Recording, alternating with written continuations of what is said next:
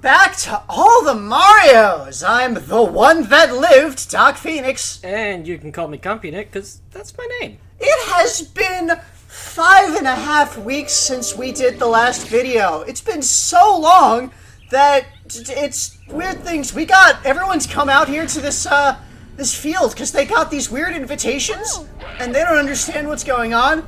And now there's an ominous cloud and there's some kind of giant thing in the sky. So anyway, hi, this is what's happening now. Everybody's just out in this field in front of one of Peach's castles, one of Peach's many castles. It's blotted out the sun. Yeah, it's this giant bag with a ribbon tying it. Just sort of floating there, and it's gonna blow. Cube! Oh. Hey everybody! We're so glad that you're here! This is the party cube! And you're all invited! This thing's just chock full of fun! Whoa, whoa, whoa! Come on! We'd like to show you around! But it's a cube. Let's party! Cubes aren't round. So this is Mario Party 4. The Cosmic Party Cube has come. And we're going to party. On or in the party? Cosmic party. Cosmic? Yes. Cosmic. Yes. I mean, it's some kind of weird sky cube. How else would you describe it? So it's some kind of cube wherein we will play games. Yes. Okay. Just establishing that. Yeah, so here we've got all our this is our invitation. This is what we received as our invitation. Everybody received this mysterious invitation. It just has a bunch of these cards. It's got these cards that are all our different menu options. It's got the party mode, story mode, minigames, option room, presents room, and extra room. We're going straight into the story. Alright. So we're going to find out what the hell is going on here in the story. And we are warped within the cube. We enter the beam of light. The hypercube. And it's full of balloons. And there's a curtain. Welcome to story mode. Thank you. It's good to be here. But of course, before we do anything with story mode, we have to learn the rules. Oh. As always, when we're doing a Mario Party game, we have to learn the rules. Right. You roll the dice. So it's going to be mostly the same as the previous Mario Party games, but we're going over it because it's a different thing. Toad's going to explain the rules to everyone now. Okay. In his little black pinstripe outfit. Yeah. With a bow tie. So it starts out the same as all the other Mario Party games. You roll, you hit the die block to determine turn order. It's a D10 cube, as always. That's not physics. Yeah, it's not dice. It's a dice block. It is a block that contains dice numbers. That works randomly like a die, but it's a block. So you roll for your turn order, and you start, and then on your turn, you hit the die block, and you move forward the number of spaces that it shows. It's between 1 and 10. You get a 1, you move 1. That's a bad roll. That makes you sad.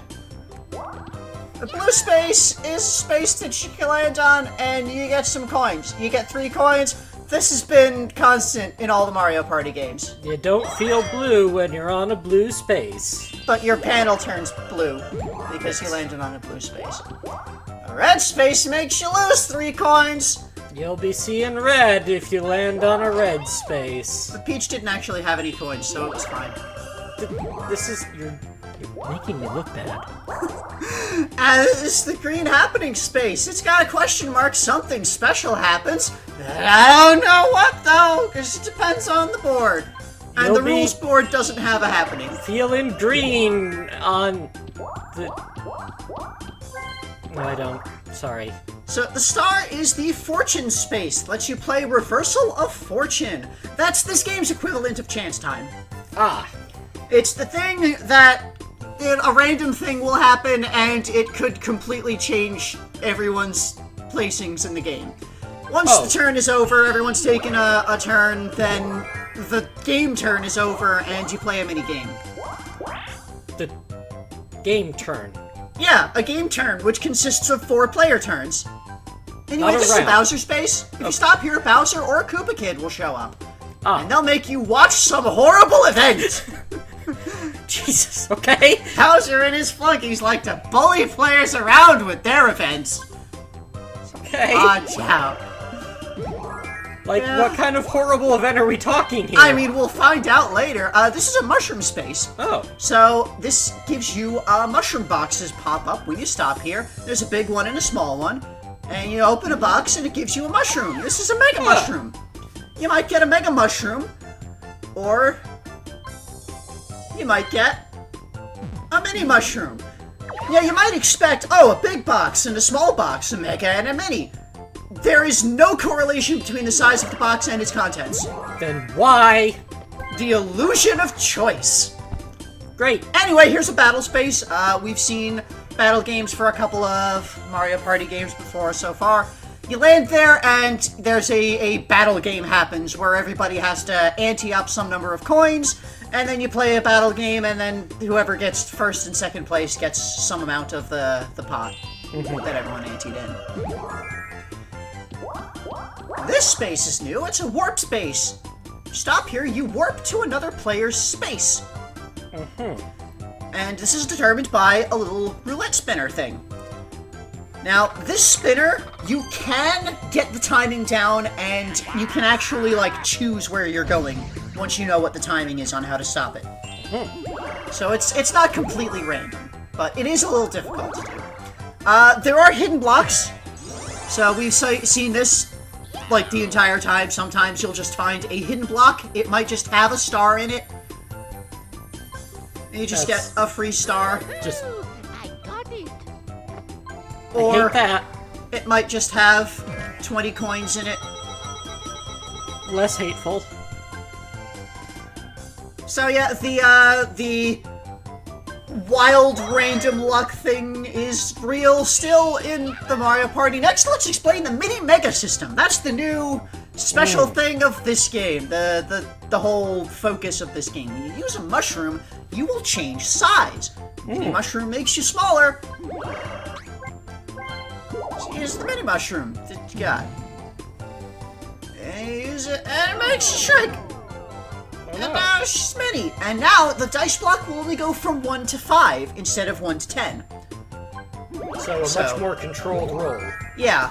Also, these gates here, you can only pass through these tiny pipes if you are mini. It also, being mini, lets you play mini games. And we'll see what that means when we get into the actual boards. But there's a couple of other benefits to being mini, aside from, a more controlled distance. I see. Mega Mushroom makes you bigger. It's the opposite of the mini mushroom. So when you're Mega, you get 2 dice blocks. So it's equivalent to the regular mushroom from previous Mario Party games. You roll 2 dice blocks, each 1 to 10. Also, when you are Mega, you can stomp on other players to take coins from them. Whenever you pass by or land on another player, you steal 10 coins from them. But you skip all events when you're Mega. You just pass them right by. So any shops, any stars, any special board event spaces, you just walk right by them. You do not get to stop there if you're Mega. So it creates kind of an element of strategy there, where you have to decide, is it worth getting the extra distance if I'm going to miss everything in between? Usually, yes. So, yeah, it's something that, you can't use if you're about to reach a star, because you'll just walk past the star, is the thing. So, and then at the end of the game, at the end of the turn, rather, you get a mini-game, depending on the spaces that you landed on. Everyone's panel will change color to the color of the space. If it's green, then it'll randomly pick blue or red at the end, and then the colors of the panels determine the type of minigame. If they're all the same color, you get a 4-player game. If it's split half and half, you get a 2 versus 2 team game. And if it's 1 of one color and 3 of the other, then it's a 1 versus 3 game. It's the same as it's always been in Mario Party. It's mini games. It's how they get split. Is 1 blue and 3 red, or 1 red and 3 blue? It splits in the 1v3. Yes. And then it will do a little roulette spinner to choose the actual mini game for the type of game that you've got going on. As usual, you got your little spinner here, and it's all question marks until you've seen the game at least once. Now let's explain buildings. There's buildings on the board. There's always buildings. There's an item shop. Okay. So the item shop, you go, you can spend coins to buy items. We'll see what all the items are later. Okay. But they include the mushrooms that we've seen. So this is the lotto shop. You can play a lottery game. It costs 5 coins to play. Okay. And I don't know what the fuck this is. If you match 1 of 3 spots, you can win a mushroom or a lot of coins. That means nothing. That does not mean anything. That is not how the lotto shop works. What? I don't know what that's about. Anyway, this is the Boo House. Okay. The Boo works the same as it's worked since Mario Party 2. You can pay 5 coins to make them steal coins from an opponent, or pay 50 coins to make them steal a star from an opponent. Aha. If they're stealing coins, then the opponent you're stealing from gets to mash A to reduce the coins being stolen. Characters on the board. So there's a star. Each board has a different guide character who will sell you the star. So it's not the same character selling the star every time. It's based on the board. But as usual, you pass by the star space and you can pay 20 coins to buy a star. After the set number of turns goes through, then the game's over.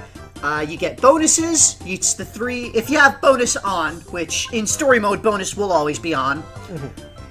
So it's the same 3 bonuses that have been in every Mario Party game. There's the minigame star, which is awarded to whoever earned the most coins from minigames. The coin star, which is earned by whoever had the largest number of coins at any one time during the game. And the happening star, which goes to whoever landed on the most happening spaces. So those 3 stars get awarded out, and whoever has the most stars wins the game. Or if there's a tie in stars, whoever has the most coins wins. And if there's a tie with coins, then it's a tied game. Okay. And that's it. That's the board rules. Same for the stars. Don't forget to earn lots of coins.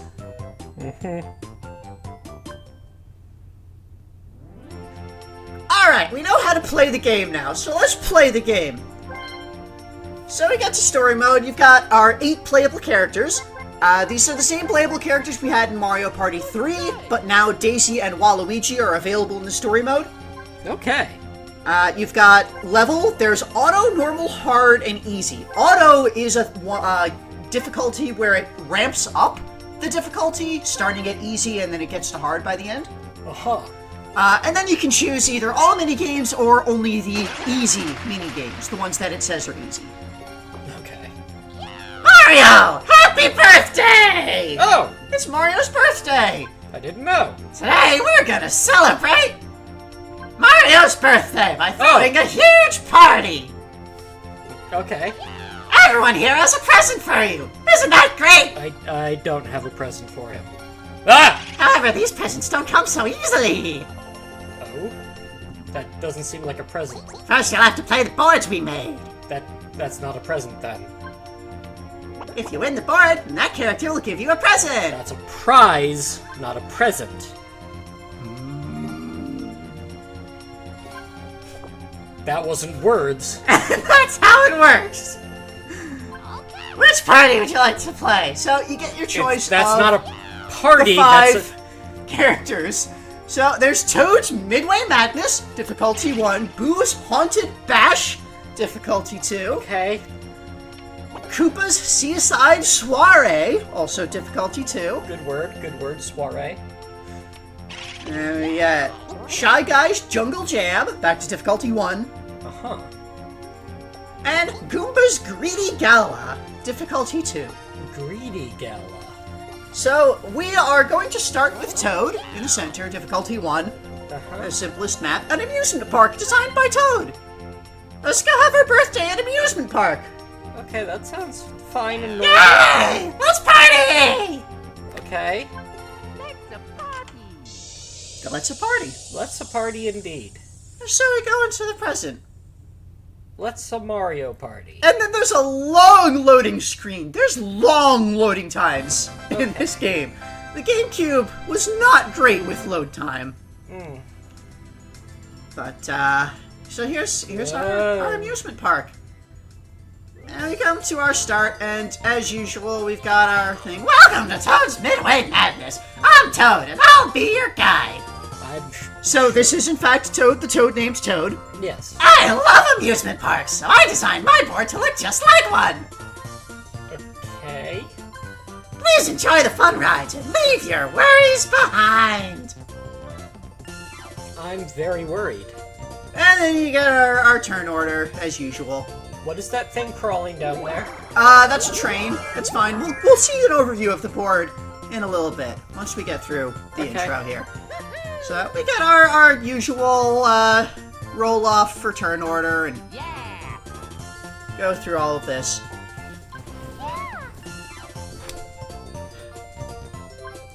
And Yoshi is 4th. Yoshi is happy to be 4th. To help you along the way, I'll give you each 10 coins! As usual, everyone starts with 10 coins. That's just normal for Mario Party. Everybody, do your best!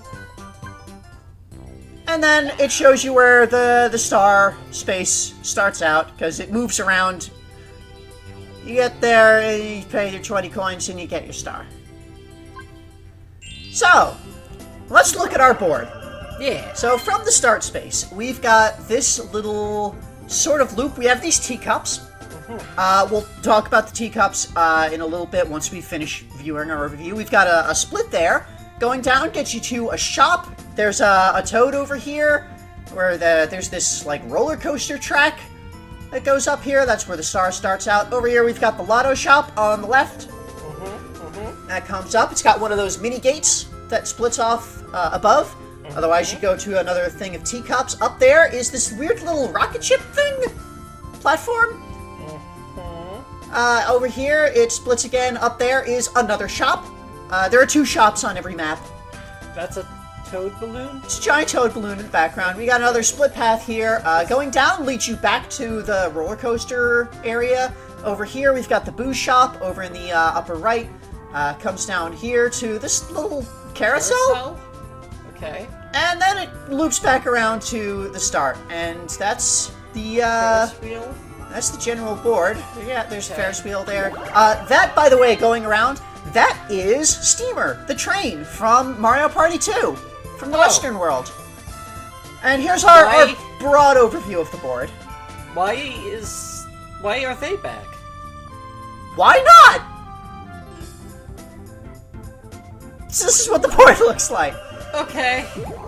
So, the teacups. When you get on the teacups, it will send you in the direction that the arrow above it is pointing. And then the arrow will change direction. Oh, so they're kind of like thwomps. Yeah, it alternates the direction that anyone goes. Except you can't pay to make it change direction. But the happening space immediately past it will change the direction. If you are Mega, you still get on the teacups, you just flatten them. So, that's silly. Over here, the Toad here offers to ride the roller coaster. If you'd like to come ride the roller coaster, it costs 5 coins to ride. And when you ride, you get on the roller coaster, you can lean left and right to grab coins, so the cost will pay for itself if you're halfway decent at seeing what's going on here. And then it brings you around to up here on the other side. The happening spaces along the roller coaster track will send the roller coaster out, and anybody who is on the track gets thrown off. That will also happen if anybody pays to ride the roller coaster and there's somebody on the track. They will get run off the track by the coaster. I like and it can go in both directions. It alternates what direction it's... I do like how Princess Peach there did Sonic the Hedgehog. Yeah, they do the Sonic the Hedgehog loop-de-loop around there. And also, just as a note, the Toad will only be in the spot where there's a roller coaster, where the roller coaster can come from, because it alternates what direction it goes. So there's the one spot in the lower left and one spot in the upper right, and so the Toad will not be there if the roller coaster is on the other side of the map. So here, you pass the star space, you buy a star, it's your usual, buy a star, it's Mario Party, and then the star moves to another space. Try your best to get there first. So, up here, as we saw in the rules, you've got this gate, you can use a mini mushroom to be able to get through it. Otherwise, you just do not get the option to choose a direction there if you're not mini. Now, up here, this is a mini game. You cannot interact with it unless you are mini. I see. So if you're not mini, you just walk on past it. If you are mini, then you will stop there. And it's the space rocket game. Push the stick to pick a rocket and win some coins. Okay. So it lets you have the option to try, but there's no reason not to try. You pick a rocket, and it's like that little lotto type thing. It'll follow the path, always crossing as it goes, and it hits the top, and whichever number it reaches is the number of coins that you win. So there is absolutely no reason not to do this, unless you just don't want coins for some weird reason. Or don't have a mini shroom. Yeah. Over here, this carousel is another mini game. The merry-go game! Hop on and you'll win an item. Oh. Free item. Yeah. So every board has two mini games. One to earn coins, one to earn an item. And here you get on. And it starts up and you push A to stop. And it kind of goes around for like one other complete cycle, and then whatever item is aligned with your character is what you get.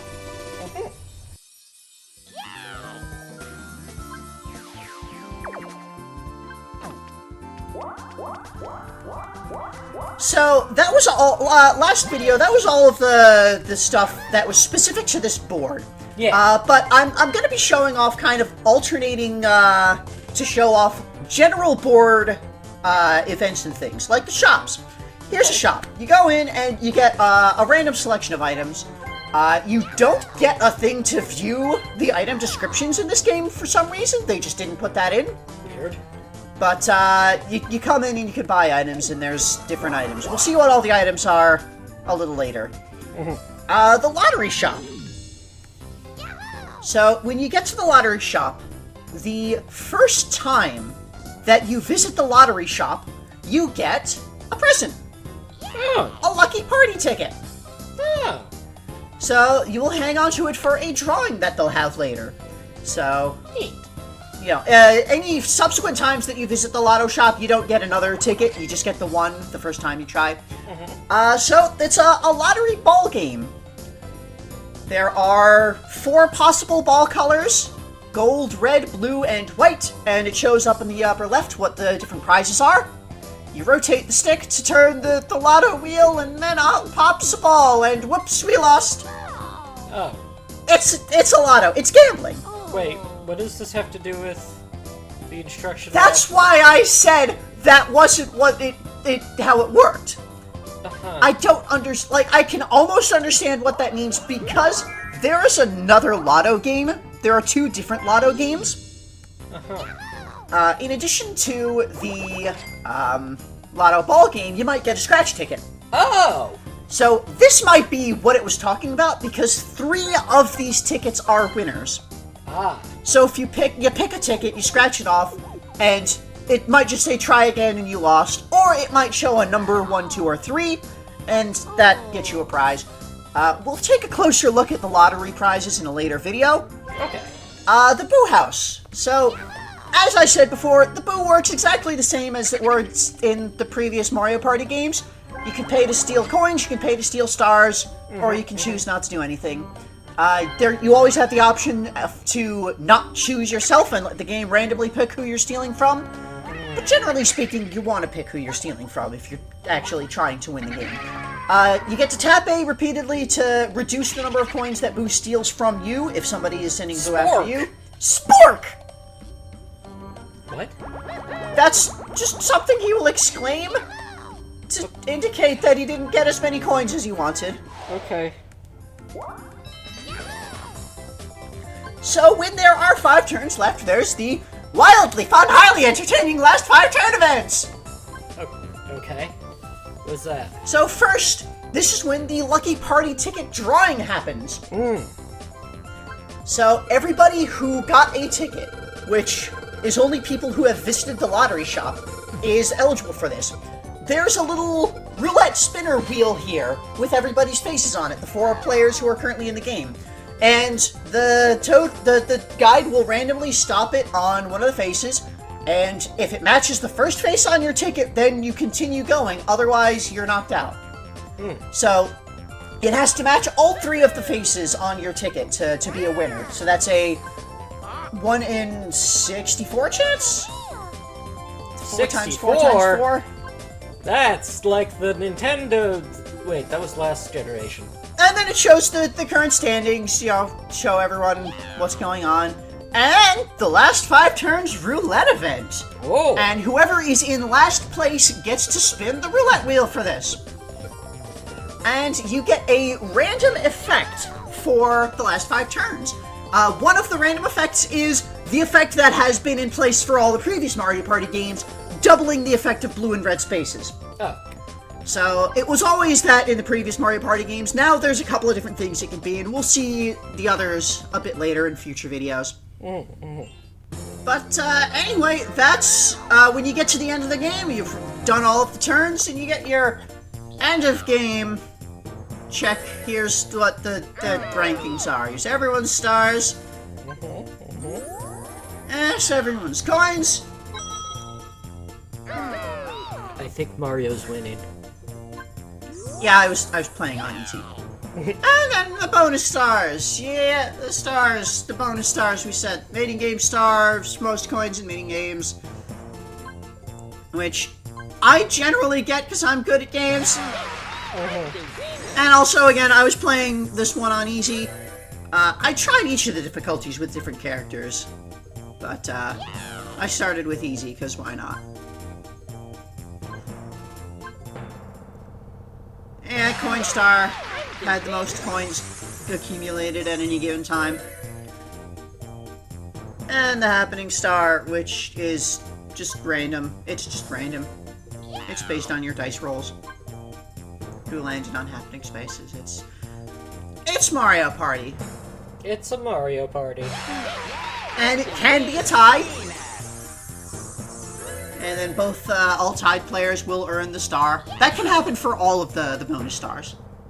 It's just less likely for coins because that's a more fluid. Yeah, it's a more discrete number.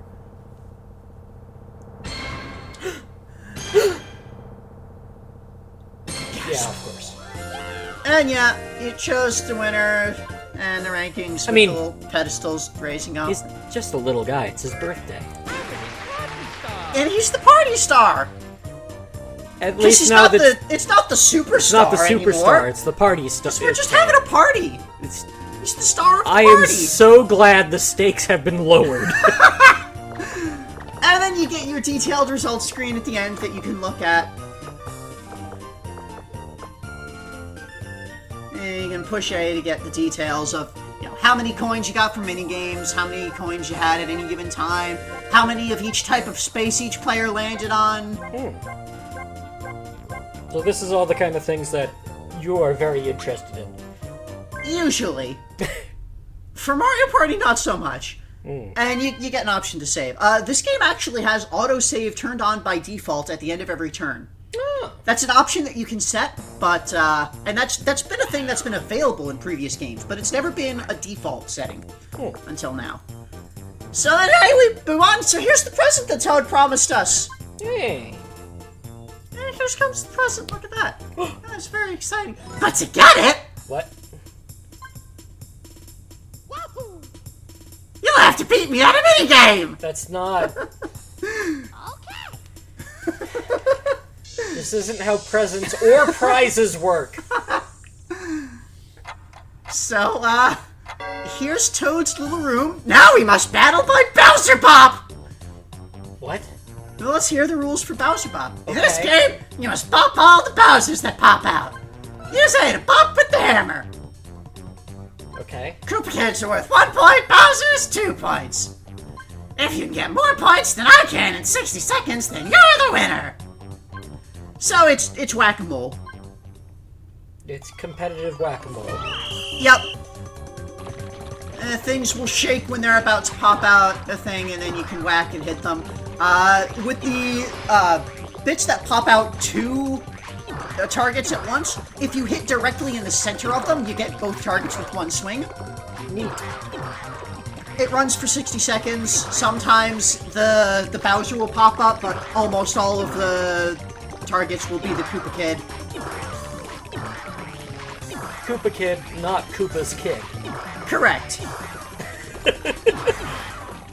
We have For established some reason, the television gets struck by lightning every time something pops out. Does that have an effect? No, that's just the animation for showing a thing popping out of the television. The things can pop out of the china cabinet, a book, a dresser, another drawer, a grandfather clock, an end table, and it totals your scores at the top and Got 3 times as many. yeah. The difficulty of these mini games is also affected by the difficulty rating that you set the story to. Congratulations, Mario! Without further delay, and we finally get to actually open a present. Here's your present. It's not a present, it's work. And it explodes. And we get a sofa. Toad has given Mario a sofa. So, you For see his that look birthday. on Mario's face? That's the look of somebody who has to lug that thing into his room. Oh, it's okay though, because it gets floated up, and after a significant load time, Uh-huh. it drops down here into this the little head Mario sofa into the present room. The present room. This is the room where you put your presents. So he doesn't even get to sit on it. Nope. So, we finished Toad's party, Yeah, party in heavy quotes. and it shows a little star on the icon to show that you finished this party. No, this is bullshit. You can actually pick a party that you've done before if you decide you just for some reason want to play it again. I don't know why you would, Yeah, neither would I. but hey, here's Shy Guy. I guess it's party time. Yeah, I guess too. Yeah, Shy Guy's not very confident about anything. I'm not sure he's even very into this whole thing. He might just be along for the ride. Anyway, here's Shy Guy's Jungle Jam. It's jungle. And we're jamming. Shy Guys. Welcome to the Jungle Jam. I'm Shy Guy, and I guess I'll be your host. I'm not bold enough to go on real adventures, so I made my board look just like a wild jungle. Deep in the heart of the jungle lies a mysterious world for you to explore. So, who wanna go first?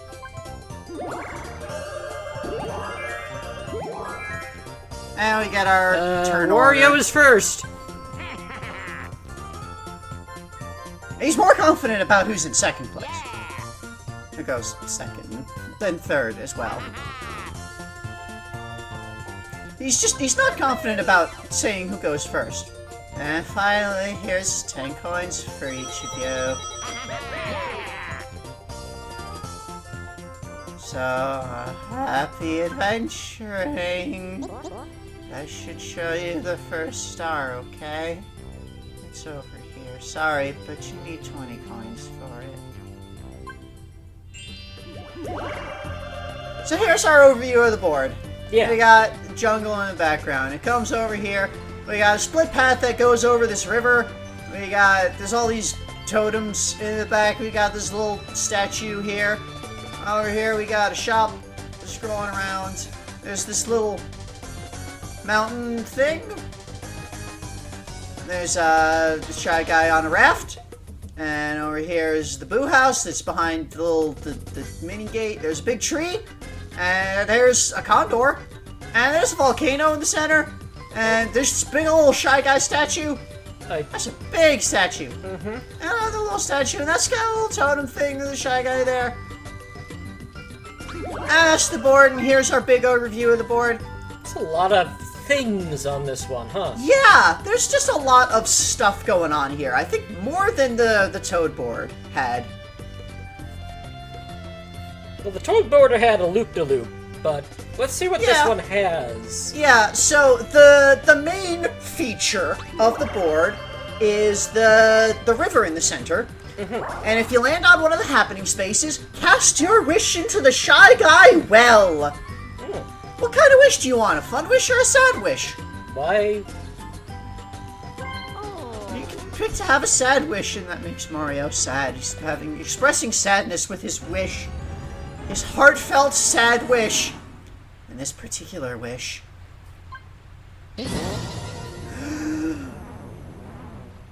makes the Shy Guy well very sad. Its tears now flow like a river over the land. So, if your wish makes the well sad, then for either 1, 2, or 3 turns, the river will be flooded and uncrossable. Oh. So that it now splits the board in half. You cannot cross over where that is. So here you can make a fun wish instead of a sad wish, and you make your wish to the well, and then the well turns around and has to make a decision about your wish. And the happy wish can also make it angry. Once again, your choice does not matter. The illusion of choice. So it might, in the background, decide in advance which choice does what, but as the player, you have no way of knowing what is what. You just have to pick randomly and hope that it does what you want it to do. And, of course, it is possible for your wish to not make the well sad. Is it? It is! Because this wish... it makes the well... pleases the Shy Guy well. Receive his permission to continue your voyage. And then nothing happens. If the well is pleased by your wish, it just doesn't flood the river.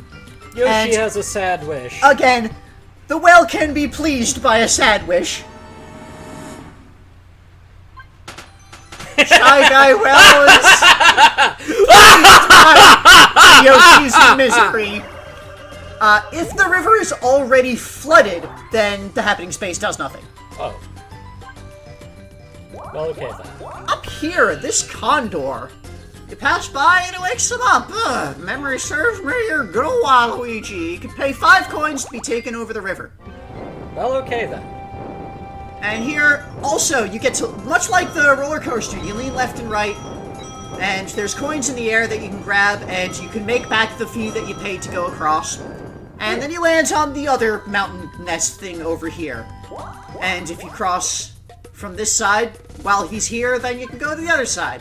Exactly like the roller coaster, he moves from one side to the other. If he's not in the specific spot, then you'll just pass by with no effect. There's what it looks like going the other direction. The well, the volcano there kind of gets... poofs. But sometimes, the volcano erupts in coins. Oh! And it just, you just get a whole bunch of coins falling on you. Good old DK. Over here, the Shy Guy raft. It's hidden behind a mini gate. It costs a random number of coins to take the raft across. And here I was just kind of looking at and deciding, do I actually want to take the raft? Seeing what's going on over there. Because if you take the raft, you pay the fee that he asked for, and you get on the raft, and he takes you across the river. And the raft will be available whether the river is flooded or not. And it just takes you across over here. And just to show here, the amount of coins that he asks for is random. Huh. And if you don't pay, then he thinks you'll regret it, but... Yeah, here's to get the star. Here's your star. Yay. Waluigi got it. Don't stress out. Here's the next one, you guys. Do your best to get there. So, this mini game. How high fly guy? Tap A to make the fly guy fly higher and get more coins for how high it went. Okay. So, this is one of those you tap A as fast as you can games to make spin the key, the Shy Guy's mechanical key, and then it goes up. And there's 5, 10, 15, and at the very top is 20 coins. If you get it up there, you get 20 coins, is the most you can get. Ugh. Those coins are huge when you're mini. Yeah, they are. And then over here, by this giant tree. The treasure tree! Ooh. It's a tree of treasure. Aim for a swinging item and jump to grab it. So here you time your jump to grab the item that you want as it's swinging by. You get super mini shroom. And again, we'll be talking about the items a little bit later, what all the items do. So, generally speaking, it's worth it to use a mini mushroom specifically to get one of these mini games. So, that is all the specific stuff for the Shy Guy board. Now for some general stuff. Here's what it looks like when you get a battle space. You land on it, you get a little roulette to determine the cost of entry. That number of coins is taken from everybody. Anybody who doesn't have enough just spends all of their coins on it, and then the pot is lowered. And then you get a choice. You actually, whoever landed on the battle space gets a choice of 2 games for which one to play. So there's actually a little interesting point of strategy there of picking which game that you're good at. The fortune space takes you up to loading. A special reversal of fortune. Welcome to Reversal of Fortune, a special event that often results in players giving away stars or coins. So, here is what chance time looks like in this game. Gonna decide who gives what to whom by pinball. Pinball. So, to start with, you'll decide who is giving something away. You can hold R to look at the pinball table to get a closer look at what's going on. You pull back the stick to adjust the power, and then you press A when you're ready to launch the ball. And, you launch the ball, and it bounces around, and it falls in one of the slots, and that's who it picks. Okay. Now, you might think, looking at this, oh, so this is like a skill-based thing. You get used to how the power of it works, and then you can use that to specifically aim for one of the holes, right? The power is random. The amount of power that it gives the ball is random.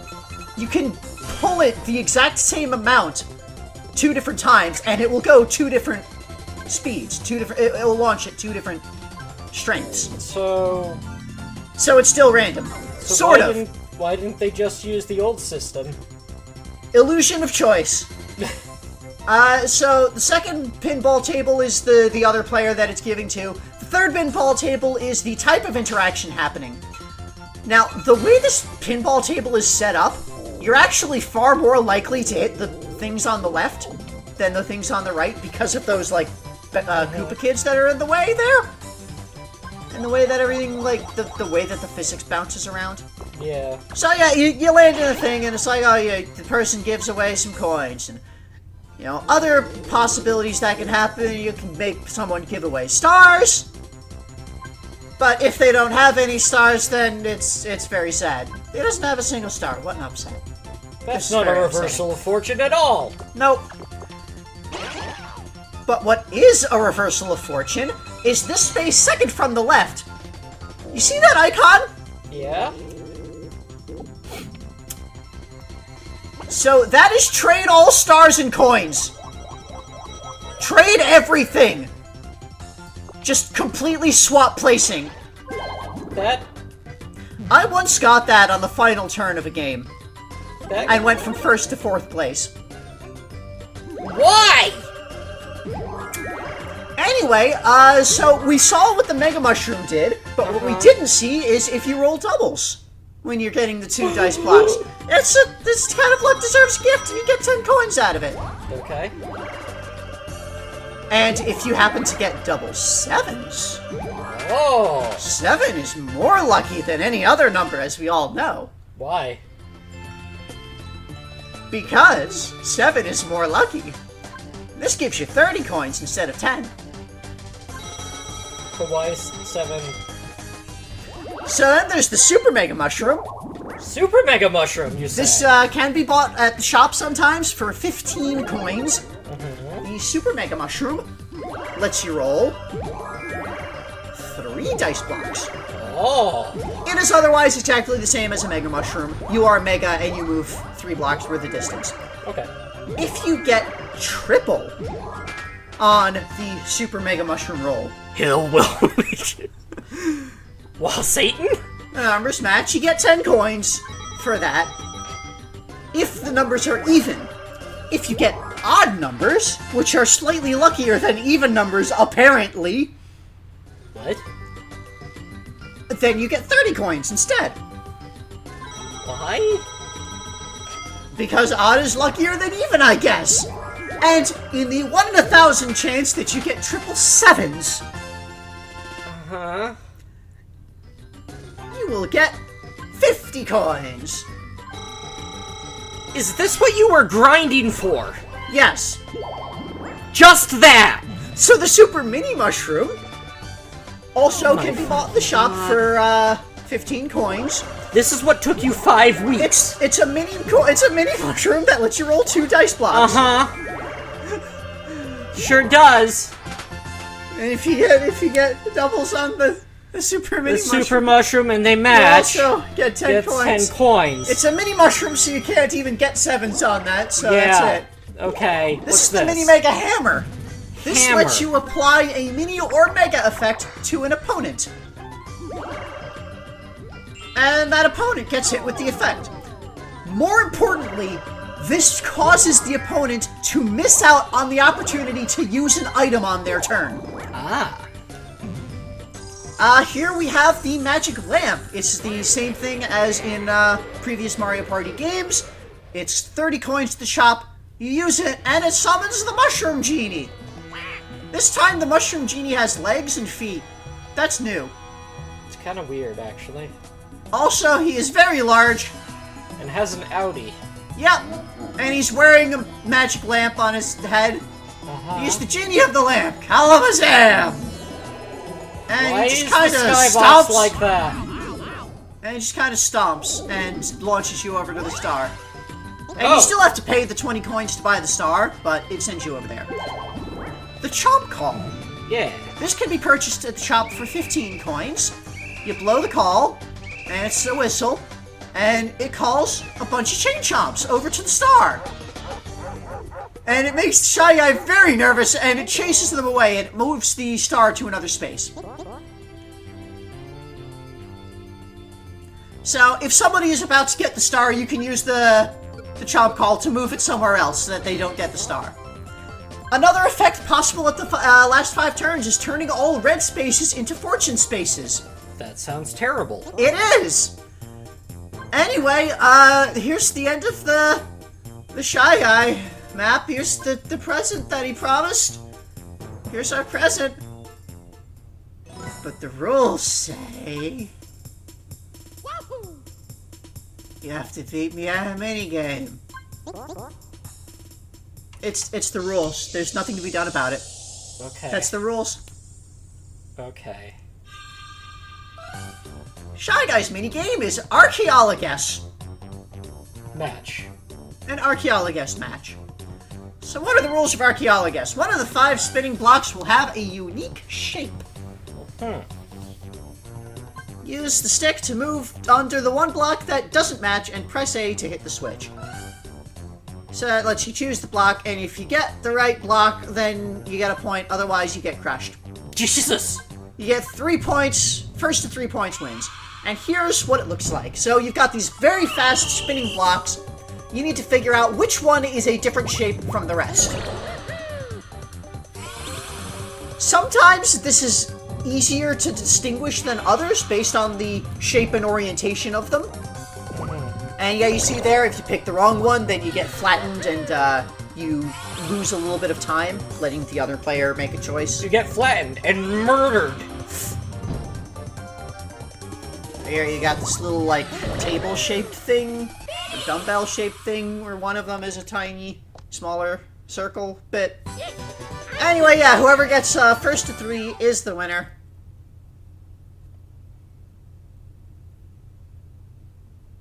That's it. Yeah. And it's congratulations. So, I guess here's your present. Ah! It's an explosive! Oh. You got a table. It's got a little hopping mushroom on it. Again, a piece of furniture. I don't know if that mushroom is like a lamp, or just like a little tchotchke, or what. It's part of the table, clearly. I mean, it hopped off of the table. Nope, part of the table. On the table, part of the table? I mean, it's part of the table. It came with the table. This is all terrible.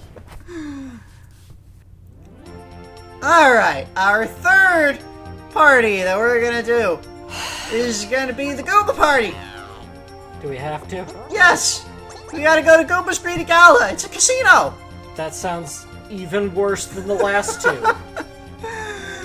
Do you like random chance and gambling? I love gambling. Let's gamble in our gambling. Let's rock this party.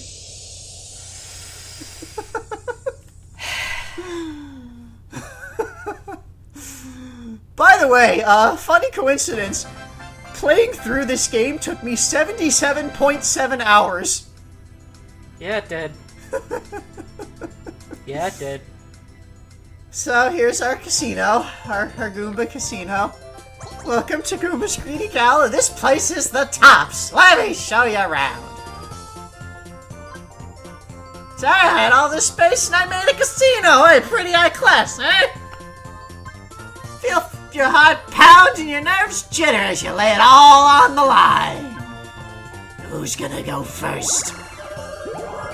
So, is Goomba like New York Bronx guy? Is that? That's how I interpret the Goomba to be, yeah.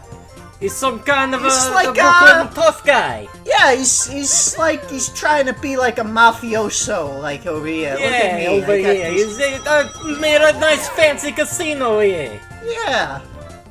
Ready to beat the odds? Yeah. Yeah. Games begin with the first star over here. Get to this star and it's yours to keep. So, here's what our map looks like. Overview. We've got, in the center is this roulette wheel, and it's sort of split into 4 quadrants. I see. And the quadrants are divided each quadrant is a little loop itself. And they got mini mushroom gates. Yeah, so here's our closer look. So at the start, we've got our little loop here. It leads into the roulette wheel, which splits off into the 4 directions. Over in the red corner here, we have a loop with the lotto shop. Mm-hmm. It's got a mini gate that lets you exit the loop. Otherwise, you're just in the loop. Up here into the blue quadrant, what's this? Yeah. That, it's got a bigger one. It's got some happening spaces. It's got this mini gate. No, this was the purple quadrant.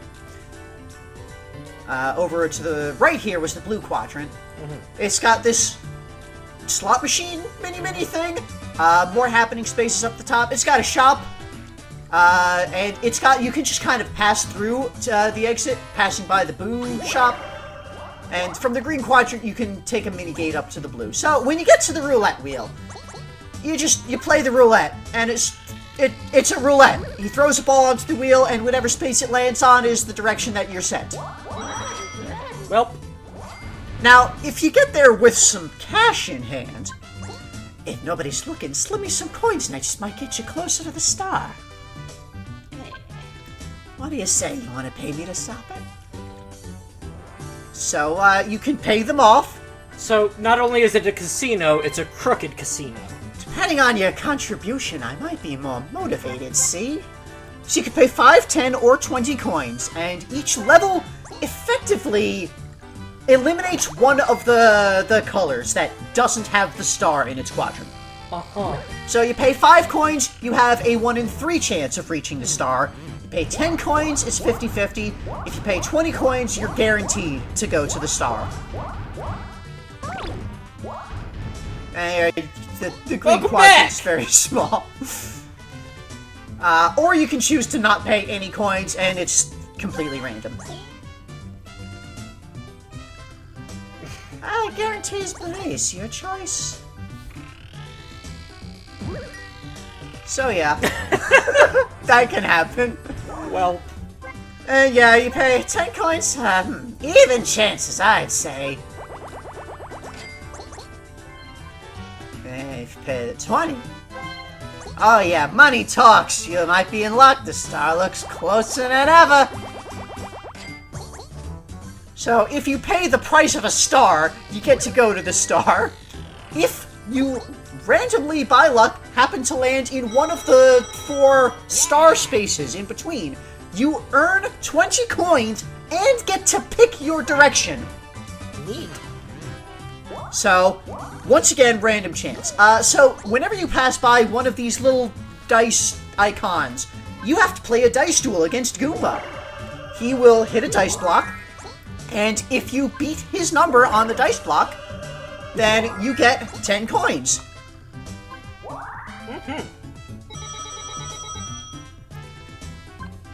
Whoa. And if you do not beat his number on the dice block,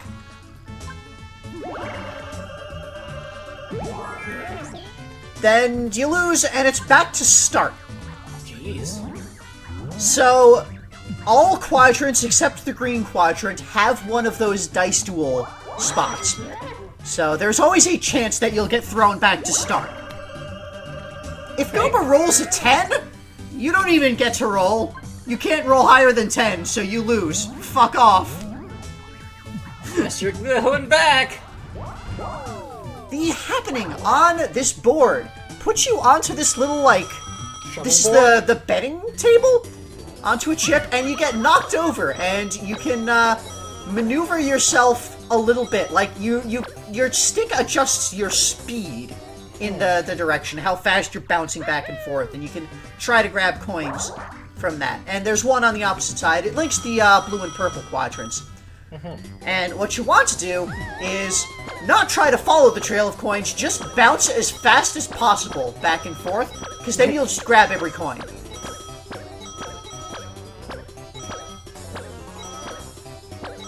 If you're not bouncing back and forth, you actually go forward faster. So, there's that. It's about time you got here. It's a super sweet deal. And you could buy a star. It's a star. I just wanted to show off buying a star on each board, because the different people say different things. Time to change the odds. Odds are against you, but good luck. Over here, the coin slots.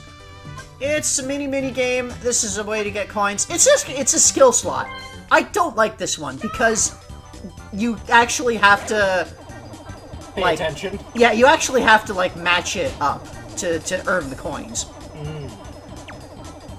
You know, all of the other ones, it's pretty easy to get 20 coins on. This one, not so much. If you do not get a match, you get 1 coin. 1 coin. Still happy about it. Then, you know, if you get the match, then you get the number of coins that you matched up. You can get 5 coins. I never got more than 5 coins on this thing. I actually didn't, you never get the opportunity to play these very much because you can't really control where you are on this board easily. 3-card Goomba. Yep, 3-card Goomba. It's a shell game, 3-card money. You got the Goombas, they have an item, and then they shuffle around. So this one, you can very easily, if you're good at paying attention to the motion here, if you're good at this kind of shell game, then you can see what one has the item that you want, and you pick that, and you get the item.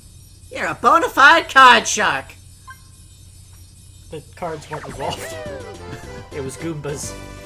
But they're standing on a card. They're standing on the 3 of Goombas. There's another 3 of Goombas below them, but it's blue. They don't know how cards work, do they? So about that present. They're a generous people.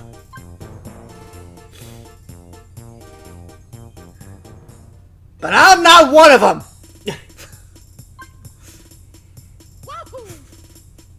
You gotta beat me at a minigame to get it. So, Goomba's minigame, in this little casino area, is Chip Flip, a classic Chip Flip battle. Okay. Here's the skinny. The numbers on each of the chips out there. Pick a chip and add its number to your point total. Take turns picking, and I'll even let you go first. Whoever gets to 50 points first is the winner. You move, you ground pound, you pick a chip. That's the game. It's that simple. It's luck. It's luck. Here's all the different types of chips that there are. There's some 20s, 10s, 5s, 3s, 1s, and some negatives. It shuffles them all up. There's no way to tell which is which. You pick a chip, you jump and press A in the air to ground pound it, and it flips it, and you get the number of points shown on there. You alternate back and forth. Whoever hits 50 points first is the winner. Great. So literally random luck.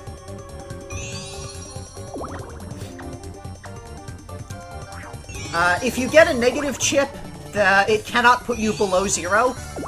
There's at least that.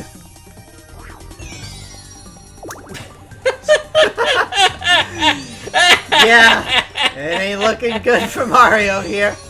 But then I pick up a 20, and he's getting... he's just getting 5, that's the low number. And I get a 5. All he needs is... And he gets 5. But then I get a 10, and he gets a negative 5. Oh! I'm still in a running. Attention! And it's real close. And he's 1 point away. But then I win. Jesus. Yeah. Yeah. That's Chip Flip. That's the most excitement we're ever going to get out of this game, isn't it? You did it! So, I guess I gotta give you this thing now. Let me guess. It's another piece of furniture. Here's your present. I got it from IKEA. It, fell off the back of a truck. Don't ask. It's a television. It's your television, actually. I, got it shipped special from Brooklyn. Yeah, I broke into your house. No one was living there. It's been abandoned for years. Figured that since you moved all your stuff to the Mushroom Kingdom, except all your things, figured that, we'll put it in your present room, alright? So that was Goomba's Greedy Gala. So, now Ghost. We're gonna have a ghost party. Okay. A scary map, dreamed up by Boo. This is Boo's Haunted Bash. And I am extremely disappointed with the localization team here, because they didn't keep up the alliteration in the titles. Midway Madness, Greedy Gala, Jungle Jam, Haunted Bash?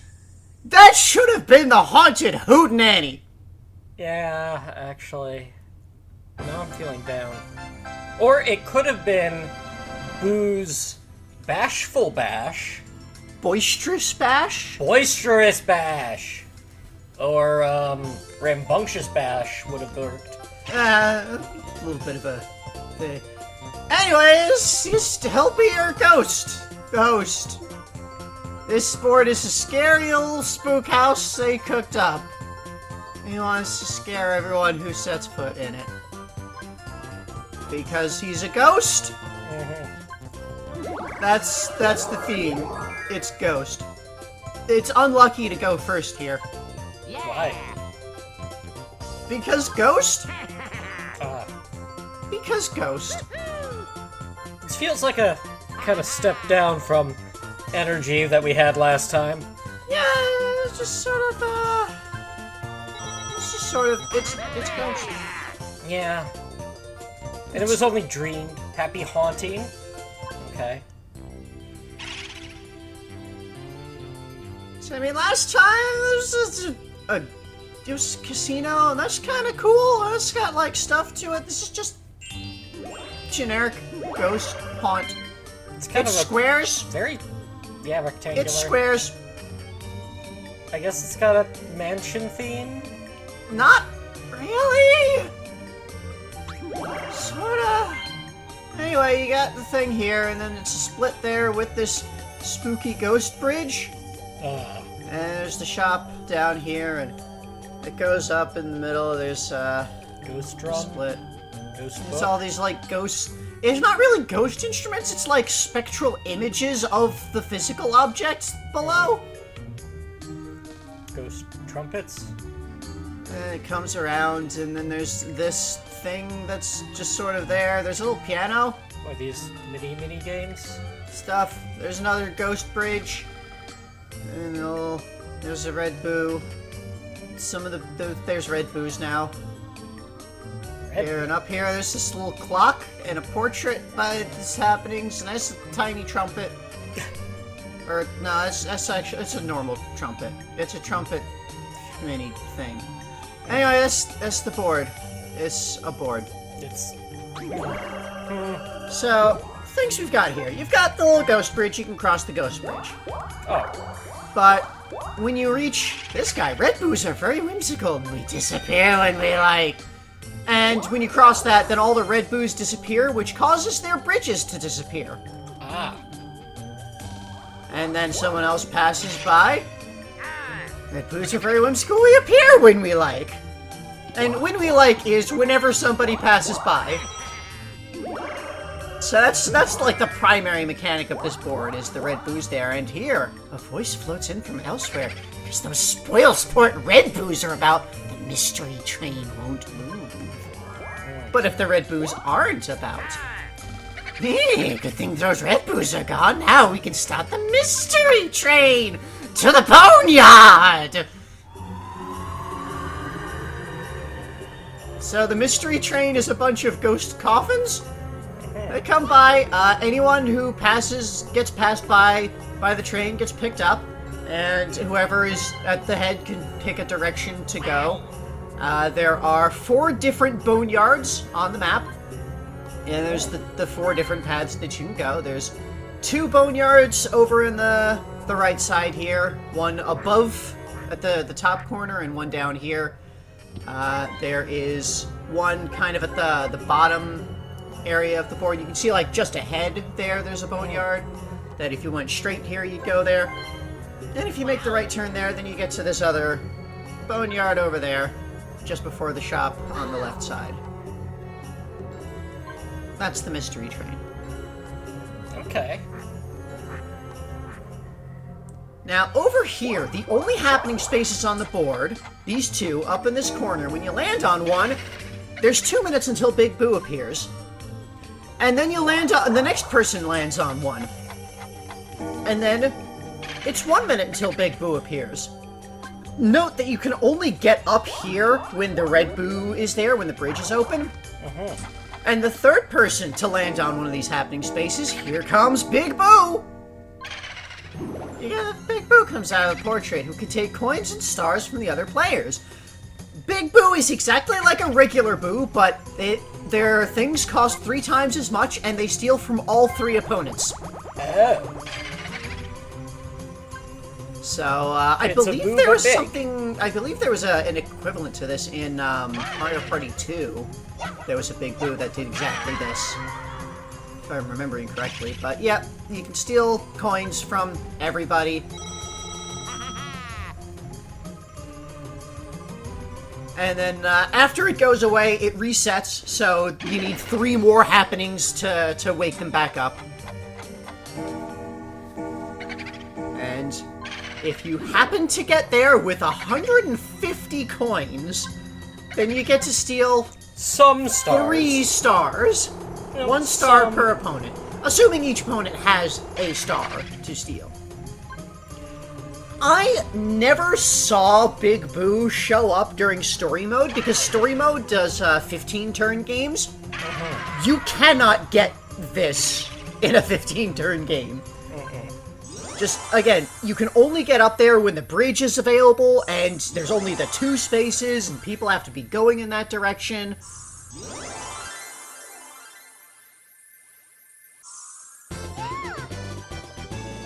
So yeah, that's Big Boo. That's the happening here. It is very easy to go this entire map without getting any happenings. Huh. Here's Rhythm and Boo. Rhythm and Booze. Rhythm and Booze. So you get to play on a piano, and it's a quick time event thing. You push the button that it shows to play the note.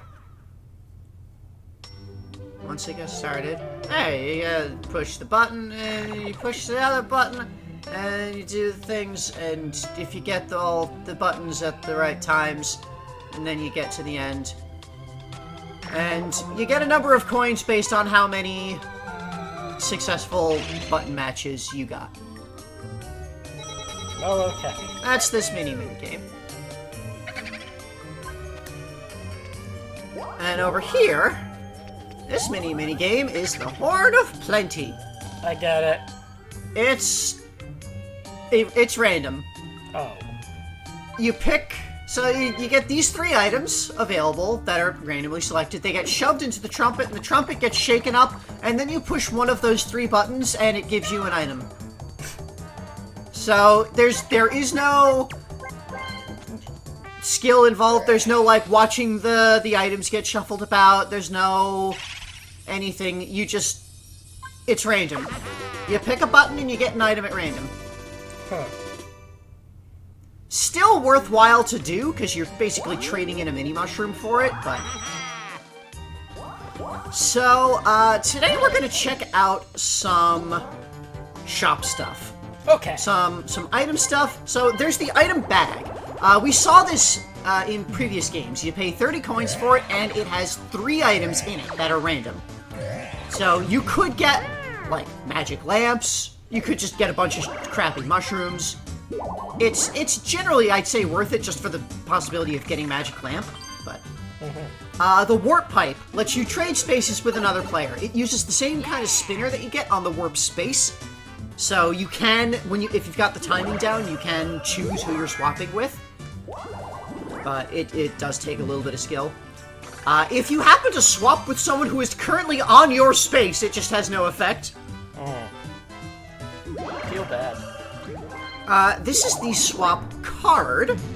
This lets you trade items with a player chosen by the spinner.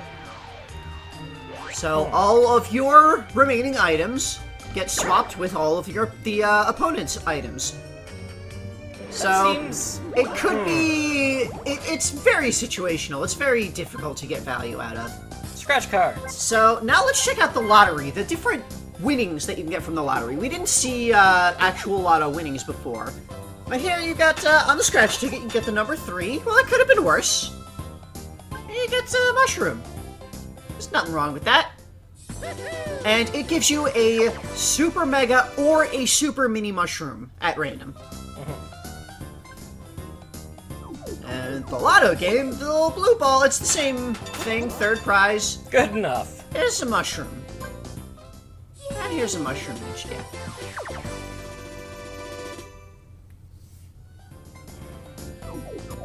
And then just to show off here, it's not so good, but you won third prize. Yeah, you can get the super mini mushroom as well.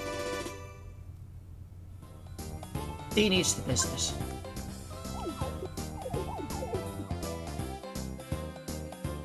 Then, if you get the third place prize, you get a mushroom. But if you already have 3 items, you can't carry anymore, so you just lose. You just lose. The second place prize, number 2 on the ticket there. Yeah. What in the ghoul? What does that 30 mean? coins. It's a ghost. He says ghost puns. And same thing with the red ball from the lotto ball. It's the second place prize. It gets you 30 coins. Kablamo! What luck.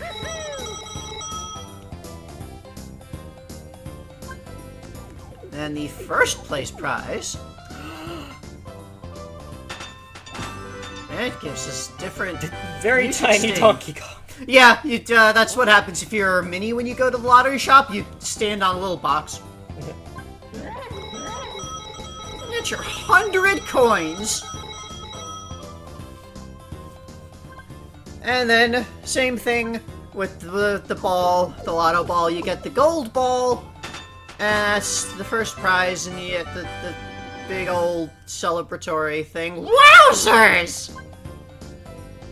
And you get your 100 coins. So that's the lotto shop. Hey. All the things you can win there. Now, the last 5 turn event. We saw the lucky ticket drawing. Here's what it looks like when somebody actually wins the lucky ticket drawing. So, you know, it picks the face, and, you know, these all people had the Yoshi first. The second face was Wario, and so it continues there, and you get the third phase match. And that does the big, you won the big prize thing.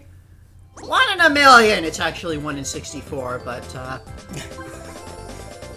it's a star! You win a star! That's kind of impressive. So yeah, if you have passed by the lotto shop, if you've gone to the lotto shop at least once before the last 5 turn event, you have a 1 in 64 chance of getting a star. Seems good. Now, I just wanted to show here that the ghost calls you flesh puppets at the end of the last 5 turns event. Okay. Woo-hoo.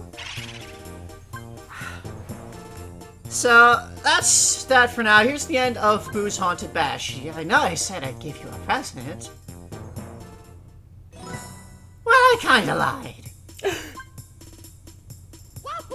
See, here, the Boo is at least admitting that he's a liar, that it's not a present that's being given. It's a prize that you get the chance to try to earn. Mystic Match'em. We didn't actually challenge. You challenged us, really. You've got to find 3 cards with the same picture. You pick a card you don't need and discard it. And you pick one from the table and take it. That's pretty simple. Like a very simplified version of Jin. Sort of. So there's the different cards are instruments, but if you pick one of the 3 miss cards, then all of your matching cards will disappear. Okay. So be careful when you pick your cards. That's the game. So, start up, it's got this little deck of cards, and it shuffles them up, and you get 3 cards dealt out to each of you, and then the cards laid out on the table. So you pick a card to throw away, and then you pick a card from the table to replace it. If your timer runs out, then it'll just automatically pick the card that you're currently hovering over. Now, you might think, okay, you gotta be strategic, because, oh, if I was to throw away the flute, then he would just be able to pick it up, right? Yeah. Wrong. You cannot pick up a card that's face up. Oh. this is 100% random. It's just a bit more of a long form random than the chip flip one. Oh. I did not like this one. It's also very slow, and so you saw here, he wins. You got it first. So here's what happens when you lose one of those mini games. Oh, well, this is a change of pace. Too bad, nothing for you. Would you like to try again?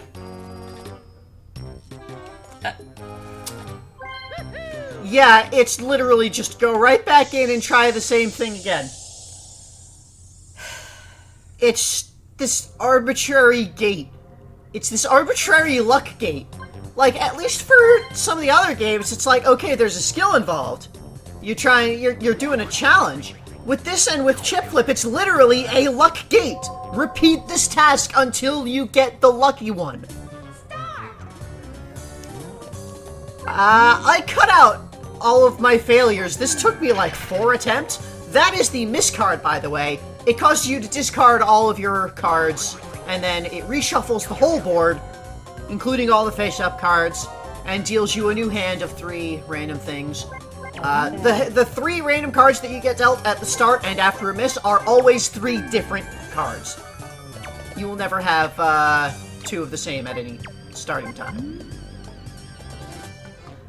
So, generally speaking, the strategy is you look at what cards are currently face up, and you know those cards aren't going to appear as much, because there's like 5 copies of each instrument in the deck. Right. So you can kind of use that strategically to decide what you're trying to aim for, but... I mean, it's mostly just luck. Just be lucky. Way to go! Hee hee!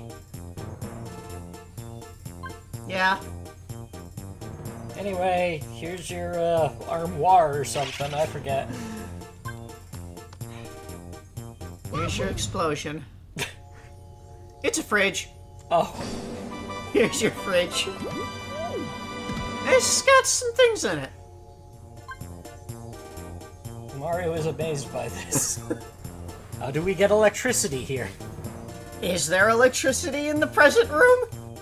I mean... The present room seems to not even have a 4th wall. It doesn't seem to have plugs. There are no wall outlets. So, Doesn't even have a coat of paint or wallpaper. So that was Boo's Haunted Bash. So, now let's talk about Bowser.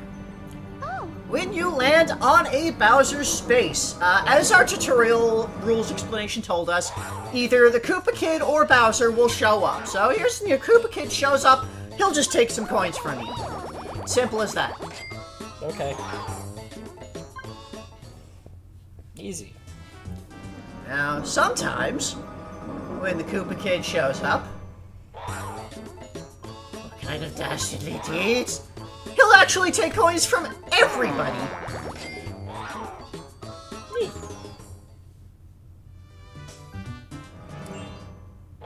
And others, if you land on the space and the Koopa Kid shows up and you have no coins, then, as often happens with these Bowser spaces, they will give you coins.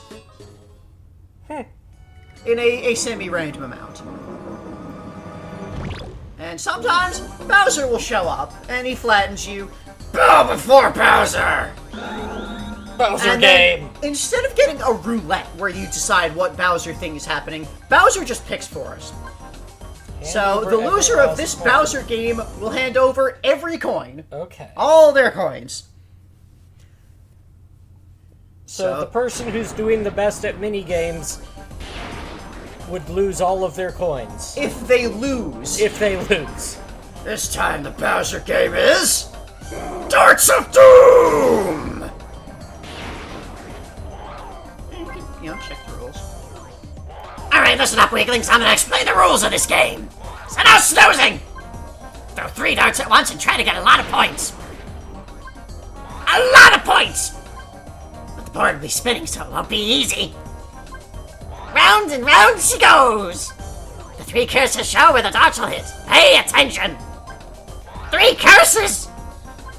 Watch the curses movement and throw or press A to throw. A! That's the green one! Some of the 3 areas your darts hit is your total score. If you can get any, player with the least points gets a back rub. No, they get roasted! Like chestnuts on an open fire. Here we go. I like the 2 Koopa kids with their kind of back and forth. If you make them play here, they'll hit me! Ah, That's not smart. one more thing. If you get a bullseye, you're toast! So this is Darts of Doom. They spin the dartboard, and those 3 curses will randomly meander about. You push A when you're ready, and it throws the darts at those 3 spots. And whatever spots you hit, it totals up the points. The outer ring is worth 0 points. Bullseye is worth death. Yep. If your timer runs out here, it will automatically throw the darts wherever the curses are at that point. But again, the person who's best at minigames, who has the most to lose, is already the best at minigames. Yeah. So this is likely to make the loser lose harder.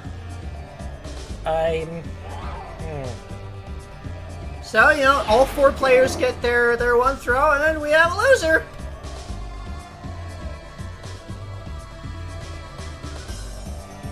On an open fire! He shoots, he scorches! And you get incinerated. Welp. I like the Bowser game area with, like, Bowser's on his throne, and he's actually, like, commanding presence. And yeah, takes all their coins. And he goes from 3rd to 4th. Now, there are a couple of different... First of all, here's what it looks like when you get a bullseye. You've done it now! Nice shot, Bucko! That is if you meant to hit my face!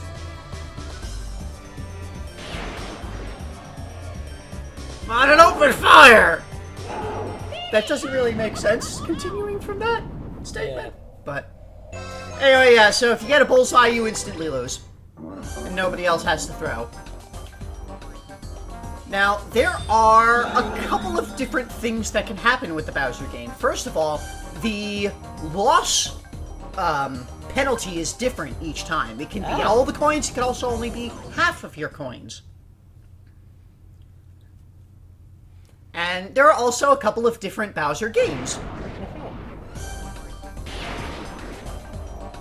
So this time...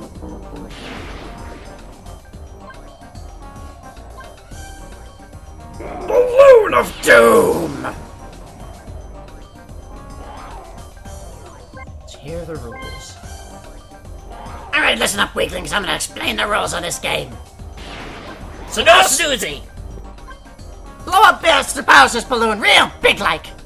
Yeah, raise the roof! Just ground pound on this pump over here to inflate the balloon. Whomp! Press A to jump and press A again in the air to ground pound. Jump and press A! The higher you jump, the more air gets pumped into the balloon. More air means more Bowser! But if you overinflate the balloon or don't pump at all, Oh, I know! you roast! Like marshmallows at a campfire! So get pumping! My face is gonna be huge! So here, everybody takes turns ground pounding this pump to inflate the balloon. Yeah! You have 5 seconds to make your pump. So this is sort of one of the push your luck kind Yeah. of things. So again, the higher you jump with your ground pound, the more air you put into it. So early on, you generally want to be doing high jumps to try to, get it bigger. But later on, however- you don't want to Once push it's too hard. Once it gets pretty big, you'll want to start doing very low jumps. It gets it goes bigger than at least I expected my first time playing it. So you end up taking like 3 or 4 rounds through of each player hitting. And obviously it can be more if everybody is doing small amounts. Oh, and they're once it getting gets once it starts getting close to popping, everybody starts holding their ears in anticipation. That Bowser kid ran away. Oh, I never noticed that. Yeah, look at that. Uh-oh. What were you thinking?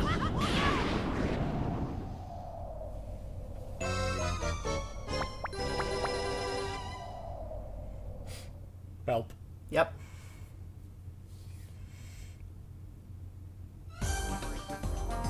So then you lose half their coins, as he said. There you go.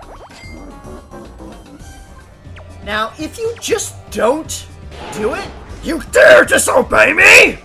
this is if you let the clock run out without pumping at all, you just lose.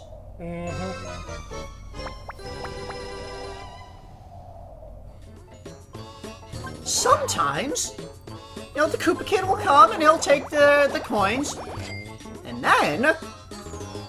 What's this? You mock me? You still want more? Dad, come here! And then Bowser will show up. Uh-oh. So sometimes you just get both of them. Bowser game is the most common thing to come up. And sometimes he can take all of your items instead of coins. So this could be very devastating, or it could just be nothing if you don't have any items. Like 3 of the 4 players here didn't have any items. Jeez. This time, game is Fruits of Doom! it's a table. Okay. Let's hear the rules. Alright, listen up, weaklings. I'm gonna explain the rules of this game. So no snoozing! Master Bowser will say which fruits he wants to eat. He's very particular. Then you guys must find the right fruit and bring it to him. And don't mess up! Stand in front of the fruit and press A to grab it. Yeah, press A, you simpletons! If you bring a fruit that Master Bowser didn't ask for, or if you bring more than the number he asked for, I love this part. then things might get a wee bit warmer for you. Yeah, like a London broil. Now let's get started. I am so very hungry! You weaklings, bring fruit to satiate the mighty King Koopa! What refreshing flavor do I long for? Banana, melon, grape. Now bring them quickly! That was not fast forwarded, by the way. That was not skipped. That is what the game is. It starts, the first couple you can see clearly, and then the text scrolls by very quickly, so you might be able to catch a couple throughout here and there. And you just need to try to remember what things he said. So, as they mentioned, he'll say certain fruits, each fruit will be said a specific number of times. So, he might say, if he says, banana 3 times throughout that text string, then he will be able to eat 3 bananas. If you give him a 4th banana, you lose. If you give him any fruit that was not in the string at all, you lose. Well, So, you memorize what ones you can, what ones you manage to see throughout the line. You pay attention to what everybody else is giving him. And eventually you're just gonna have to guess once the options you know are safe have run out.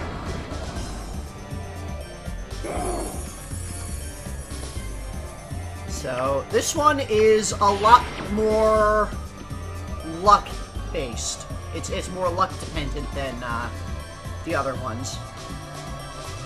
But I think Wario's made a tactical error.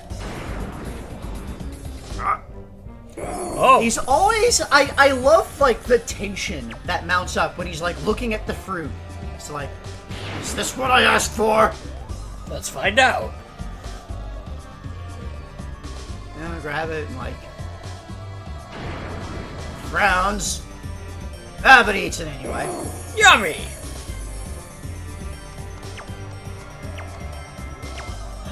The AI just wandering back and forth like... Yeah. Oh no, what's the Bowser gonna want? Oh no. I don't remember. He spoke too quickly.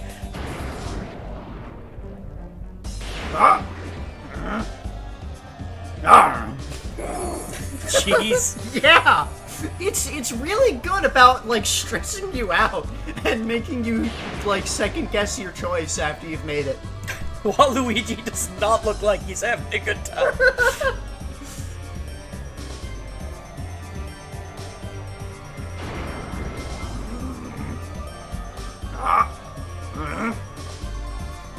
Get rid of this! And now he definitely isn't having a good time. If your timer runs out on this one, then it will automatically pick whatever fruit you're currently standing in front of. Okay. And it's the one person who had items lost the game. Well, So now let's check out the non-game things that Bowser can do. okay. Because there's Bowser Shuffle. You know, we've seen this the last couple times. One of my personal favorites. Everyone trade places with someone else. There we go. Shuffles everybody around the board. That's, you know, it's a fairly simple thing. And, of course, there's the Bowser Revolution. Watch helplessly as I redistribute your wealth. Here we go. Join the Bowser Revolution. Not that you have any choice. Ha ha ha. Still hero of the proletariat, Bowser. And the rarest possibility is the Bowser suit. What's this? Someone wants a piece of the famous Bowser suit? You have been chosen, oh puny one. Wear it with pride. And you are given the Bowser suit item. This is the only way that the game will give you the Bowser suit item, is by receiving it from Bowser. It's this mushroom, you use it, and it puts on the Bowser suit. And not the sound the Bowser Bowser suit works like a Mega Mushroom, but you only get the one dice block. You skip over events, just like a Mega Mushroom. But more importantly, you stomp on opponents, just like a Mega Mushroom. But instead of stealing 10 coins, you steal 30 coins. Jeez. So that's everything that you can get from the Bowser space. Alright, last party. Last of the 5 parties here. We got the Koopa party. We're gonna go to Koopa's Seaside Soiree, a resort map envisioned by Koopa. Envision. It's his vision of beach paradise. We already came from a beach paradise before playing here, so let's party. Let's party. That's what he said. Yeah. So here we've got loading a little ocean and a beach. So half the board is over the ocean and half of it is on the beach. I'm sure that won't be a problem. Why are there barrels in the ocean? Well, welcome. I'm Koopa and it's my distinct pleasure to show you around. This board's a realization of my lifelong dream to build a beautiful tropical resort. In enjoy the laid-back atmosphere as you mellow out to my island groove and bask in its sights. So this is a much more, like, relaxed atmosphere than the others, where it's like, oh, it's a high-stakes casino, it's an exciting amusement park, it's a spooky house, it's an adventure. You're having a party. Relax, dudes. That's a siesta. To truly appreciate the island, you'll need 10 coins. That's a little concerning. Now, welcome to my tropical paradise. You need some walking around money. Oh my god, here's the star. You'll need to collect 20 coins to claim it, as usual. So here's our board. Let's take the quick overview. As we saw before, you've got the half of the board in the ocean and half up top. It's got some weird little splits. Like, it's sort of a loop on the left and a loop on the right, with a couple of smaller loops in the upper corners on the beach. So here's our more clear view. So we start out, we've got this one happening space, we've got a shop there, it merges up with this path here. We've got this split where Koopa is over here with a whole bunch of happening spaces around. There are these little Koopa icons at the corners, and those will be important. There's a monkey with bananas at a split there. Down there, it loops back around. There's a mini game over in the lower left corner that comes back around to here.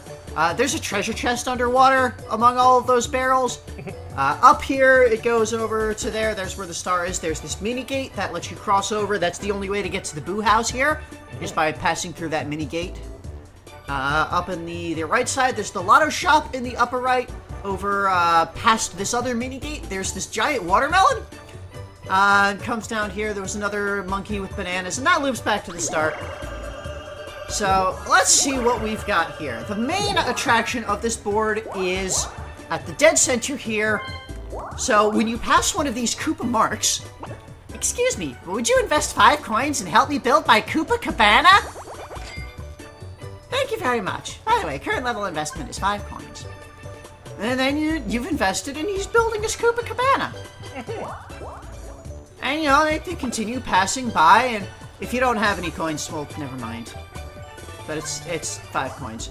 So, you continue passing by, and if you don't even have 5 coins, he'll take whatever you've got. He'll ask for. And as you continue passing by, you invest more coins, and then it gets built up more, and so this will be built up. There's a couple of different levels that gets like this kind of Oriental style mansion thing, and it gets even bigger into like this big hotel. And at 45 coins, it gets really big. It's this whole huge luxury resort.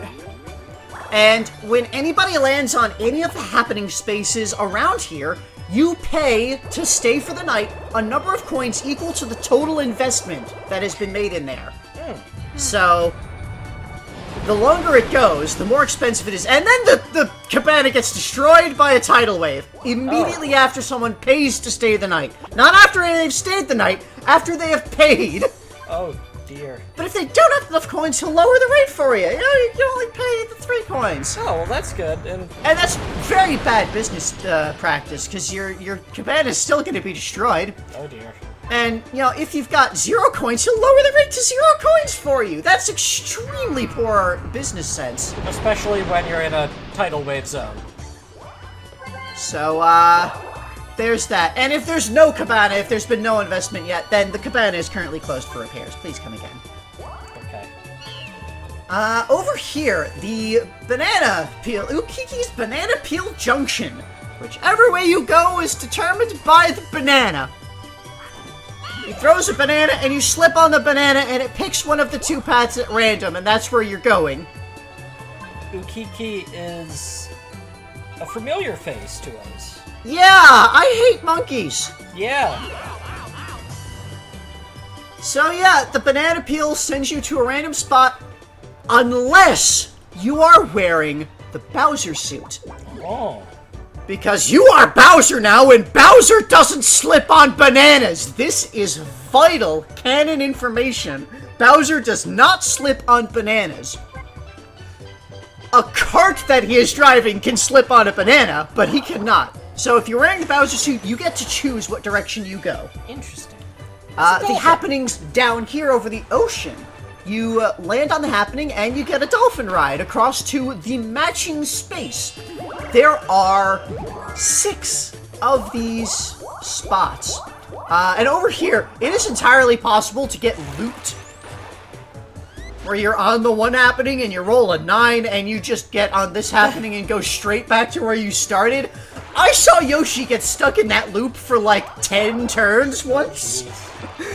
So that's in the lower left. On the right side here, there's the pineapple dock. And that matches you over to the other pineapple dock nearby the start. It's up by the cabana there.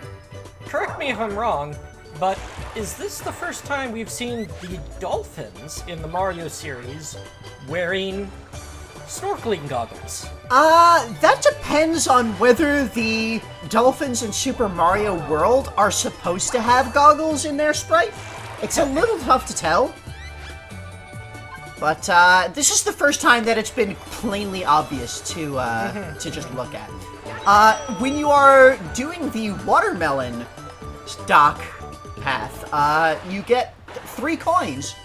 The dolphin will jump over the pier in the center, and you'll get 3 coins for doing that. Neat. And same thing, both directions. All of the happenings down here are the same thing in both directions, just you pass from the one dock to the other. So, down here, this mini game in the lower left, you've got all these little hands. And a Koopa here. Because here, it's fish fetch. Okay. The number of coins you win depends on the size of the fish you fetch. We call that fishing, usually. So, here, it's another random. You pick one of the 3 choices at random. There is no way to tell what is what. And that will get you something. Here, you got a small fish, so you get 5 coins. It's a very, very small fish. So it is. Please come again. I'll be waiting. If instead you get a little luckier, you can get a medium fish, normal size fish, so that's 10 coins. The normal size fish is larger than our mini character. And if you get particularly lucky and get the large fish, which is larger than the Koopa, that is 20 coins. So here, you will at least get 5 coins minimum. Yeah.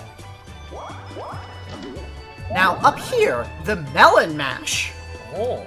That melon is actually a container that opens up. And inside, you've got these 3 items, and you'll get spun around, and you need to smash the melon. You know, that classic, mostly Japanese, party game of smashing a watermelon while blindfolded. Yeah. So, you pick a watermelon, but you are being turned around randomly. So, you can choose the direction yourself, but also every, like, couple of seconds, it will randomly turn you. So, you know what melon has what item, so it's a matter of, like, picking the melon that you want and getting the selection right. Okay. With the turning there. So, at the end, you've got the thing. Here's the present that he promised us, but, not so fast. We're gonna face off in a minigame first! Yay! He's very happy about this. Is it random luck? No, this one is not luck-based. Oh. This one is Kareening Koopas. What? So, let's see the rules. The trick of this game is to maneuver the shells into the holes on this panel. Move the control stick in order to tilt the panel in the same direction. There's 4 holes in the panel. Only 1 shell will fit in each hole. If you clear all 3 panels before I do, then you win. So you tilt the stick to tilt the board there, and the shells will slide along in the direction of the tilt, and you need to maneuver them into the little slots on the board. So it's just like a marble game. Basically. So yeah, this is purely skill. Huh. And when you clear it, you get a second board, and the first person to clear all 3 boards is the winner. Okay. And there's these trees in the way, blocking some of the area, and each hole can only get 1 shell, and once there's a shell in it, it's also kind of an obstacle to other shells. So, yeah, you get the 3, and as with all of these, the difficulty of the computer player is based on the difficulty that you selected for story mode. Mm-hmm. So you saw there, he didn't even get through the first board. Because we're on easy here. And now... here's your present. Prize. It's a prize. They're gonna call it presents. It's a Matryoshka doll. It's a little Mario Matryoshka doll. I'm making the same face that Mario is. Yeah, this is a weird gift. Thanks, Koopa. So you get this doll that is the size of, almost the size of the refrigerator. I've larger than always the TV. wanted a life-size doll of myself. Containing smaller dolls of myself. So we've cleared all of the parties, all 5 of the parties. Yeah. You received presents from everyone! Yep. We're done. But hang on, there's actually one more. Oh. Ah! Oh, thanks for killing Toad. That was a great present. That's right, weakling! Mario! Now I've got all your presents! They weren't that great, so... If you want them back, Oh, then you have to come to my party! that actually sounds lovely. Oh, sure. Thanks for the invitation. Now, Yeah, it sounds like a fun time. come, if you Why dare! are you pushing me? I don't... Oh, Toad's okay. So then, after another load, you don't get a choice here. Play Bowser's Gnarly Party! Do it! And then you do it. Okay. This one has a dark shine instead of the white light from the others there. So this is Bowser's Gnarly Party. This one also didn't really keep up the alliteration, but at least it rhymes. Mm-hmm. Sort of. It's a bit of a stretch rhyme, but... Welcome to Bowser's Gnarly Party. It's my board. I do what I want. I built this board to celebrate Master Bowser's greatness. You'll love it, or I'll tell on you. Master Bowser's the best. If you don't see him now, you'll certainly see him later. Ha I like the Koopa kids in this game. They've got, like, personality. Indeed. I give Wario permission to go first.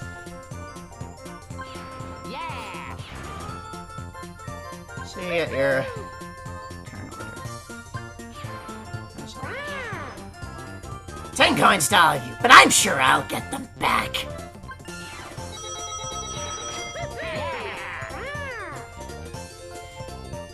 Think you're ready to face me? Yes, actually, I do. Here's the first star. Good luck getting there. Ha! If you don't have 20 coins, don't bother. Also... And here's Bowser. Everybody, hurry up and get him. Get So, on Bowser's Gnarly Party, here's the overall board. It's a weird layout. It's a lot of splits and weird loops where they go. So, it's a little tricky to see initially. So first off, you start out here, you've got a shop up at the entrance here. You've got this small loop here, sort of. There's this bridge. There's a split path. It shows the split path, but one side has a bridge and the other's a gap. Over on the left here, there's this big metal Bowser head statue. Here's a mini game in the lower left. That's all behind a mini gate. on that lower left corner there. After that bridge, it leads up to here. This is another sort of loop here, where the path that goes to the loop is not there. Up here is another mini game. There's another big metal Bowser head statue. There's the Boo house on that side. There's this additional start space in the center. There was a couple Bowser spaces and Fortune space in there.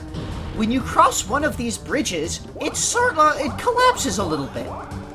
And the second person to cross the bridge, it collapses a little bit more. And then if you cross the bridge one more time, it might break.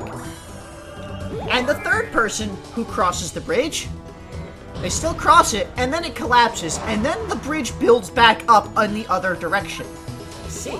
So 3 people get to go across the bridge, and the 4th person gets stuck in this loop. Being Mega and Mini has no effect. I kind of figured it would, because how heavy you are across this crumbling bridge, but no, it's the same. So Bowser, when he's on the board here, he's got some tricks up his sleeve. He can, every couple of turns, he will cast magic to make everybody Mini for that turn. And just like with the Mini Mega Hammer, when Bowser makes you Mini, you do not get the opportunity to use an item. I see. When you pass by Bowser... You made it! Now, if you don't want to get flattened, give me half your coins! And he just takes half your coins. Ah, here I come again! If you are Mini, when you pass him by... Takes a lot of guts for such a pipsqueak to charge me like that! Here, take this! And then he roasts you. You do not lose any coins, but you get thrown to that center start space, where it's got those Bowser spaces and that Fortune space there. If you are Mega, when you pass by Bowser... So this little megafied runt thinks I can be defeated? Very interesting. Prepare yourself! And then you leap off to a special mini-game. Oh. This is Panels of Doom. Match dice with Bowser! First, you pick a number. Then we roll the dice. The place matching the number on the dice will crumble and fall away. If you roll the dice and get your opponent's face, then you win instantly. Now let's roll. So you pick one of the 9 spaces. And then Bowser will pick one of the 9 spaces, one of the remaining 8 spaces. And then you get to roll a die, and that number falls away. And also that number is removed from the die in the future. If you roll a 10, it gets replaced with your opponent's face, and they just instantly get knocked out. Well. So, if you lose here, then it kicks you back out to the board after a big load. So much loading times. The bigger they are, the harder they fall! And you lose half of your coins, as if you had just passed by while not Mega. If instead... In this alternate universe. There's another Oh! possible game. Bowser Wrestling. Now you must wrestle with Bowser! First press A when we say stomp him to shove. Then press L in our alternately to push him out. And only do it when he says, stomp him. There. And you alternate the buttons, and you've got the power gauge in the upper corners with those mushrooms, and you need to kind of time it to not run out of power. And then a gold mushroom will fall in the center, which gives you like infinite power for a short period that you can easily use to defeat him. I'm the best. So if you win one of these mini games, then when you get thrown back, I underestimated your prowess, but just you wait till next time! But don't get cocky! We'll meet again! and he goes away. That is your reward for defeating him. He goes away. But after you buy a star, oh shucks, here's your star.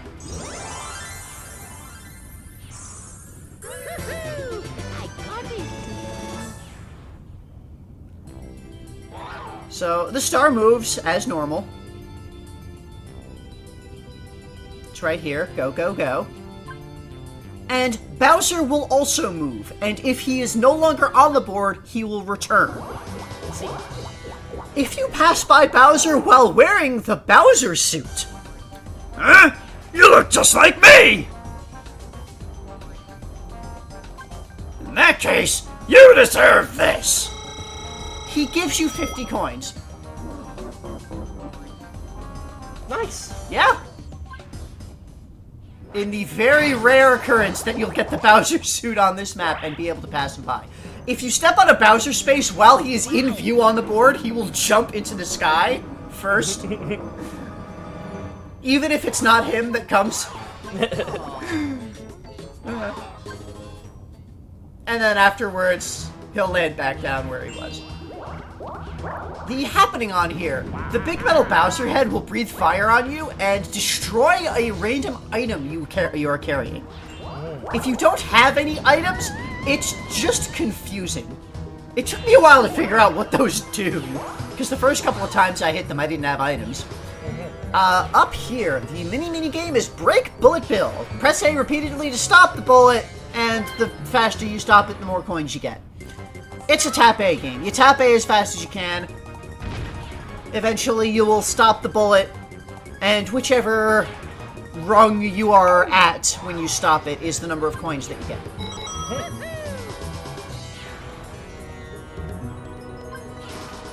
The item mini game here, Koopa Kid Shuffle. This one is complicated in a weird way. So, you've got these 3 items, and they're placed in the 3 chests, and you pick a chest. Seems simple, right? You choose this one? So just pick this one. Nope!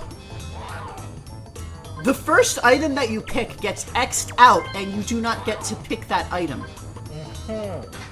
And then you get, you make a second choice, and that's the item that you get. Let's see. And don't come back! But that's only sometimes.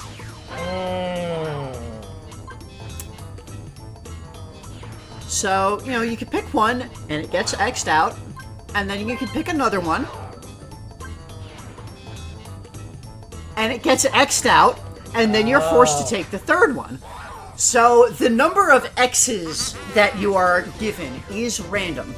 I don't know if it's ever 0, but it's random. So, after finishing Bowser's Gnarly Party, Hey, not bad! Then... Now, I'll give you back your presents, like I said.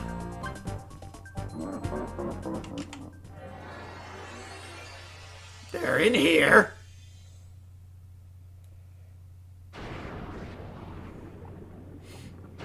welcome to a magma cube.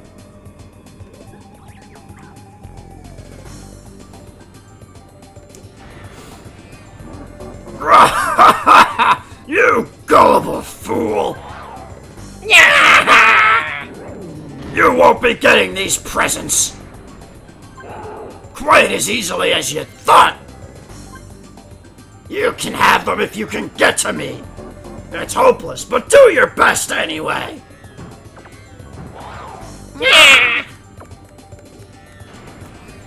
So here's a little platforming challenge thing. Don't think you'll get in so easily! That's right, things are gonna get hot! Touch the magma and say goodbye! Night night! Ah! So yeah, you get a little platforming challenge. You need to hop across these platforms. There are these fire bar things spinning around, these flame gouts. If you fall in the lava at any point, you lose. If you touch the fire, you lose 1 health. You've got that health bar along the left side. See. You get through that first screen, and now you get to this other one. Welcome, but you stop here, puny one! You will go no further! Can you solve the riddle of this room? And don't try to move the puzzle pieces with a ground pound! You creep! You cheap little... Eek! You get a little sliding puzzle. You ground pound a piece to slide it into the open space, and the two Koopa kids up there will occasionally drop things on you. If you touch one of the things they drop, then you take damage. Jets! Sorry, Master Bowser! It's his fault! So you defeat them, and then you get to another platforming section with the fire spouts. This one, you actually have a split path. You can go left or right. They're both effectively the same, it's just the different ways that the fire gout spins. Get to the end of that, and it's a larger sliding puzzle. Try it! I guess I'll have to do this myself. Thank your lucky stars you made it this far. I have a lot of stars. Which of them are lucky? All of them are lucky. So yeah, it's the same thing, just it's a larger puzzle, and now it is Bowser instead of the Koopa kids. Bowser, he doesn't drop things, he throws a flaming boomerang. Do note that the boomerang will stop you where you are and kind of hop you up, and if the puzzle piece underneath you is currently moving, it will continue moving out from under you, and you'll fall in the lava. Oh dear. Now we'll bury you! I'm not gonna stand for this! Now prepare to meet your doom! And now you fight Bowser. You've got these little buttons around the 5 star points of this little circular arena. You hit 2 and it draws a line, you hit a 3rd and it makes a little triangle of light between them, and then if Bowser is in that little triangle of light, he will get struck by lightning. So, he's got a couple of different things that he can do. He can charge at you, he can breathe fire, he can throw a boomerang. If he's not in the circle of light, then he doesn't get hit. If you're in the circle of light, you get hit. And you see, he's got his health bar on the right side there. There is a little bit of a delay between the thing being drawn and the actual lightning striking. So you've got to time things out well. See there, he's got a boomerang he can throw. He's got a 3rd attack where he just, like, charges at you and tries to ram you off of the edge. As with all the other sections, if you fall in the lava, you just instantly die. After he takes a couple of points of damage, when his health gets lower, he slightly changes up the attacks that he does. Like there, you saw that he was moving forward while breathing fire, and there's his charge. When that gets, when he's lower health, the charge comes faster, and I think goes a little longer. So, it's this kind of nifty final battle fight thing. It's a little tricky. I got a lot better at it after doing the story several times. Because, you know, you have to beat the story with every character to get all of the presents for every character. Yeah.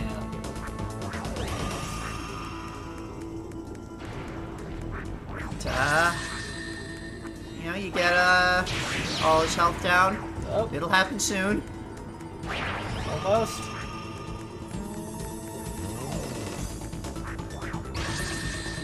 Almost. I often find that it can be helpful to kind of sacrifice a hit yourself, stand inside the light to draw in towards it. So, yeah, you take out his 5 health. It's always 5, that doesn't change by difficulty or anything. But his actual, like, he will, like, change how hard he is. How did this happen? I lost to Mario! I've had enough! He dropped a box. This is a present from Master Bowser. I'm sure that he dropped it or accidentally left it behind. So just take it, alright? And he didn't take your other presents either. Maybe Master Bowser really is a good guy. Nah, birthday, Mario! So you got a gift from Bowser. It's a weird pot. It's the Bowser face. The Bowser vase has his face. It is almost certainly haunted and or cursed. So now, we've just got that in our present room forever. Along with the Mario Matryoshka doll. There it goes. Do you have to? Yes. You cannot refuse a gift. So, you did all that, and that's the end of the story. And here's this. I'm not so good with mushy stuff like this, but... Happy birthday. Like, happy stuff. Aww. Yeah, Bowser's really not that bad. Now you've received presents from everyone! Surprise! There's actually just one more! Oh? Do I have to fight someone to the death for it? Who wants to congratulate you? Oh. Can you guess who? Is it Miyamoto? There's someone else. Okay.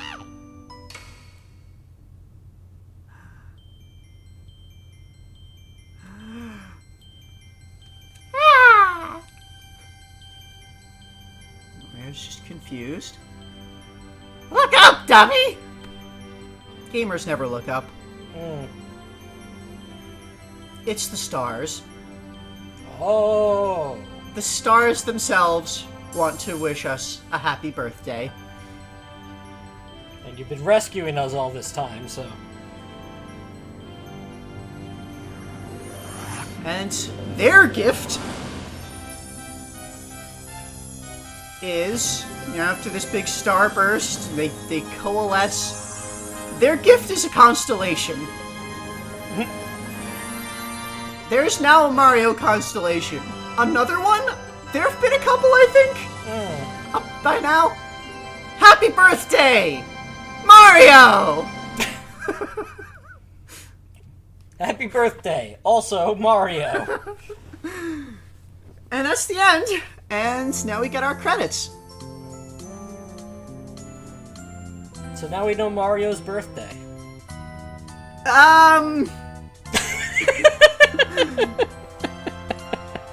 Not exactly. I mean, first off, we've got this going on in the background here. We've got all of the 5 guides here finding the cube that emerged from a pipe and carving graven images into it. Why? Because that's just what you do when you find a mysterious cube that's perfectly smooth. I mean, it's the ghost is the one doing it starting out, so, And Shy Guy is having some trouble holding it up. Yeah. Why is Shy Guy the one holding it up? I don't know. They're not very nice. It's falling over. It's getting big. Oh yeah, it is in fact getting huge. Because that was a small cube, but now it's getting huge. Everyone's getting shaken up and shaken off and thrown about.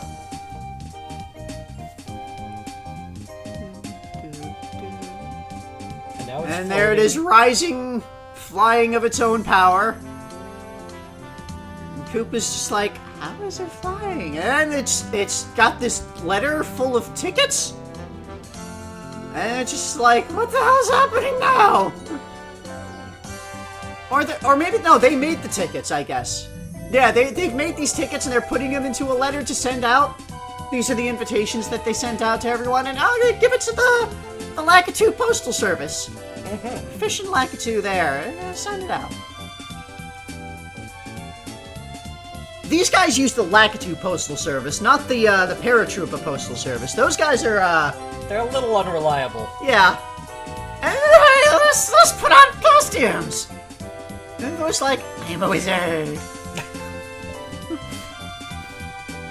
They're all wearing little costumes. So they're gonna have a celebration. We're just gonna celebrate. These 5 people are best of friends.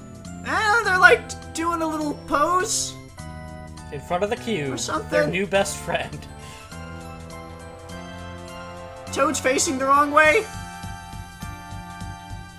Because he wants to make sure the cube's got everything good. And then they're starting to get into an argument. Toad and Goomba are arguing about something, and Shy Guy's trying to keep them apart and be like, come on, guys, please. And Boo's just like, fight! Koopa's trying to calmly talk Goomba out of it. So, I mean, Koopa and Goomba, they've known each other for the longest time. And now Toad is getting angry at Boo, because Boo was trying to egg them on, and yeah. I mean, that's not cool. What the hell, man? And she's kind of like standing in front of the cube and arguing a lot, and Goomba's like, what the sulking, hell is that? What the hell's that coming out of over here? And the star is all like, hello everyone, I am the star. I can grant you power. I see you have carved graven images upon this cube. This angers me. Because my graven image must be front and center. Okay. So, yeah, a random star showed up to, add itself to the cube, and then now they're riding the cube off to meet up with the people. We have no idea what this cube is, just that it's our new god. And, like, they built party board places in it, I guess? Maybe they used star power to wish for it inside the cube? That's probably what happened. That's probably what happened. How all of these boards exist. And they took it off, and then all of the story happened. I want to know what the cube is. Well, at the end of it all, Okay. here's after everyone is done, the party is over, all the gifts are given, and here the cube wipes itself clean of all the graven images, and returns to the heavens. Goodbye, Cosmic Party Cube. I don't understand you. Fuck was that? So that's Mario Party 4. I'm more confused. That was the Cosmic Party Cube. So we're back with the cube because after we finished the game, and then I played story mode 7 more times. Because I've got 7 other characters that we've got to play through the story mode with.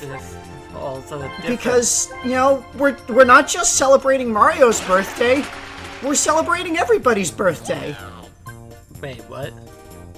It's not Mario's birthday, it's just we're celebrating that.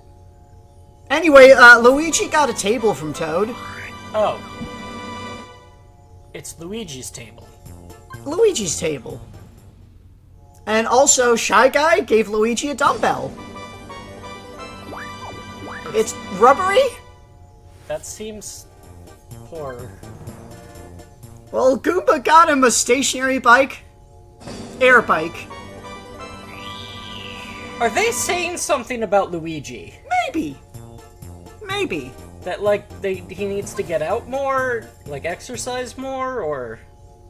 Boo gave him a weird chair. Oh. Like, for arch support, perhaps. Something like that. Maybe. Koopa gave him a Matryoshka doll. Just like he gave Mario a Matryoshka doll, he gave Luigi a Matryoshka doll.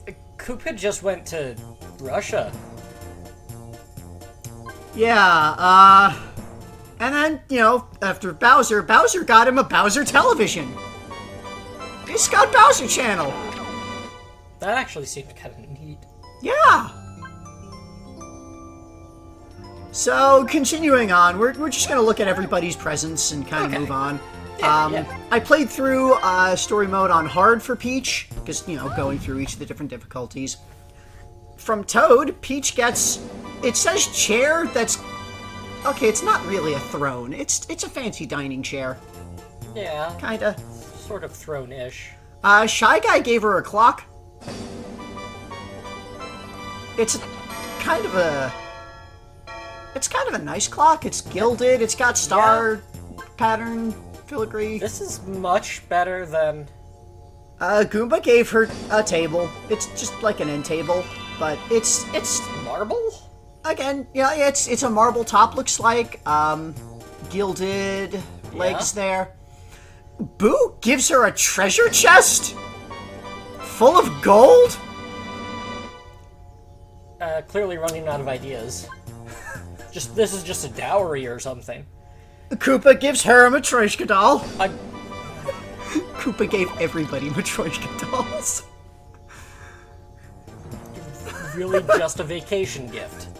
Yeah. Bowser got her a picture of Bowser. That in a heart-shaped frame. That makes a lot of sense, really. He's a big softie after all. So after you clear story mode on easy, normal, and hard, you unlock expert difficulty. I'm sorry. So I played through on expert with Yoshi. Toad gives Yoshi an egg. I think Toad stole this egg from another Yoshi, perhaps? No, or it says possibly it's Yoshi's from this egg. Everything says that it's Yoshi's egg. There's things. It's Luigi's table. It's Peach's clock. Because but this is clearly Yoshi's! Because it's Yoshi's table now, because it's been given to him. Wait, what? Goomba gets him a computer! Yoshi can, Yoshi's gonna hack the interweb. He's gonna find all the Easter eggs in this game. Boo gives him golden shoes? Oh, it's his baby shoes! They're bronzed. What? Yeah, I guess they are bronzed. Not gold. How did... And, of course, another Matryoshka doll from Koopa. Where did he get all these? I mean, it's entirely likely that they all got all of their gifts from Star Power, except Bowser, of course. He actually had to, make his gifts or get them from other magics. Dark magics. And he gets a Bowser lamp with shining eyes. That's kind of neat. I think Wario Bowser makes the best gifts. So, with Wario, I tried auto. Nothing particularly interesting about auto difficulty, just it gets harder as you go through. Toad gives Wario a motorcycle. Shit! That's an investment. Depending on how we want to look at things, you seem to be thinking that they're being given their own things back, so maybe Toad stole Wario's motorcycle? Kind of fair, actually, yeah. Shy Guy gives Wario this recliner with gold W's on the sides. Goomba gives Wario a treasure chest. We don't even get to see the treasure in it. It's probably empty, actually. Yeah, it's a place to store treasure. Boo gives him a hamburger. A hamburger the size of him. Wait, the hamburger has cheese. Yeah. It's a hamburger with cheese, which could be called a cheeseburger. Here's another Matryoshka doll.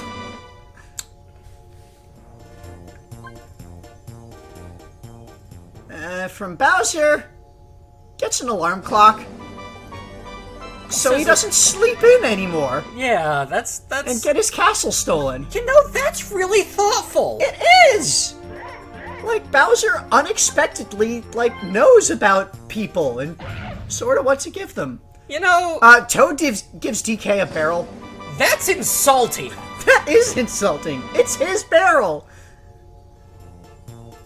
He's got many of them. Look at the look on his face, Shy Guy gives him bananas on a stand. It's like a hat rack, but with bananas. Are you fucking kidding me? He's looking at it as it goes up what? Goomba gives him a tree. A little coconut tree. I'm a mafia boss. What do you think I... What are you doing with these toys? Boo gives him a crate. A generic crate with bananas. A banana crate. What am I supposed to do with this? Koopa gives him another Matryoshka doll. Okay, at least this is a knick-knack I can put on my shelf. The rest of you screw-ups, get out of here! Yeah, nobody knows anything about DK. Bowser gives him an object. An object. It's like a little barrel with a spring-loaded Bowser head in I'll it. tell you who's an object. You're an object failure. Nobody knows DK well enough to give him gifts. Toad gives Daisy a bed.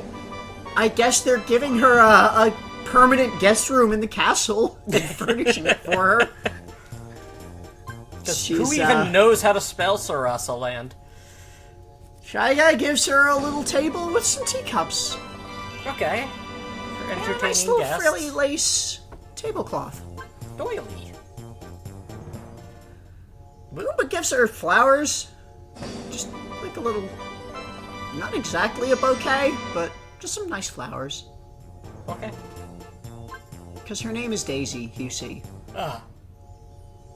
Boo gives her a side table. A little book on it. But not a full table. Somebody else got the full table. Yeah. Because, you know, you need multiple different tables. They got a doll. And of course, Matryoshka doll. Who even knows to make a Matryoshka doll of Daisy? He probably got them made with star power. Okay. Bowser gave her a teapot. Okay, yeah. Alright. He probably knew that she was getting a tea set. Now, Waluigi, nobody knows. He's literally a... Toad gives Waluigi a calendar. A Yeah. photo calendar of Waluigi. Now, he is a businessman, so he does need to keep his business affairs straight. Shy Guy gives him a shower that's a piranha plant, and it breathes fire! Shy Guy wants to murder Waluigi! Okay, but he does try He to does murder like people. traps. He does like trapping people in murder machines. Goomba gets him a shelf, just a shelf with like some mushroom ornaments. Okay, yeah, like Decoration organization thing. is Yeah, yeah. important as a business leader. Boo gives him like a stool? It's like a bar stool? Again, entertaining guests is part of being a good host when you're a manager and a CEO, leader of a company. Koopa gives him a Matryoshka doll. That's just Koopa. That's just Koopa being Koopa at this point. Yeah. And Bowser gives him a bathtub. Bowser knows that every good villain needs to sit back and relax sometimes. It's one of the habits of highly successful people. Anyway, I just wanted to show here, some of these are kind of funny. I lost to Luigi!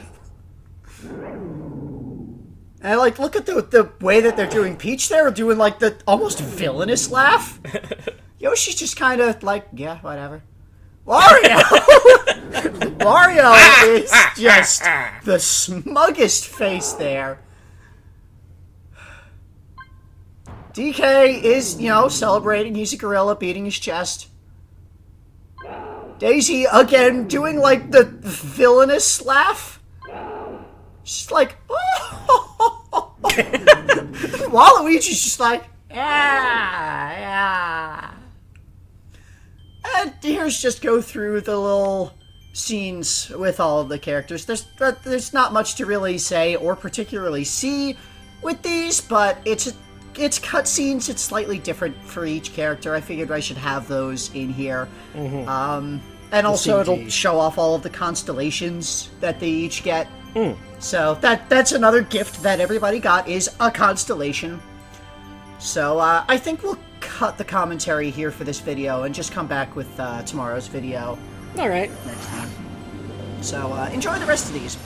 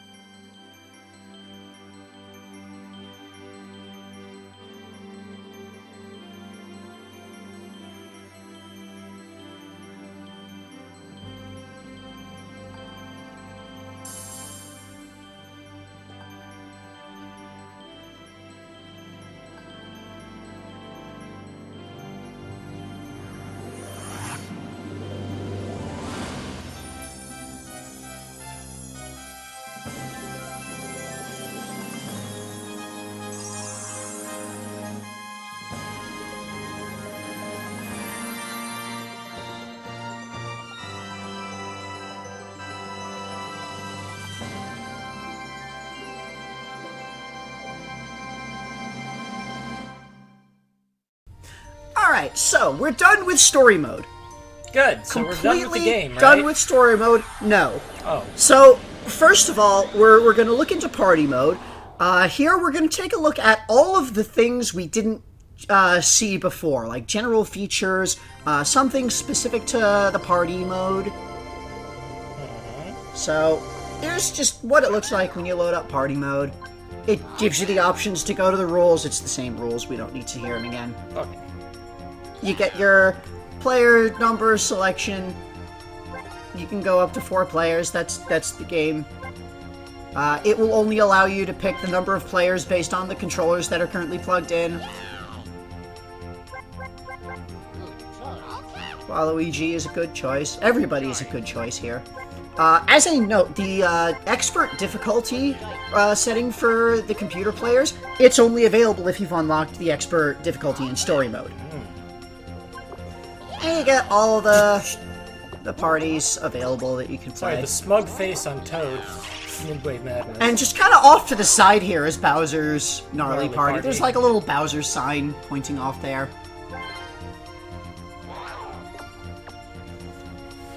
And so the settings that you get for party mode are a little different.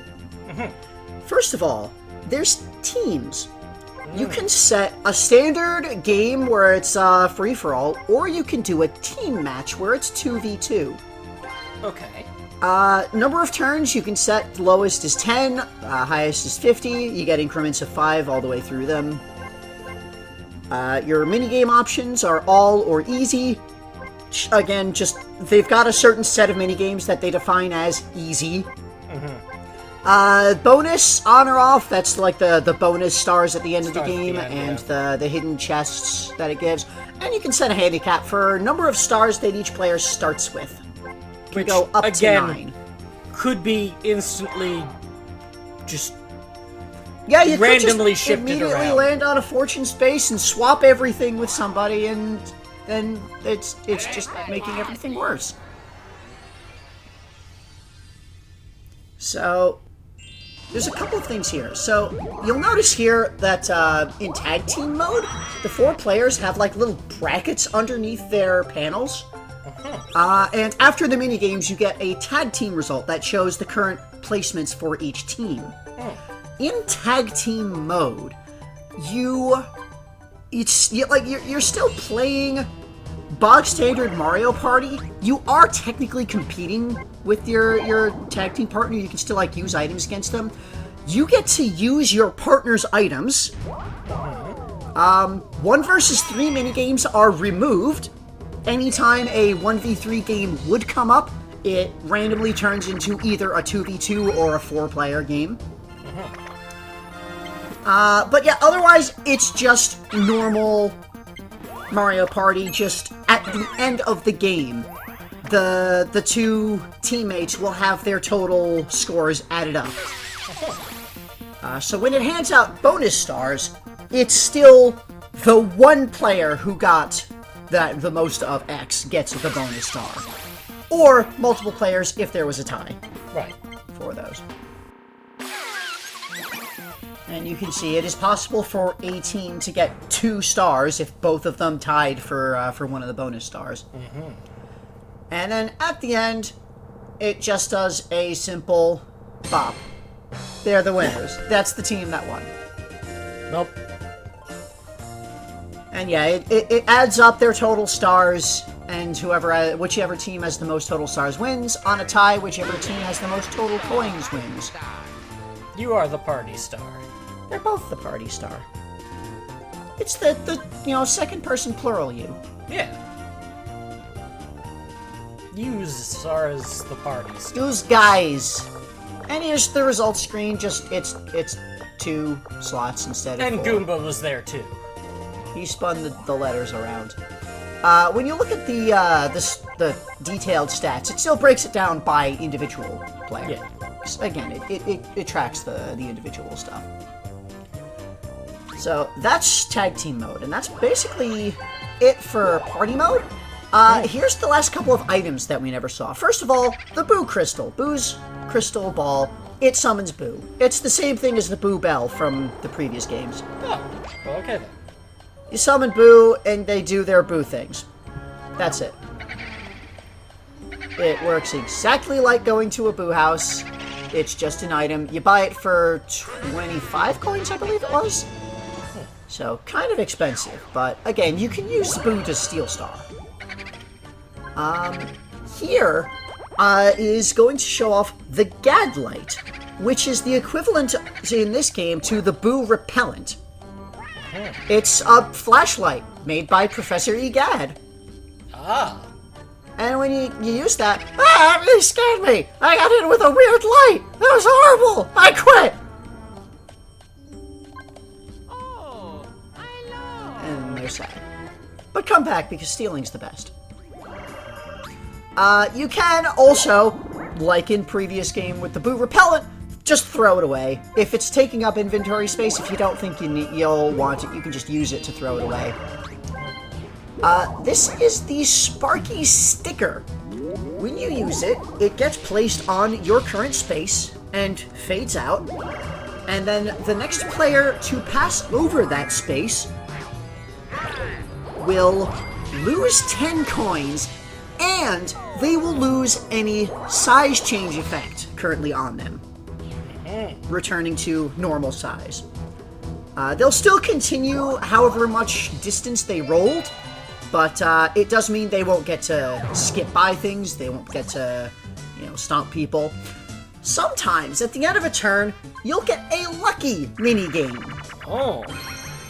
And it gets a little roulette there, and the next minigame prize is doubled. The wheel has spoken. And other times, they can spin the wheel.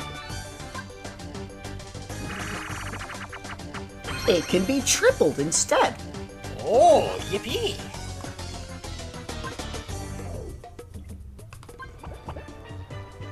Now, rarely, I only saw this once, so very rarely, it can just be X1.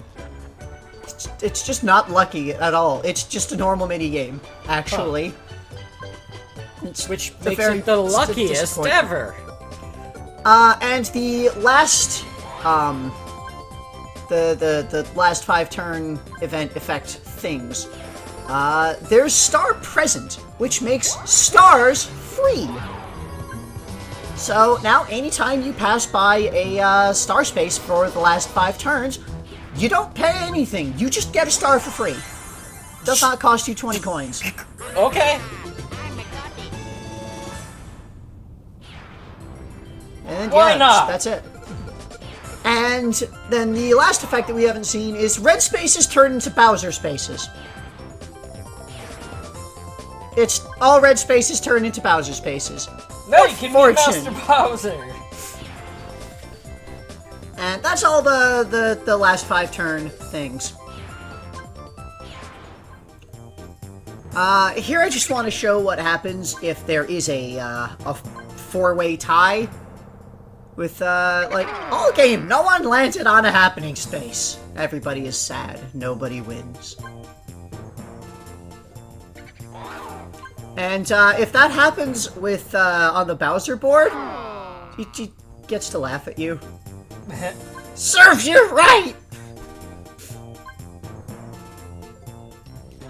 And this is what happens if you lose a map in story mode. It's exactly like losing the mini-games at the end, except, you have to replay the story map. So. Well, okay. Alright, enough of boards. We're done with boards. Boards are boring. Done with parties. Let's talk about mini-games. Oh. 'Cause there's mini-games. That's, the other half of the content in a Mario Party. Right. All of the game in the game. Now, this game does not have, a special mini-game challenge mode. Oh, good. There was, in the first one, there was minigame Island, there was the minigame Coaster. This one doesn't have anything like that. Which is similar to Mario Party 3, actually. But, here we've got our minigame mode. You can select, play, free play. And here's our list of, well, first we pick, number of players. as usual. Pick your characters. And for computer players, you pick their difficulty ratings. Waluigi is an expert. And here's our minigame list. So, starting from the top with the 4-player games. Manta Rings. Now, as a note, you'll see in the picture there are those icons for Team Match and Easy. Those indicate that this game is part of the Easy set. So when you select Easy games, this is part of it. And the Team Match means that this is available in team matches. So it's not a 1v3 game. Anyway, dive through rings while swimming in the ocean. Each ring's worth 1 point. If you hit an enemy, you will lose points. You use the stick to move. You press A to kind of swim forward. Gold rings are worth 3. So try to grab as many golds as you can. So yeah, you're swimming through. You're trying to grab those rings of bubbles. Each one gets you a point. And if you start tapping A, then you'll swim ahead. You see everyone kind of dashed ahead. You need to continue tapping A to stay ahead. If you stop tapping A, you'll fall back behind. Which, again, going ahead and behind can be strategic, however you want to be moving. There's enemies along there. Bloopers. You hit a blooper, you lose 1 point. There's the Manta, which drops some gold rings worth 3 points. The Shark. You hit the Shark, you lose 2 points. That's a lot of rules that they didn't actually explain.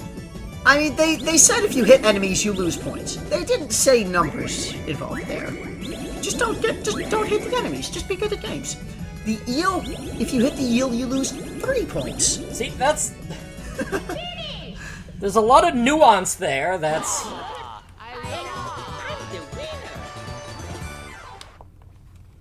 And at the end, you dance on the submarine. Next up is Slime Time. This one's weird. It's another easy game. Team match. Yes. This game is Mash A. Oh. Escape from the slime. Be the first person to reach the middle platform to win. Your only control is Mash A. So A press quickly.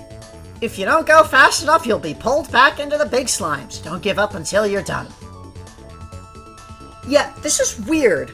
Because it's, mash A until you win. And if you stop mashing A quickly enough, you will lose all progress.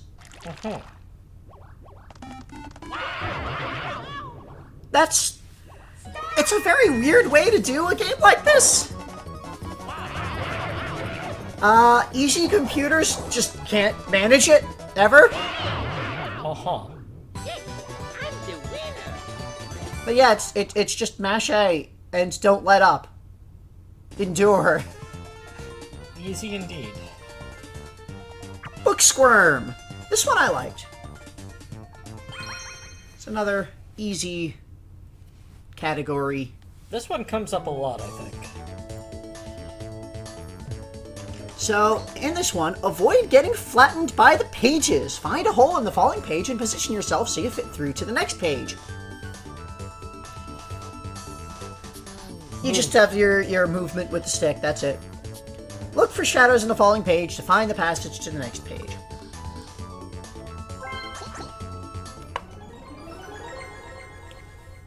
So, I don't know what that book says, but they've got like a bunch of lorem ipsum text along the sides here.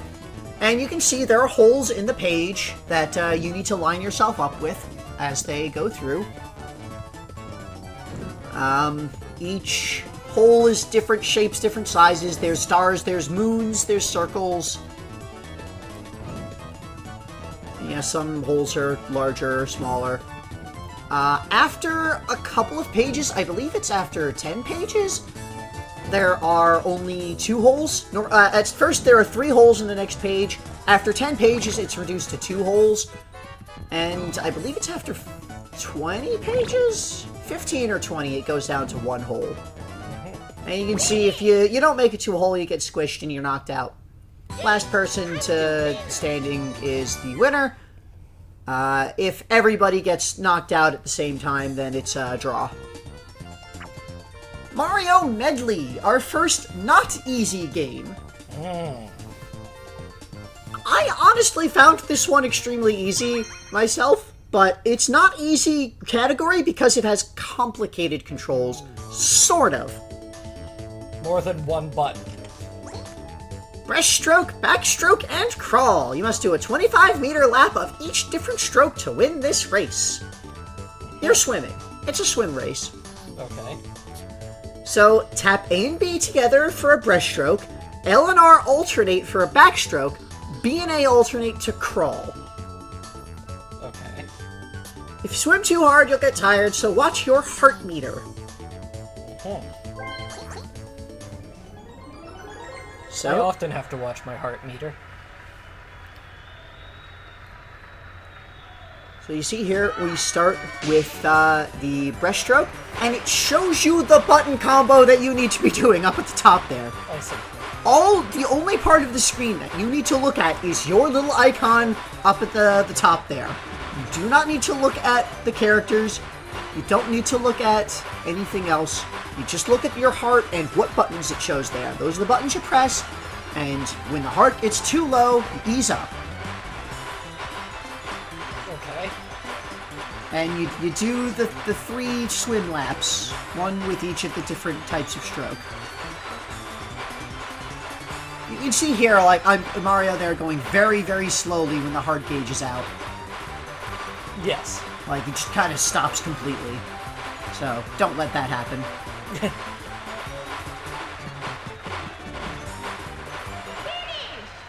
Or Waluigi wins. So, again, I would say that's pretty easy, because it shows the button combos on screen for you there, but I guess it's technically complicated. Avalanche! Another not easy category.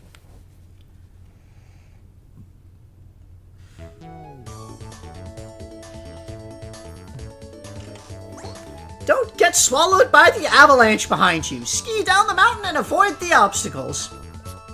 Use stick to turn and A to use poles for speed. Now, that's confusing, the controls here, and I'll explain that in a moment when we get to the game. If you don't use your poles, you'll slow down. Watch out for the walls and boulders as you speed down the hill. So, you need to tap A to continually use the ski poles to maintain your speed. If you're not tapping A, you will slow down. And when it says use the control stick to turn, I was expecting tank controls. It does not have tank controls. You push the control stick forward to go up and backward to go down. Up and down, left and right is the control based on what it looks like on screen. Uh-huh. That's a very short... It's very short. So, whoever gets to the bottom first is the winner. If anyone falls behind and gets caught by the avalanche, they get knocked out. If everybody gets caught by the avalanche, it's draw. Okay.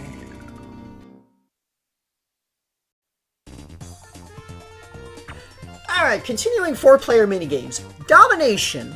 What? It's dominoes. Oh. Domination. It's a joke, you see.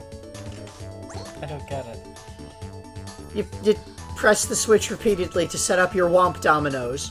You tap A. It's a mash A. Oh. Mash A for 10 seconds. Just dominoes, you're setting up dominoes. Domination. So you mash A for 10 seconds. Whoever mashes A better for 10 seconds is the winner. That's it. That's it. I did not like this because on higher difficulties, I could not win. Okay. Like, on hard, the computer players tend to get like 100. On expert, they get like 115. I struggled to get above, like, you can see my high score there was 97.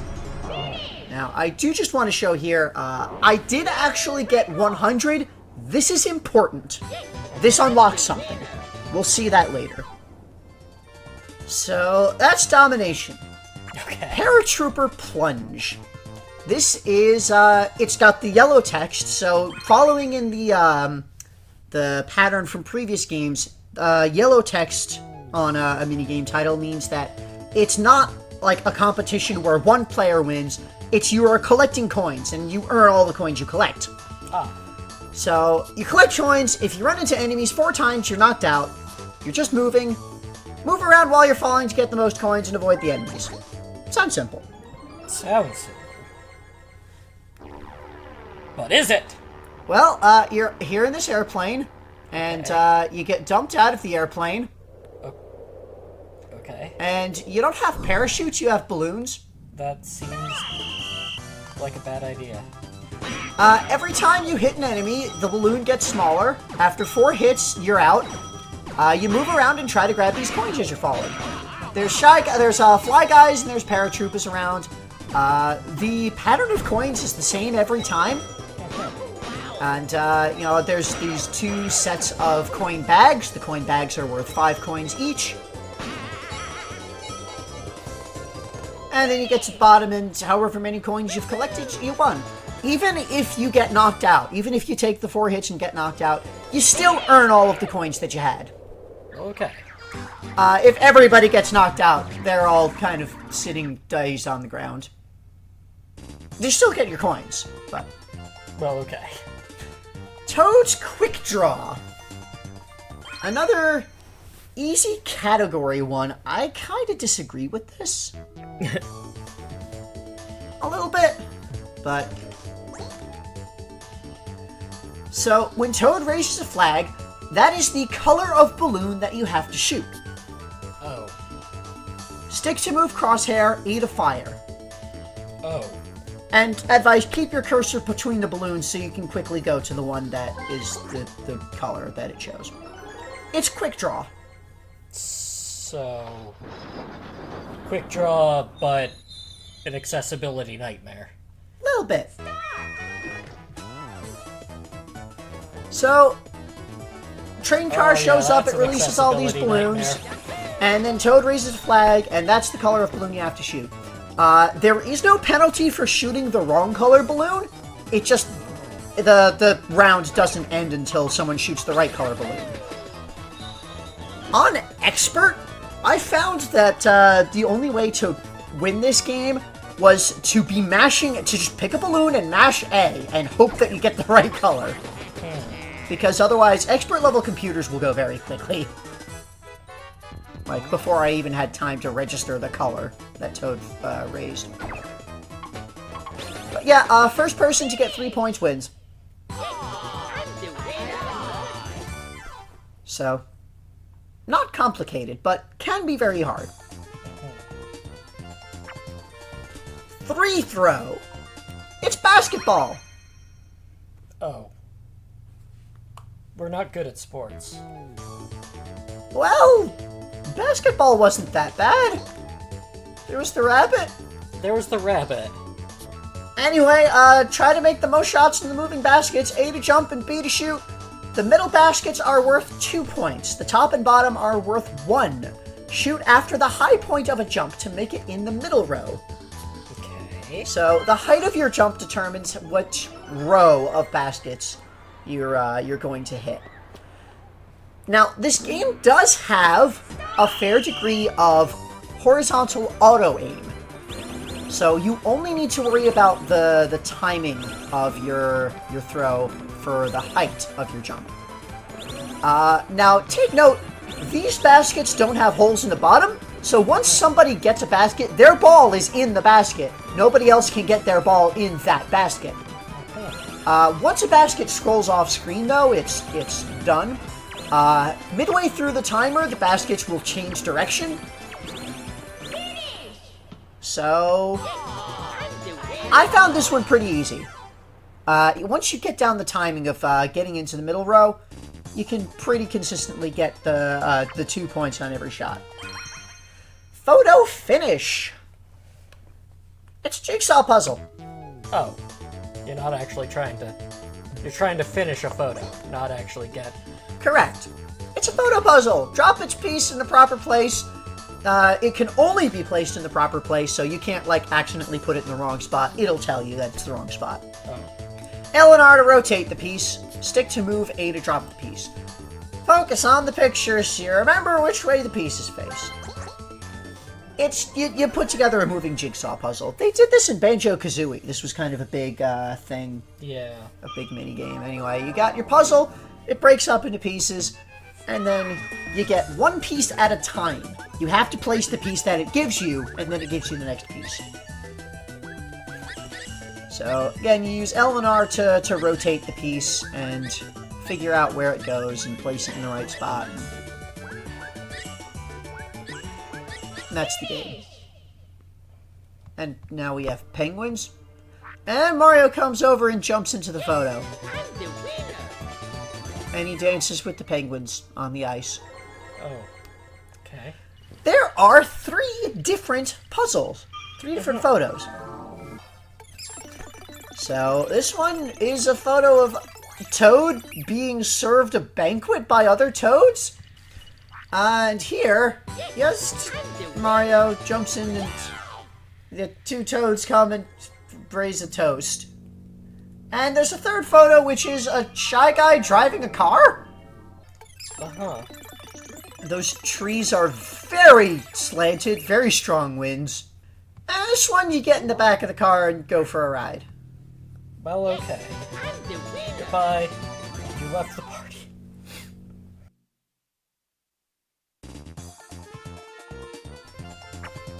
Mr. Blizzard's Brigade is kind of a platformy challenge one. Almost, sort of. It's dodging. Dodging, you say? There are these snowmen. You know, they're called Mr. Blizzard. They're from Mario 64. Right. And they're throwing snowballs at you. You're on a frozen pond. Avoid the snowballs. Stick to move. Move right before they throw their snowballs. They'll stop moving just before they throw. So, you are on a frozen pond. There are ice physics in effect. And you've got these 3 Mr. Blizzards around. And you'll see one will hop and turn, and then it will throw the snowball. When it hops, it is picking a target and locking in place where it is aiming. So, you need to move between it picking you and throwing the snowball. So you can kind of tell what direction they're looking to see, you know, where they're going to throw. As the timer ticks down, more snowmen will show up. Eventually, the big one wakes up, and it throws big snowballs. By the end, you've got 6 Mr. Blizzards plus the big one, all throwing snowballs at you. At different times. Oh.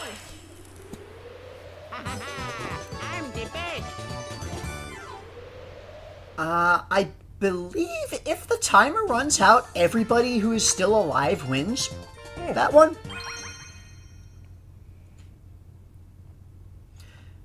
Next up, block breakers. This one is interesting. Or bob-omb breakers. Bob-omb breakers. Connect 3 like shapes to make them disappear. You can also play in other people's areas. First one to 100 points wins. If you're going to play in other people's areas, please ask permission.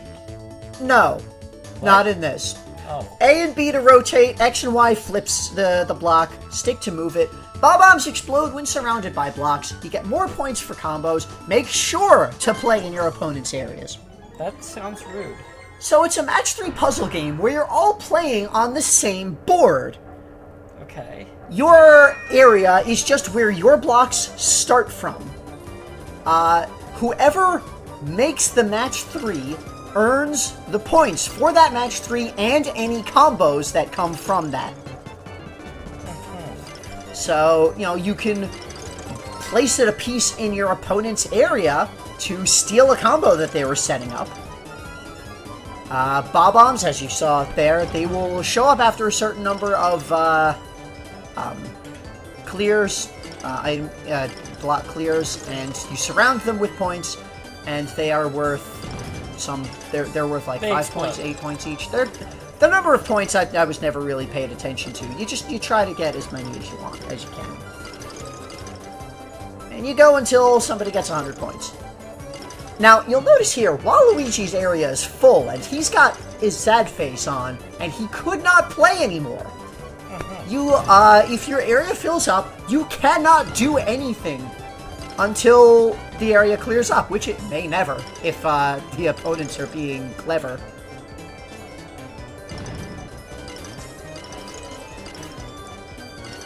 You see here, Luigi there got the 100 points. So that's the win. This seems annoying. If 3 players get locked up, the remaining player wins immediately. Okay. I don't like that game. Yeah, it's weird. Long Claw of the Law. This is a much simpler one. Don't like the sound of this.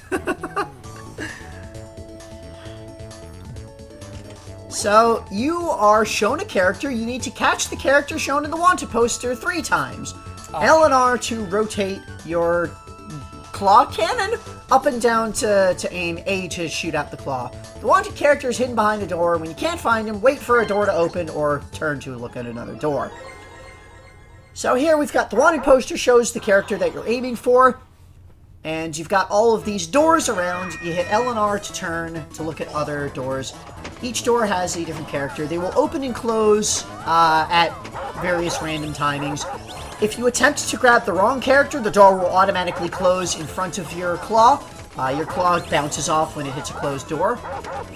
There are 5 different characters. There's Shy Guy, Chomp, Boo, Bob-omb, and Goomba. And there are 3 of each character hidden throughout the area. So, or was there? No, I think I got the numbers wrong there. Sidebar will correct it. Stamp Out.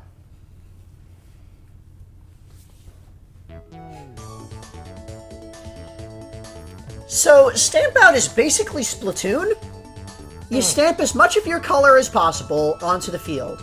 If everybody has less than 5%, it's a tie. Whoever has the most field area covered wins.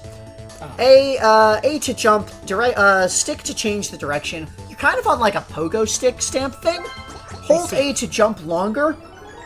So you hold down A to kind of determine the power of your jump. You push the stick to determine the direction of your jump. And you got these little hops and you're stamping your color around the area. Now, strictly speaking, it is always better to stamp onto another player's color than it is to stamp onto an empty area. Because you are adding to your color and removing from theirs at the same time. Right. It's always better to deprive somebody else of the win.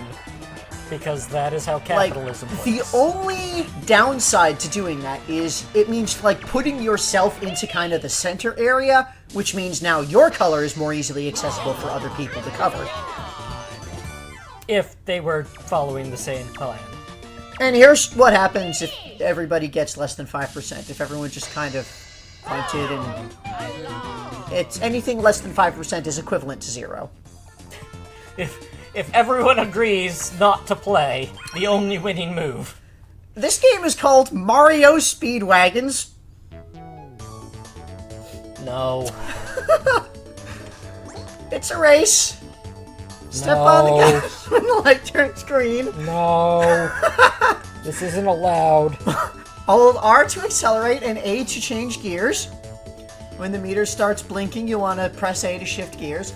You can hit the gas a little before green light, but if you overdo it, you'll spin out and ruin your start. Like, I'm pretty sure this isn't allowed in Japan. Like, I think they have laws against this. No, in Japan, copyright laws are actually a lot more lax. Oh. Thought they were more strict. No. Anyway, you hold R and it just kind of... R to accelerate. You press A when your speedometer gets up to like the red area. It'll start blinking. You press A to shift up gears so that you can continue accelerating. If you hold R too early at the start, then you'll spin out. You see Mario here is not going anywhere because he's spun out. Goodbye, Mario. Yeah. If you spin out, you've lost completely. Not even on the podium. So that was Mario Speedwagons. Our last 4-player game is Take a Breather. This one okay, I don't mind if is... This one's different. Take a deep breath and see who can stay underwater the longest. I'd rather not. Alternately press L and R as quickly as possible to inhale. Yeah, that's what I do whenever I need to inhale. So you alternate L and R. It's basically mash A, except mash L and R alternate. Okay. So it's a little weird. You do that for, 5 seconds. You do that for 5 seconds, and whoever does it the best is the winner. The amount that you do it determines how long your character stays underwater. As a note, there's a lot of water-based things in this game. They really, really wanted to hammer in the water effects of the GameCube early on. The dolphin. Between this and Sunshine and probably others. Yeah. Alright, that's all the 4-player games. So, into the 1 versus 3 games, starting with Candlelight Flight. Now, you'll notice all of the 1v3 games do not have that team match indicator in the thing. That is literally the only distinction. The 1v3 games do not have team match. All the others do. Oh, well, I guess it makes sense. So, Candlelight Flight. Starting out first one. As usual, when you're playing in the minigame mode, you get to pick who's on what team. One player holds a candle, the others try to extinguish it with water guns. Have we seen this one before? No? Oh. Your controls are move. The people on the 3-person team can also shoot a water gun with A. The team players should surround the candle holder and fire, and the lone player should not let that happen. Basically. So the lights go out, and you have a candle, and you run around in the dark. It's pretty dark. And as you hit the person with the candle goes down, and it gets even more dark. I did not like this game at all. I mean, it's a clever concept at least, but... Yeah, but like, I could never get a feel for how the movement and aiming really works for some reason. Also seems to be an accessibility nightmare. Also, yeah, it's extremely dark. So after 30 seconds, if the candle is still lit, then the one player wins. Otherwise, if they take, like 5 hits? Sidebar will say what the exact number was, but X number of hits, and the candle will be fully extinguished, and then the team will win.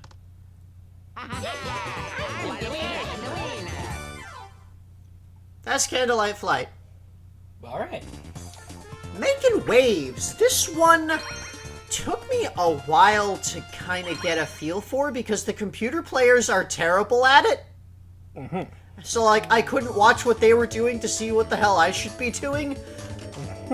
One player is on a little island in the center, this little shell they're balancing on, and everybody else is on the sides trying to make waves. So, there was something similar to this in an earlier game. So the 3 players around the sides do ground pounds to make waves, and, like, you kind of need to have the waves try to knock over the shell that the person in the center's on. So, first of all, if you're the person in the center, you always want to be standing on the part of the shell that is furthest raised up from the water. You know, however it's tilting, you want to press your weight down onto the other side to keep it, like, balanced flush. If you're one of the 3 team, 2 of you want to meet up, and the 3rd one wants to be kind of off to the side somewhere. Because if you've just got your waves, like, crashing directly into each other, they're not going to do very much. But if you have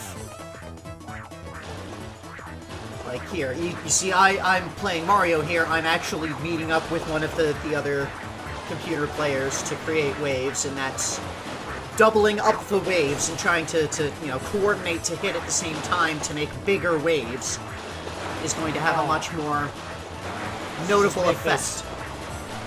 Shockwave pool thing going.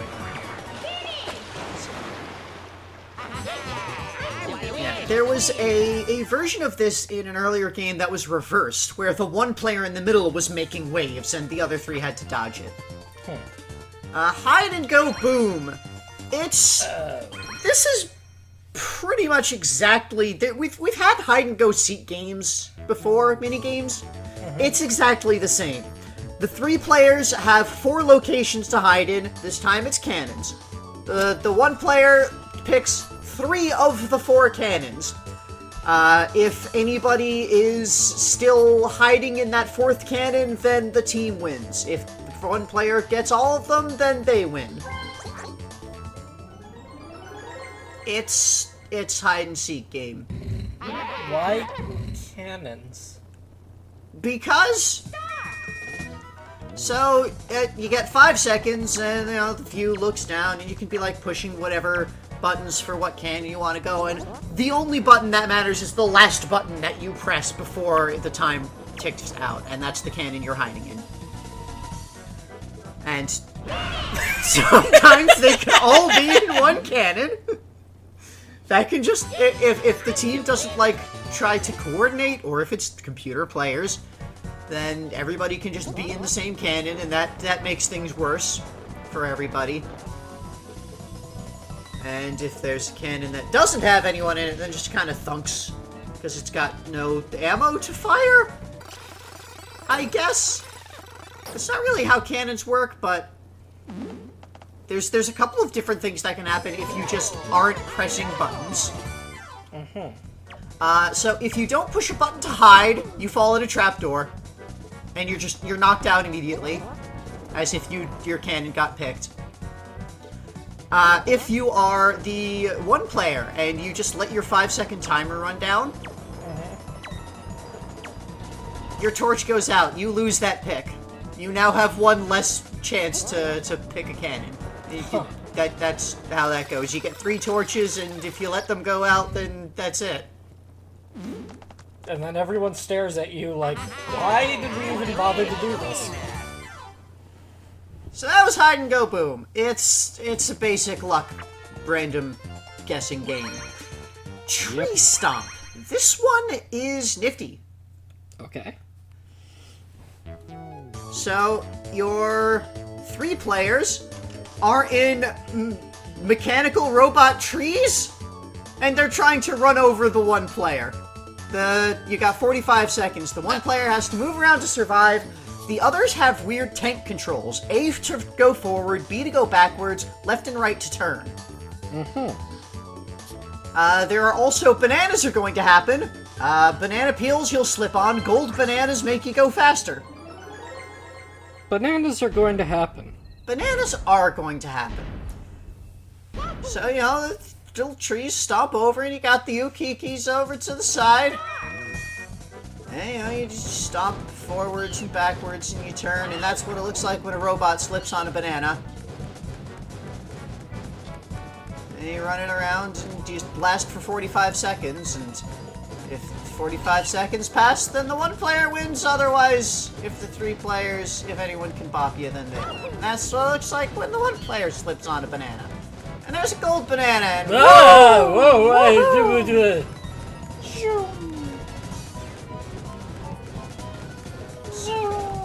be careful with that extra speed, because if you run into one of the robots, you will get knocked out still.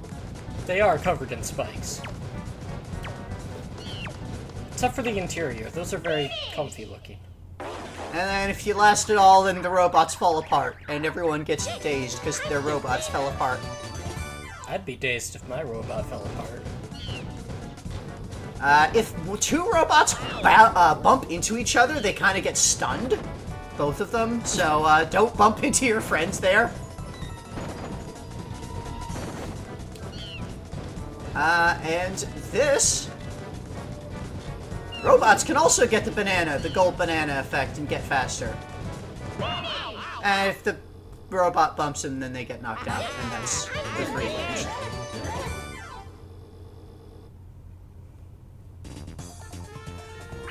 Alright, moving on. 1v3 games. Fish and Drips. This one's a little weird. Like, the concept is a little weird. The framing of it is a bit weird. Fill a tank with water for a cheap cheap. The first team to fill the tank wins. The one player has a big, weird, complex mechanical pump, and the 3 team has a bucket relay. Huh. So it's basically push the button on screen to make the thing happen, but the one player has a sequence of buttons that they have to push in order, and the 3 players, each of the 3 players has one button that they need to press to pass on their bucket. If the one player makes a mistake at any point, then they will reset that current block of 6. If the 3 players, any of the 3 players make a mistake, it will, like, cost them a little bit of time. They'll, like, get angry and not pass the bucket. But, yeah, you fill the thing and you drop the fish and that's the win. And here's what it looks like if you screwing up. You see the one player there, I'm screwing up the buttons and it resets the pattern back to the start, so... and then over on the buckets, that's what it looks like. Mario is going all darn if he's pushing the wrong button.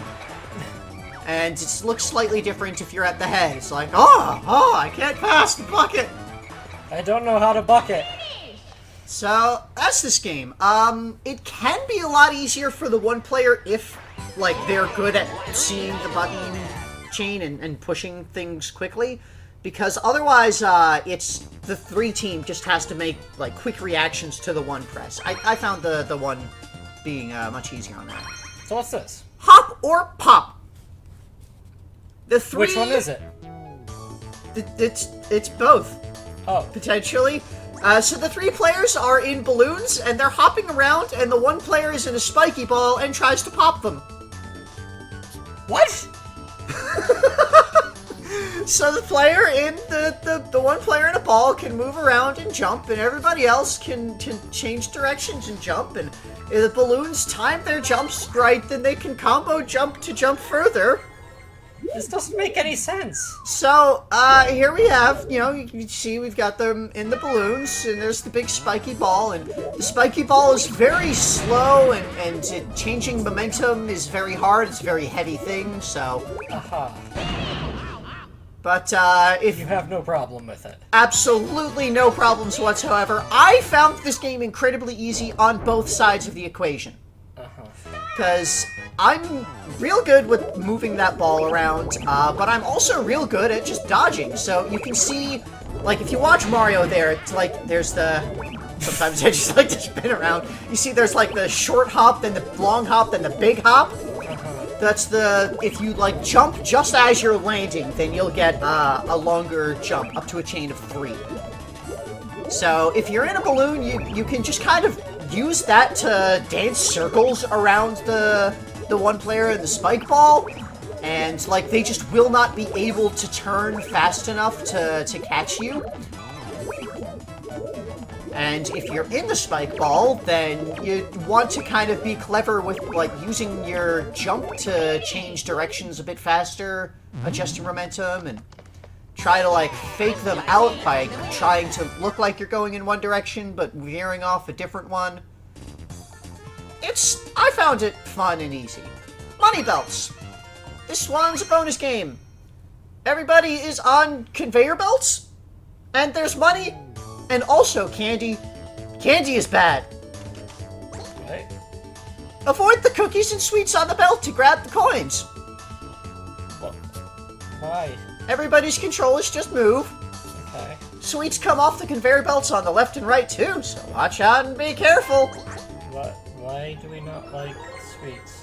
Well, because, you see, we're on these conveyors here, and we hop out of our boxes, and here come the sweets along the conveyors and the sides there. And there's also coins, but the sweets are physical objects that are solid and will push you, and you can't move through them, so that stops you from grabbing coins.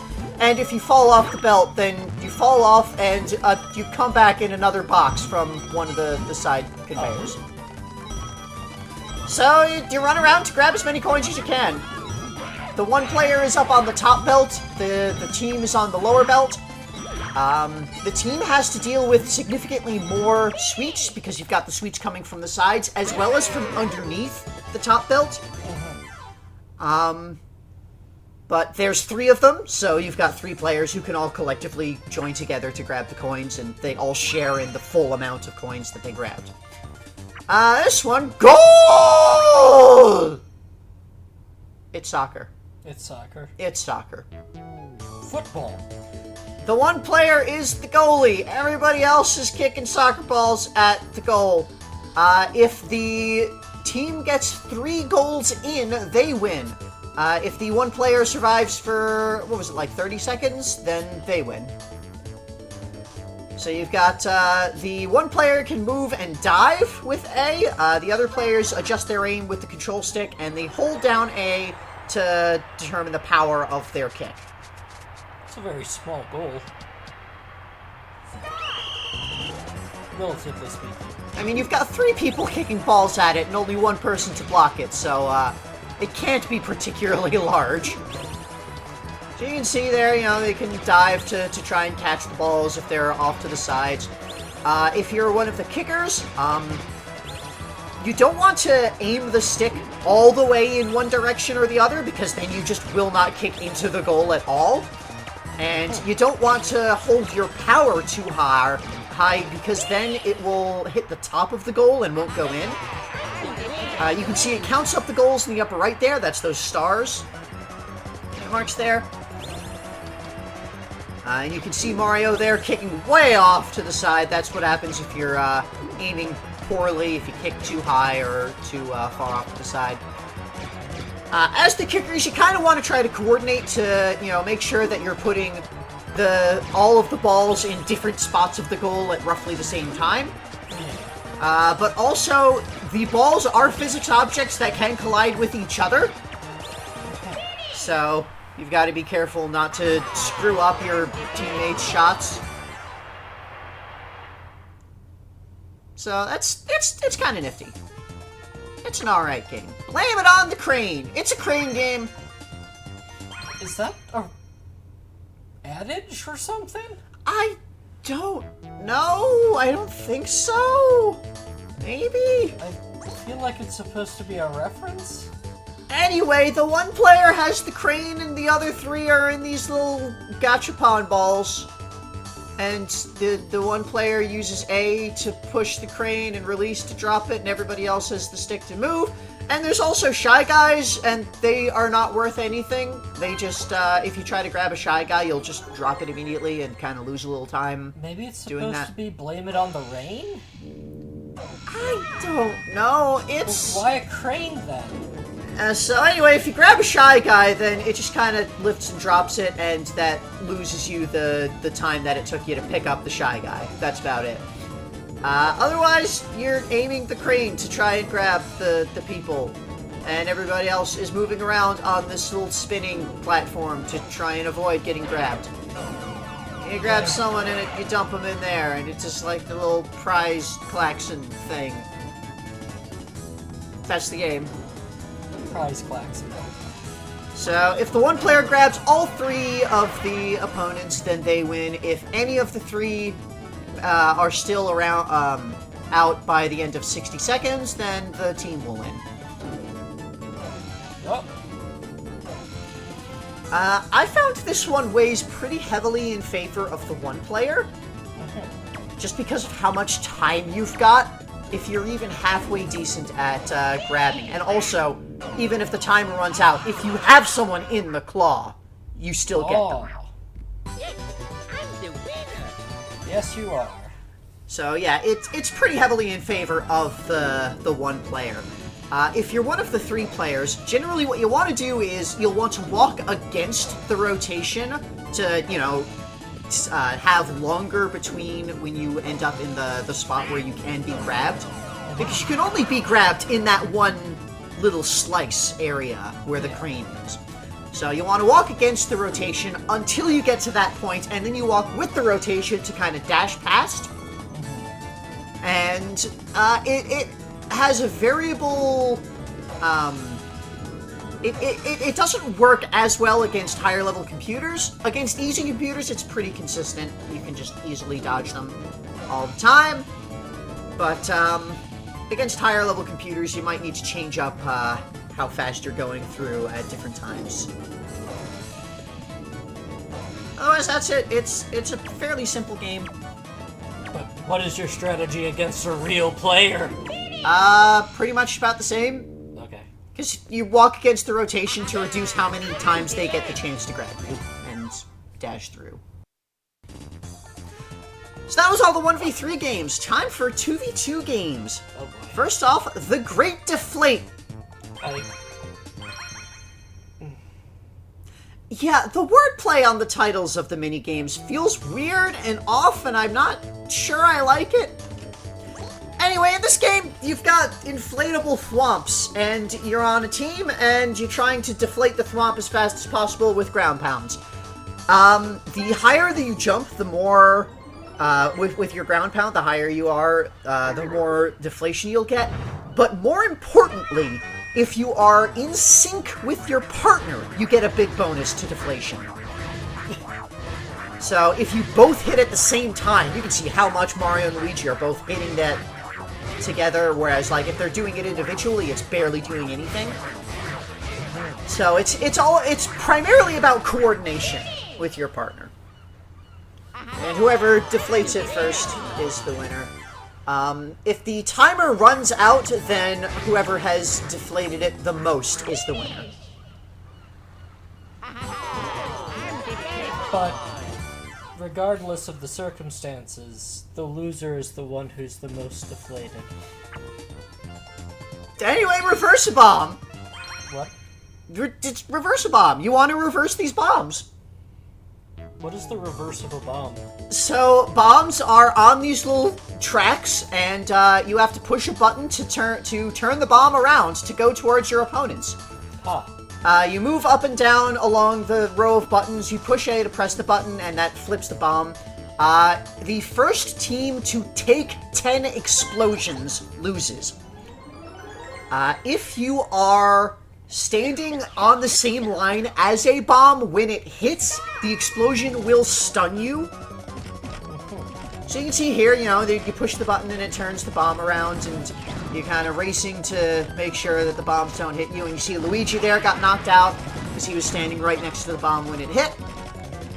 And in the up at the top of the two corners, it shows how many hits they have left. And I see that Mario, played by you, is much better at this than Luigi is. Yep. Whenever a bomb hits, a new bomb will drop along that row in the center. So that's that. That's reverse the bomb. If the timer runs out, then whoever has the most hits left is the winner. This one, right or left? You're in a rowboat. It's a Dory rowboat. It's the little Loch Ness Monster dinosaur thingy. Okay. B and A are your two oars. You push B to use the left oar, which makes you turn right, and A to use the right oar, which makes you turn left. Right. You tap them both together to just go forward. Why would you not want to go forward? Because sometimes you want to turn. So you're in this little passage. It's a lot darker on our screen than it is in the actual video. There are these gouts of flame from these little Bowser head statues. If you get hit by the fire, then you get stunned for a little bit. The first player to get to the exit wins, or first team rather. And you see there, they got hit by the fire, and it's a race. Okay. It's racing rowboats. One of the boats is pink. That's it. Okay. cliffhangers. This one is interesting if you have Rumble on. So, you are climbing this cliff as a team. The controller will rumble when the wind picks up, and you want to hold A to grab hold of the cliff face. If rumble is turned off, you'll get an exclamation mark when the wind is going to pick up. But I found this game does not work without the rumble, because the time that it shows, like the timing of it is a little different. Like, with the rumble, you'll see like the wind is sort of going a little bit there. You'll get like a small little pulse of rumble, and then it'll stop. And then when it's about to go really heavy, it'll start shaking significantly more.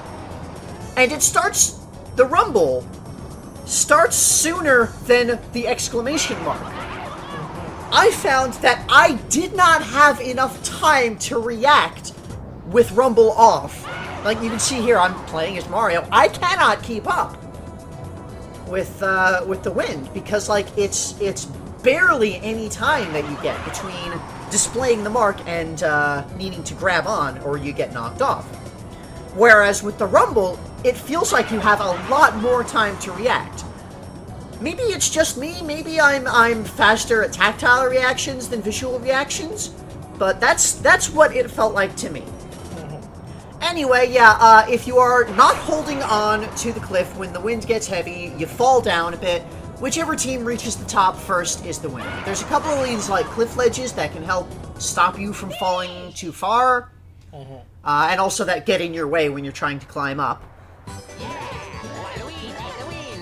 That's cliffhangers. Team Treasure Trek. You are in a maze, and you're trying to collect treasure. There are 2 boxes of each of the team's colors, 2 red question mark boxes and 2 blue question mark boxes. You need to find a box matching your team's color. You can press X or Y to show, like, not exactly a map, but like an overview of where you are in the maze. Once you find a box of your team's color, your teammate needs to find the other box of your team's color, and then you need to meet up. So at the start, you get an overview of the full maze. Holding X and Y, you see that little map there. It doesn't show the maze, but it shows your position and the position of the boxes. It doesn't show the walls. But you can use that if you get completely lost. And, so yeah, the first person to grab a box, it's a chest. The second person who grabs their box finds the key. You meet up, and you use the key in the chest, and you unlock it, and you win. I didn't like this one very much because it, at least when playing with computer players, it's entirely dependent on how well they handle things. Because you can very quickly race to one box and pick it up, and race to the other box and be waiting for your teammate to just come there and pick it up, and then lose because they didn't. Parasailing! Bonus game! It's, Got it. collecting coins while you're parasailing as a pair. Of sails. One person is driving the speedboat, and the other person is in the parasail.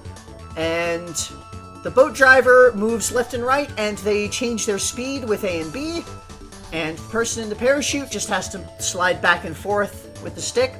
The speed that the boat is going at determines the height of the parasail. The faster they go, the higher it goes.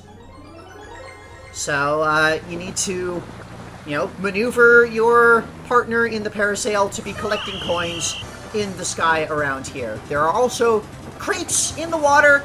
If the boat hits the crate, then they'll get stunned for a little bit. The parasailer can still grab coins while the boat is stunned, but it does mean that they're being slowed down, and, that makes them drop, and so that'll affect their ability to be at the right height. So, that's it.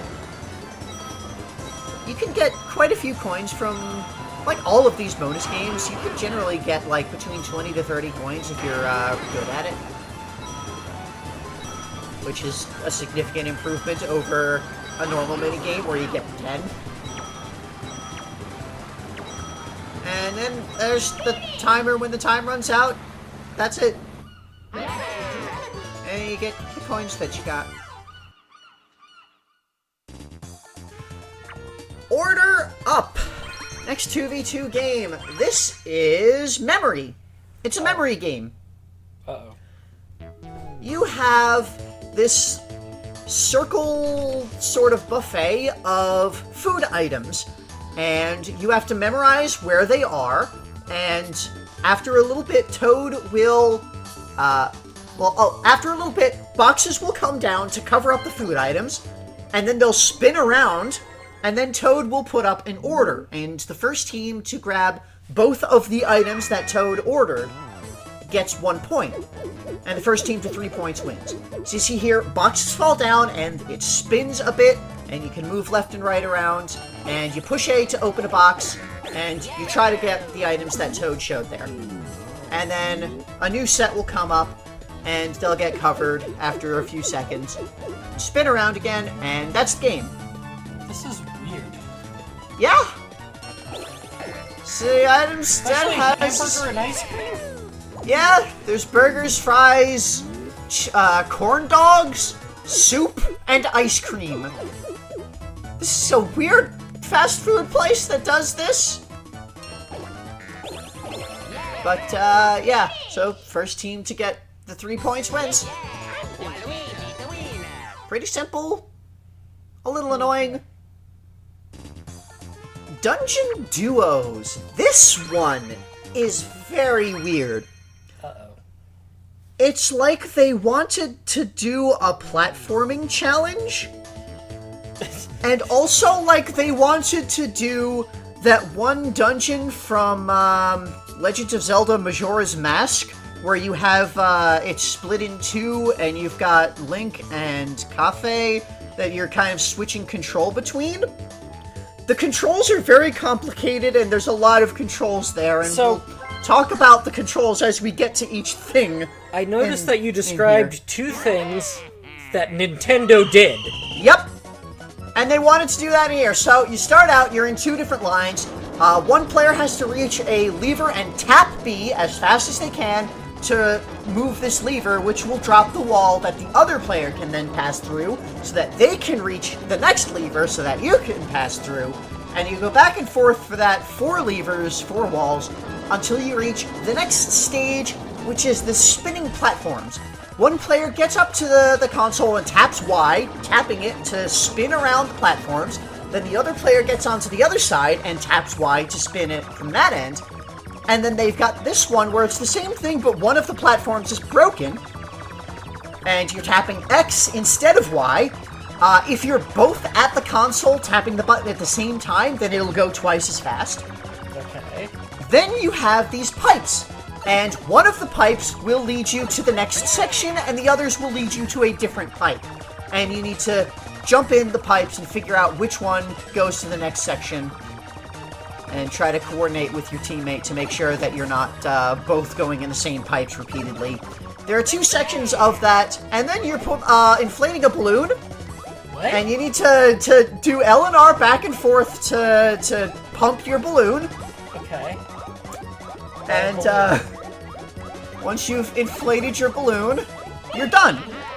And the first team to inflate their balloon gets out first, and they win. And it's timed. It's got a high score time. So this game's friggin' weird.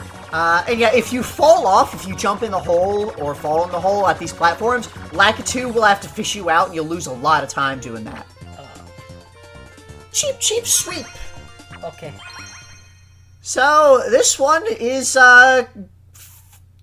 goldfish scooping. It's a thing that they do in Japan that not really. It's not so much a thing outside of Japan. You're in like this little koi pond thing, and you're trying to catch cheeps. You move around with the stick, you push A to swing your net, and you have to bring it over to your score area and hit B to let them go in your score area. If you move too quickly, it'll scare off the fish, so you need to use tilt the stick lightly to walk slowly to get up to them. I found this one ridiculously hard until I realized something the game does not tell you. You want to hold down A to hold your net out, and then turn to put the net where the fish are and grab them. If you just tap A and swing the net, you're not grabbing anything. So, the yellow fish are worth 2 points, the red fish are worth 1.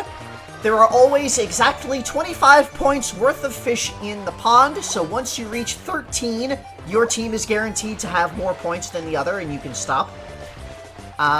Once the pond empties, then it'll, when all the fish are caught, then the game ends, or it'll end when the time runs out.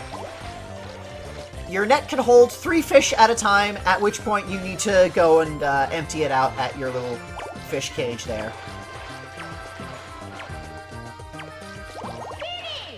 So, again, because of that fact, the thing that the game didn't tell me, I hated this game up until I figured that out.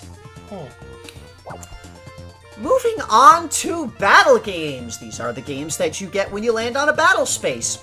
And as a reminder as we go through this, when you land on a battle space, the person who lands there gets a choice of 2 games. So they get to pick 2 of among the 6 games, which one to play. Trace Race. You are trying to match the line along this racetrack with your crayon. Whoever gets it most accurately wins. We've seen something like this before. There was in Mario Party 1, there was the one where you're trying to trace around the cutout in the ground. Right, the chisel. Yeah, so you use the control stick to move, and you're trying to match the line as closely as possible. Everybody has the same line, but the line does vary between different times you play the game. It has a couple of, like... Donkey Kong, what are you doing? Donkey Kong is set to easy difficulty, so... yeah, at the end, once everyone's reached the end, then it does a score tally for how closely everybody matched, up to 100. Whoever has the highest score wins.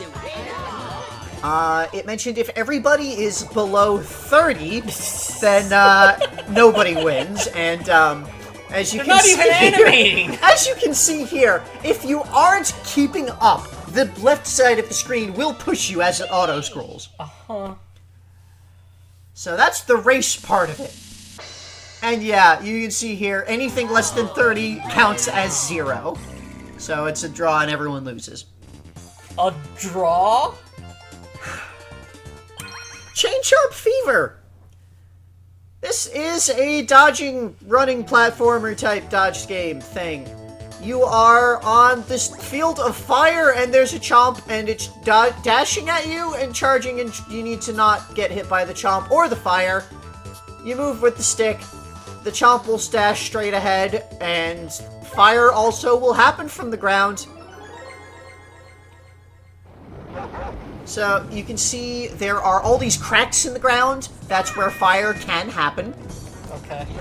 The chomp will pick a direction, and then it will dash straight in that direction until it hits the wall, and then it will break the wall, and then it will be stunned for a moment, and then it'll spin, and it always picks a player at random to dash at. So you're just trying to kind of keep around, keep away, not get hemmed in by the fire, and avoid the chomp. If it hits you, then you get knocked out.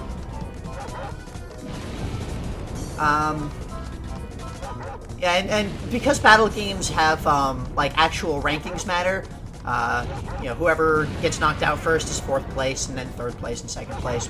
And you can see here, if the chomp hits a spot where there isn't a wall, it won't get stunned. It'll just stop and immediately turn and charge again. Now, if multiple players are still alive when the timer runs out, they will all tie for 1st place, and they'll split the pot.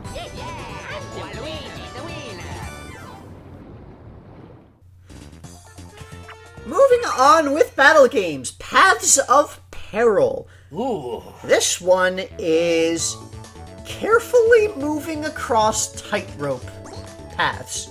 That doesn't sound as exciting as you... It's just control stick to move. If you fall off, then you lose time as the Lakitu picks you back up. Well, then that's less perilous than it even sounded. So, here you're on these like, cliffs, and you're running across, and it splits, the path splits. There's, 2 different ways you can go, and you pick a path, and one of the paths is, like, this, sharp right angles, so it's easier to turn along, but it's a lot longer, whereas the other path is, like, these curves, and you can go, faster. It's a shorter path, but it's harder to maintain along the curves. The paths are the same every time you play the game, so if you've played enough, you can memorize which paths go to which, which directions go to which paths, and you can pick which ones are, like, the shorter ones, or if you're not as confident with your movement, you can pick the ones that are at the right angles. Whoever gets there first is in first place, and then it's a race who gets there first. Bowser's Bigger Blast. We have seen this in every Mario Party game so far. At least all of the ones that have a battle game. I don't think it was in the first one. Anyway, one of the switches will detonate the bomb. Don't push that one. Push a different one. Pick a thing. You have 5 seconds to pick a switch. If the timer runs out, it will automatically pick the switch that you're standing in front of. So, this is one of those games where I set down the controller and let it play itself, and I have exactly the same odds of winning as if I tried. So yeah, you choose one, and if you picked the wrong one, then it's gonna explode, and then you're knocked out. And the first person who's knocked out is the 4th place in the battle. And then it moves on, and then there's fewer switches, and then Yeah, why do they keep playing this game? So, in Mario Party 4, this actually makes some sense because you get the choice of games. If you have landed on a battle space and you have no confidence in your ability to actually play minigames, if you don't think that you are skilled enough at the games to do well, you can always pick this and make it completely luck-based. So this is an option that gives you the ability to not have to rely on skill. Like, there's the different battle minigames all have, like, varying levels of luck versus skill, and so that it does create, like, a strategic thing for you to do. So it makes sense for a completely luck-based game to be here this time. I still don't like it, because I'm actually good at the minigames. But, you know, it's a good option for, like, if you have friends you are playing the game with, which is ostensibly what you do with the Mario Party game. This also implies, then, that you have a friend who is both tactically minded and bad at the game. Well, maybe bad at, like, mini-games. Bad at, like, the running around. Or maybe they know that you're better at them. Like... Yeah, it's still stupid and weird, but it's They have something. to know this ahead It's of time. something. It's the problem. Anyway, Butterfly Blitz. You're catching butterflies. You have a net, and you're catching butterflies, and whoever gets the most points at the end of a minute wins. Go from explosions to butterflies. So you move around with the stick. A does an overhead swing, B does a side swing. Yellow butterflies are 1 point, red butterflies are 2, and blue are 3. Whoever has the most points worth of butterflies at the end of the minute wins. We distinguish by colors.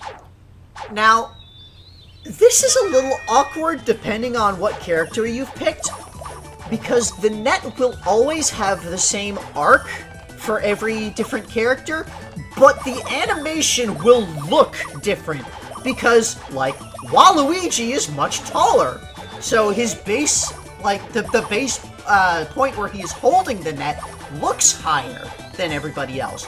But when he actually swings it, it's at the same level and motion as everybody else. Right, he arcs down. So it's a little awkward. If you play one character and then try a different character, it might look weird. Like again with Waluigi and Donkey Kong in particular, it just looks weird. I found it a little bit harder to play with them, but it's otherwise it's a fairly simple game. You try to swing to grab the butterflies. I pretty much always go straight for the blue ones. And that works out really well for me. As you can see here, when it, totals up our scores. First it totals up all of the yellow butterflies that you got, and all of the red ones, and then all of the blue ones, and as you can see here, the computer players tend to grab a lot of yellow butterflies, and I tend to get double the score of anybody else, or more. So, Welp. yeah, I like that one because it was easy. Rumble Fishing. This is the other minigame. There's only 2 of the set that have, that utilize the rumble in a meaningful way. Actually, no, the, Mario Speedwagon's used the rumble as well to tell you when to shift up gears. Anyway, this one, it's just push A when at the right time to catch the fish. So you'll get like, you'll just sit here and the controller will rumble when it's time to grab the fish, or if you have rumble turned off, you get the exclamation mark. And whoever presses it with the closest timing is first, and then, from there, based on how closely you timed it to the right moment, is the rankings in there. So that's an incredibly fast one. You also have the Bowser games available. You can just play them whenever you want. We already saw the Bowser games, so we're not gonna do them again. Okay. The story minigames, you can play all of the story minigames that you got for earning your presents after winning a board. And the etc., which has the final battle and the 2 minigames that you can play against Bowser on Gnarly Party.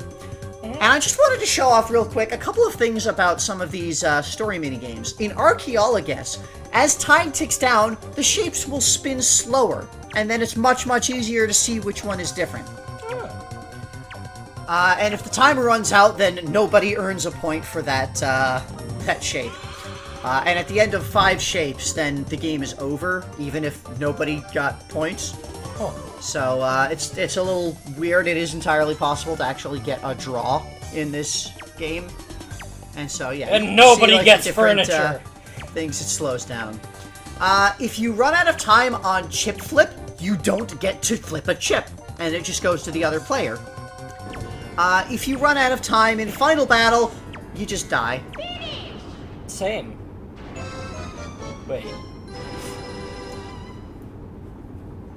So that's all of the minigames. Good! Now, let's take a look at some other modes here. So that was free play mode, looking at all of the things. There's a team play mode. Okay. I don't know why this exists. What is this? Because you set up a team of 2v2. Okay.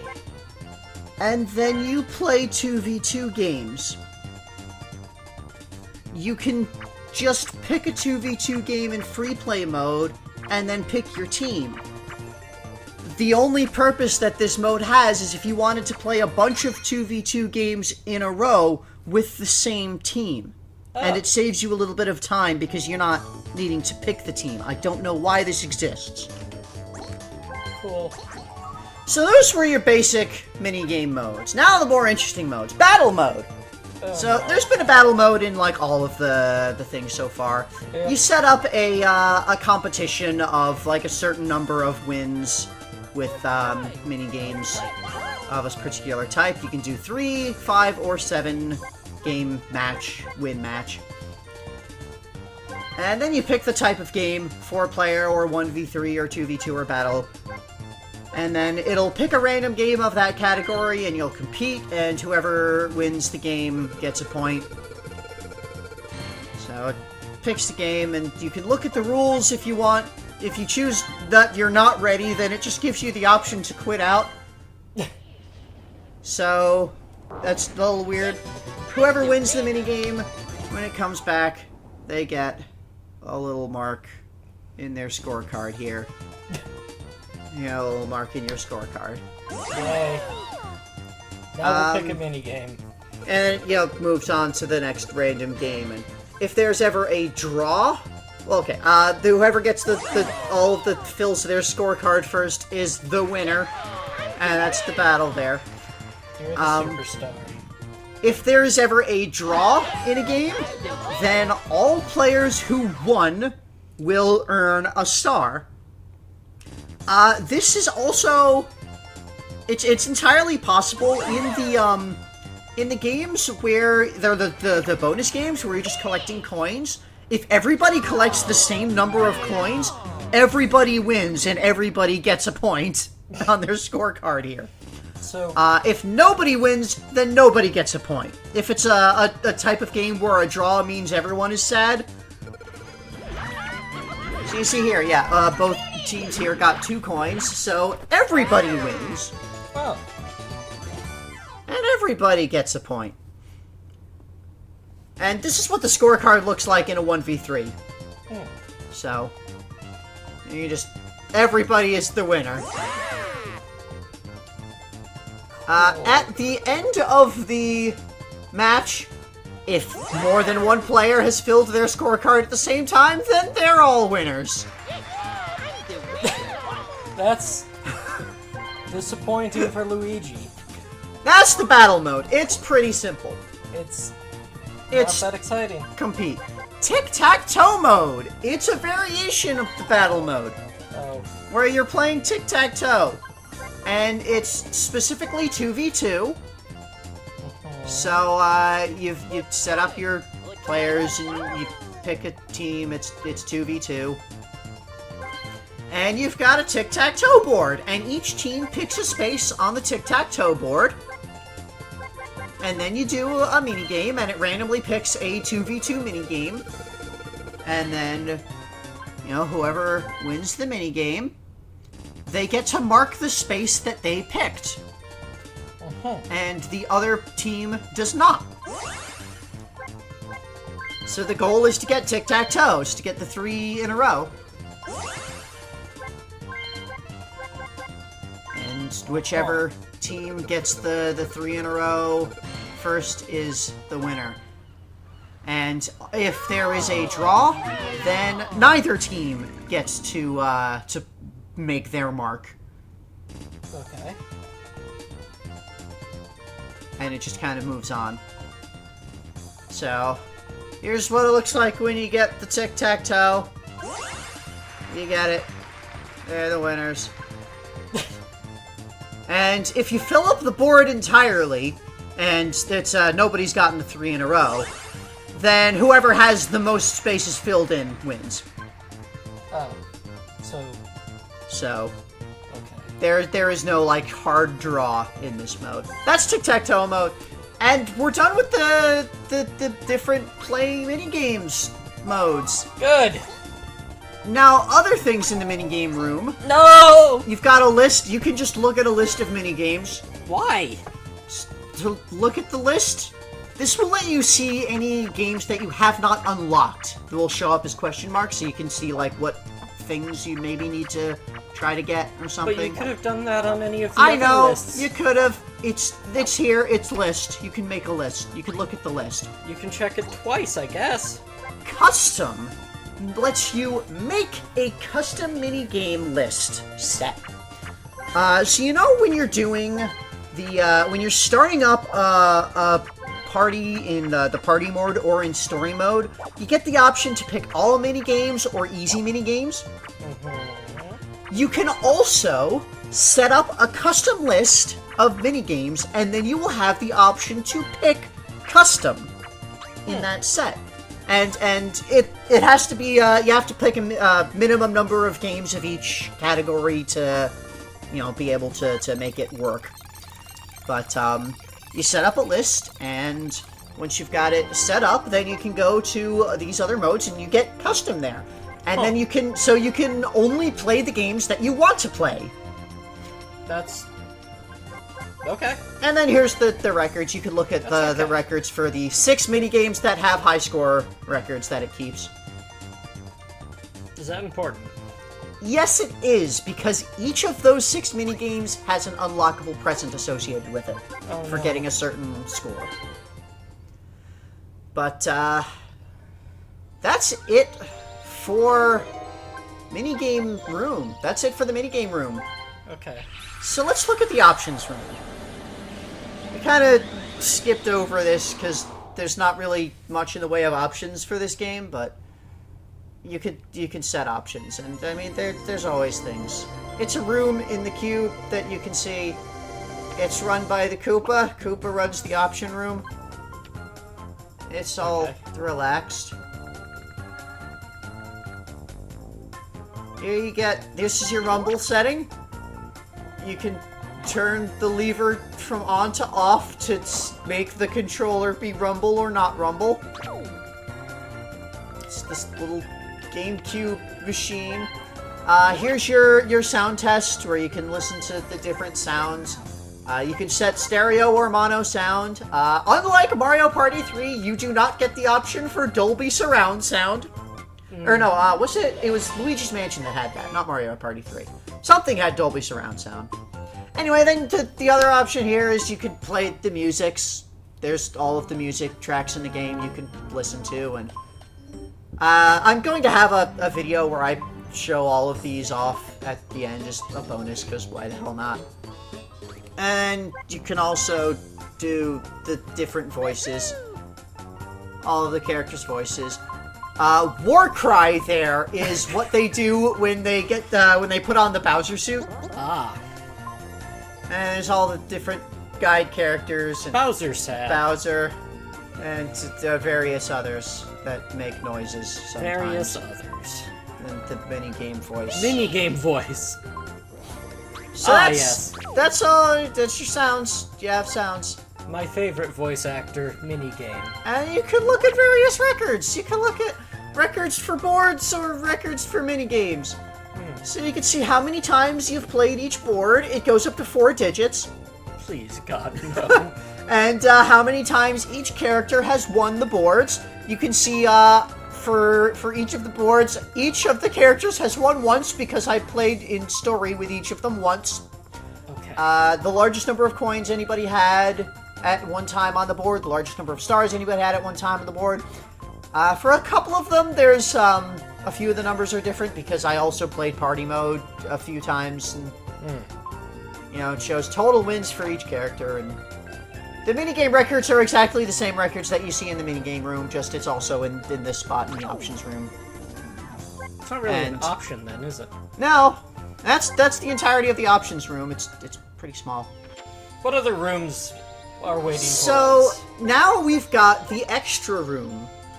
Before we dive into this, just want to mention real quick a couple of interesting milestones. Oh. This is video number 1337, so I think I can officially call myself an elite YouTuber. Great.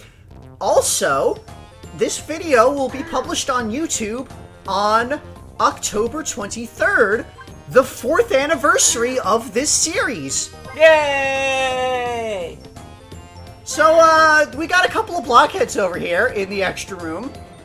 This room is for guys who's tired of the regular minigames. They got one-player duel and even wacky games. They got wacky games. These premium minigames are made from the finest ingredients, I assure you. Best of all, they're free. So play them all you want, just don't leave a mess. So that's... What's with the star? It's, so we've got Whomp's Backroom Ball, we've got Whomp's Basement Brouhaha, and then Star is shining like a mean oil slick.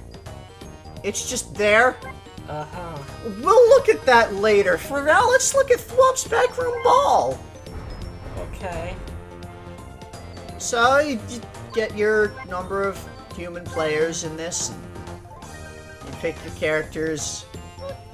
It's the thing we always Good get. choice. Good choice. And here you've got 4 things at the back room. You've got Mega Board Mayhem, Mini Board Mad Dash, Panel Panic, and Challenge Booksquirm. We're going to start with Mega Board Mayhem. This is a small sideboard designed around Mega effects. Uh-huh. Each player starts with 100 coins. There are no mini games. Whoever has the most coins at the end of the turns you select wins. You can pick 10, 20, or 30 turns. Okay. So, when it loads, we've got a board. And, you know, it kind of has the same setup as a regular board. Just, you've got Whomp as your guide. It's gonna be your guide on this here board. And you got all these Thwomps dancing in the background. It took me 6 whole months to make this place. Ain't it a beaut? And it's just whoever has the most coins wins. And you get your turn order as usual. And you all start with 100 coins.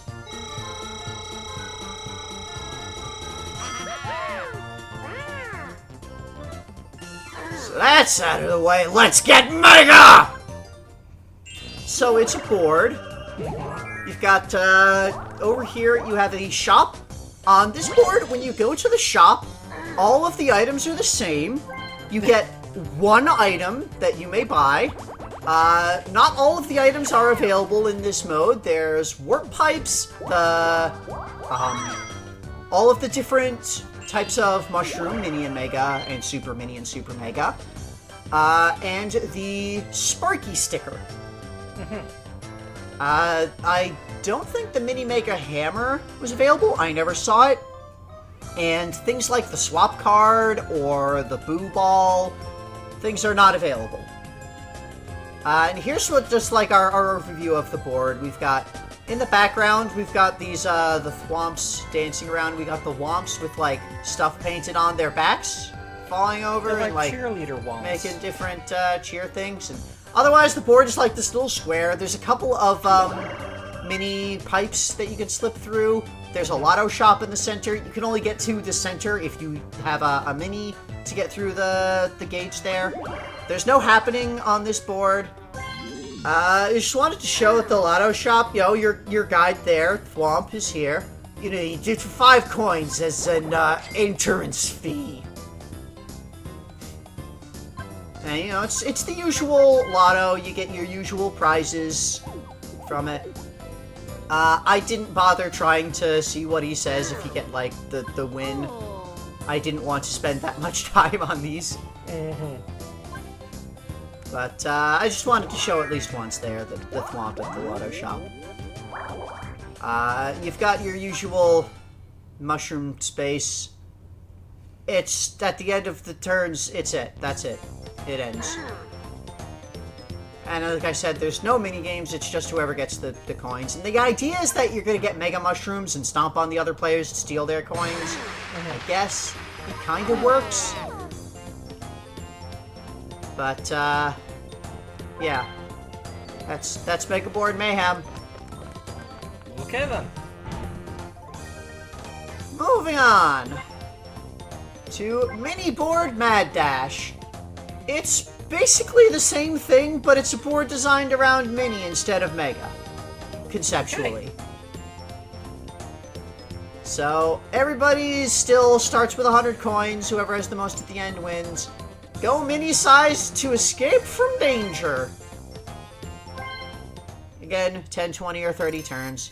And we can kind of skip past the intro here, because, well, this one only took him 2 months to make, because this was a mini board. Ah, it's smaller. But otherwise, it's the same intro, pretty much. And here you can see this board. It's got 3 mini gates along this little track that goes up. And if you fail to pass through any of them, then you'll end up in this long trail of red and Bowser spaces. Aha. So, that's this board. This board I found more interesting than the Mega one, just because, like, it's got a clear layout, I think, for its concept. Yeah. The Bowser spaces are fully functional Bowser spaces. Where you get the Koopa Kid or the Bowser and they do their thing. And it can still make everybody lose coins, which is basically changes nothing. And yet Bowser can show up still as well, and actual Bowser. And then you can do Bowser Revolution, and then everybody is tied. So it can actually be a good thing sometimes to go down the red path if you get lucky. And Luigi And, always wins. yeah, at the end, most coins is the winner.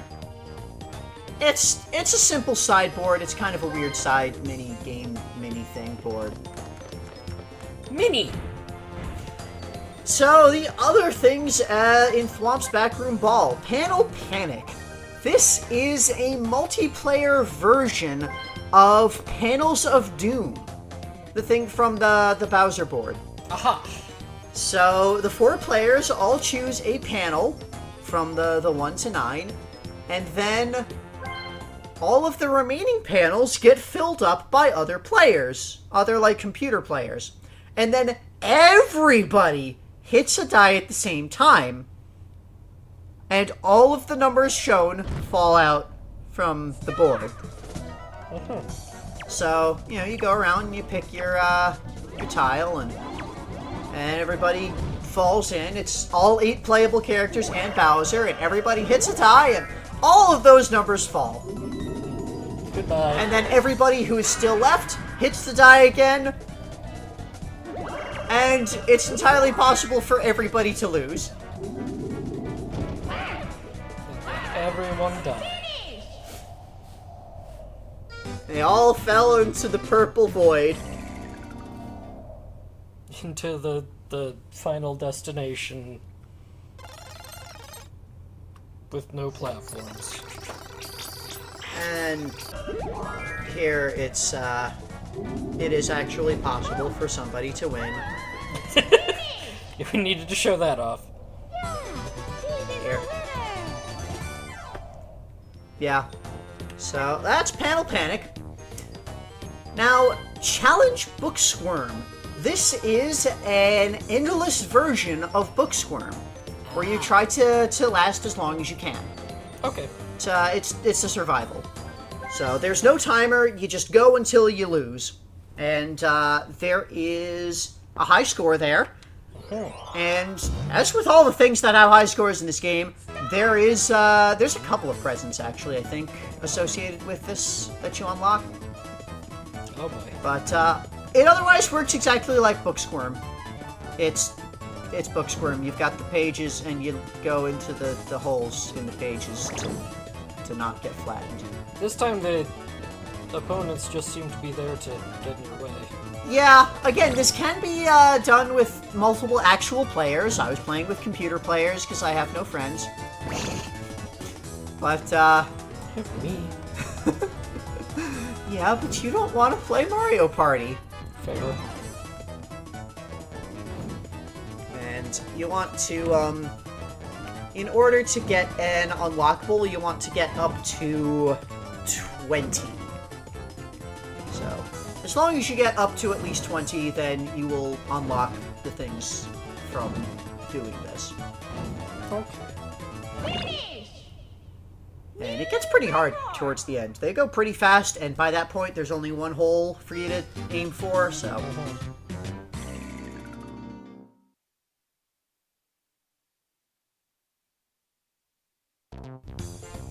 And I don't know why it does the little, like, the winner spotlight thingy at the end here, because, I mean, it's pretty clear who won from the game. One who lived. And that's all for Whomp's Backroom Ball. Now, Whomp's Basement Brouhaha. Brouhaha is a very good word. It is a very good word. So this is all single-player games. Hey! So, a bunch of one-player mini-games. So, up at the top here, we have Jigsaw Jitters. This is basically photo finish, but like larger puzzles. Huh. So, you've got 3 different sizes of puzzle. And it's exactly the same as photo finish. There's a 20-piece, a 30-piece, and a 40-piece puzzle. They all have their own high scores associated with them. And again, all of these have an unlock associated with getting a particular score. Is it the photo itself? No. Oh. So you'd go and you do, and here's this little nifty picture of everybody standing out in the field, and there's balloons. It's kind of nice. Because it's a party. It's a party. It's everybody. Maybe this is like at the end of the party after the cube has left. The cube has left us. Then maybe it left everybody with a bunch of balloons to celebrate everybody's birthdays. Maybe the balloons are actually the cube's spores. It's the way it is reproduces. Full of balloons every time we see it. Every time we go in, there's all these balloons. Oh God. It's just casting its young out into the world. Still don't know where it came from, so... Well, we know where it left. Space. So there is also a little title that you get based on how well you did. I will list all of the titles over in Sidebar that you can get and what times you get for you need to get them. So that's the 20-piece puzzle, a 30-piece puzzle. These are, each of the 3 puzzles is a different picture. So the 30-piece puzzle is this little, they wanted to do Mario Galaxy. They were thinking about Mario Galaxy for a while in advance of actually making it. You got these little upside down planet space moving around thing, and that's that. I got all ones. I'm number 1. You did it! And that's the middle-sized puzzle. And I think that might have its own set of titles. Again, I will list all of that in Sidebar. I didn't memorize it in advance.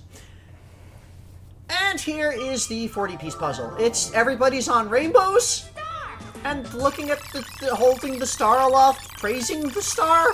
Praise the star. This one's actually kind of tough. Just the pieces are weird shapes, and Yeah. can't see much of them.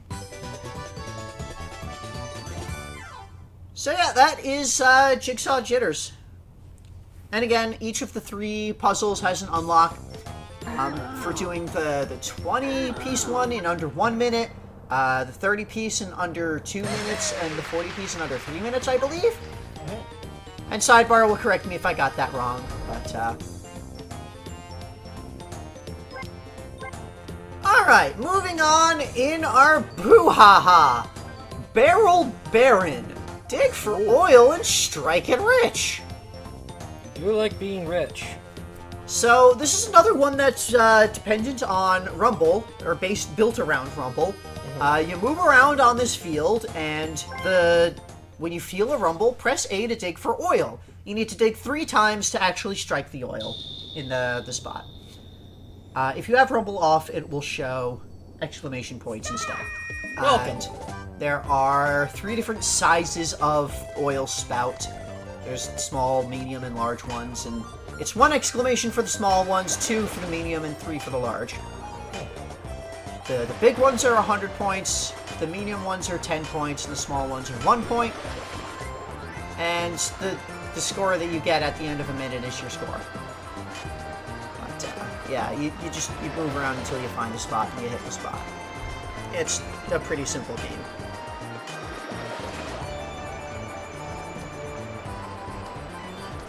I found this one a lot easier to do with Rumble off, in this case. Just because, like, the amount that it rumble... Like, okay, anytime it is rumbling, you can hit to strike some amount of oil, and just, like, the different sizes of oil spouts will have different amounts of rumble. Right.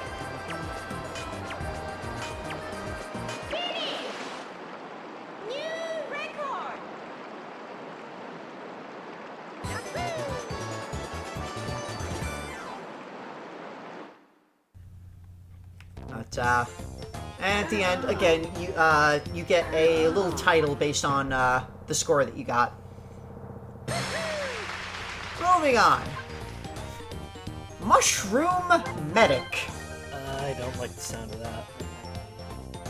Try to figure out who ate the poison mushroom. They will have a different heartbeat. This is another one that is built around the rumble. Mm-hmm. As you hover over each character, it will give you a rumble heartbeat, and one of the 5 characters will have a different heartbeat. If you have rumble turned off, then it's a visual beating heart in a word balloon above them. They really like this rumble feature, huh? Yeah. So you pick the one that has a different heartbeat, and you give them a pill. And if you picked the right one, you've cured them. Hooray! Because, you know, everybody's eaten a mushroom, and one of them was I don't like poisoned. these pictures in the background. Yeah. So, you do that, and it gets harder each time. This It's implies that Goombas are entirely a skull. Which means that Mario completely crushes their entire skull every time. Yeah. That's terrifying. Yeah. If you pick the wrong person, then they're confused, and then the person who actually ate the poison mushroom fucking dies. Jesus Christ! So, that's Mushroom Medic. My God!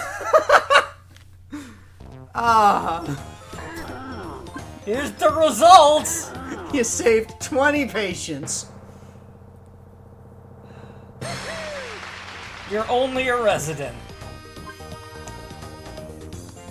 Remember, everyone, Mario is not actually a licensed physician. He just plays one on TV. Doors of Doom. Oh. It's... You pick a door. There's 2 doors. One of them is the good door, and one of them is not a good door. And you pick a door, and you might get the good door. Okay, but which one tells the truth? So, I actually looked up a bit later about this game. Uh-huh. You know, when you pick a door, it might be Bowser.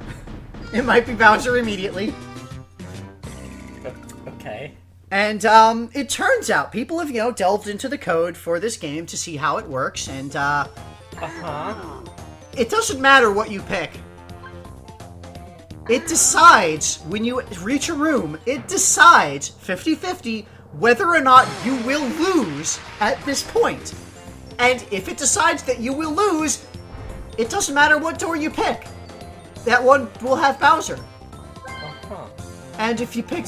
If it decided that you didn't lose, then the door you pick goes forward. Uh-huh. It's literally... The game rolls a 50-50 until it rolls the lose. So it's just constantly in the background flipping a coin. Yeah. It every time you enter a room, it flips a coin, and if it's 1, then you get to move on, and if it's 0, then you don't. You're Regardless not of the what one door you flipping the picked. coin, the game is. The game is flipping the coin.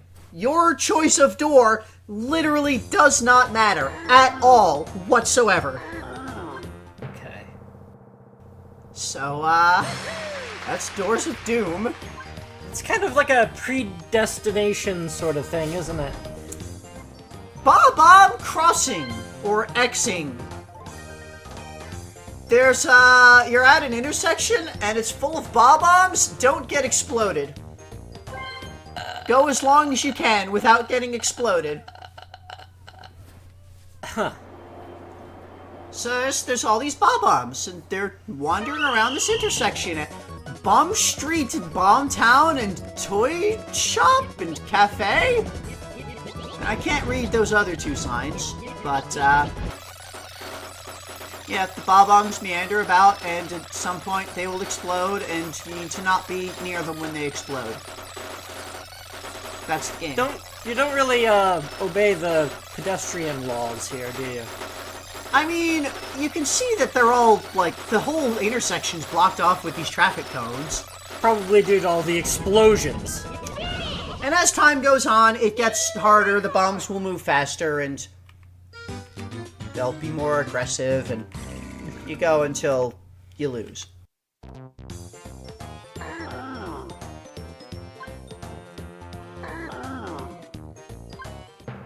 And today, please, we're a speedy stroller.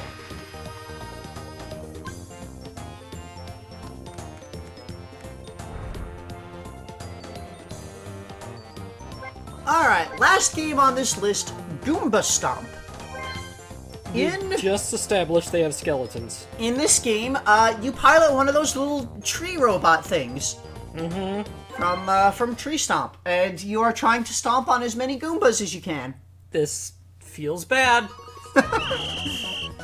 So you get 30 seconds to stomp on as many Goombas as possible. Just established they have skeletons and Well, lives. you're not crushing them. You're just Okay. kicking them off into oblivion.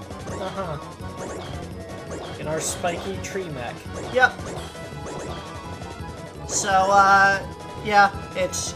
They're just trying to dance. Yeah! You can see the ones up on the stumps there are just kind of like trying to lead the dance times, and everyone here's on the dance floor, and you're just stomping around in your giant fucking robot being a jerk.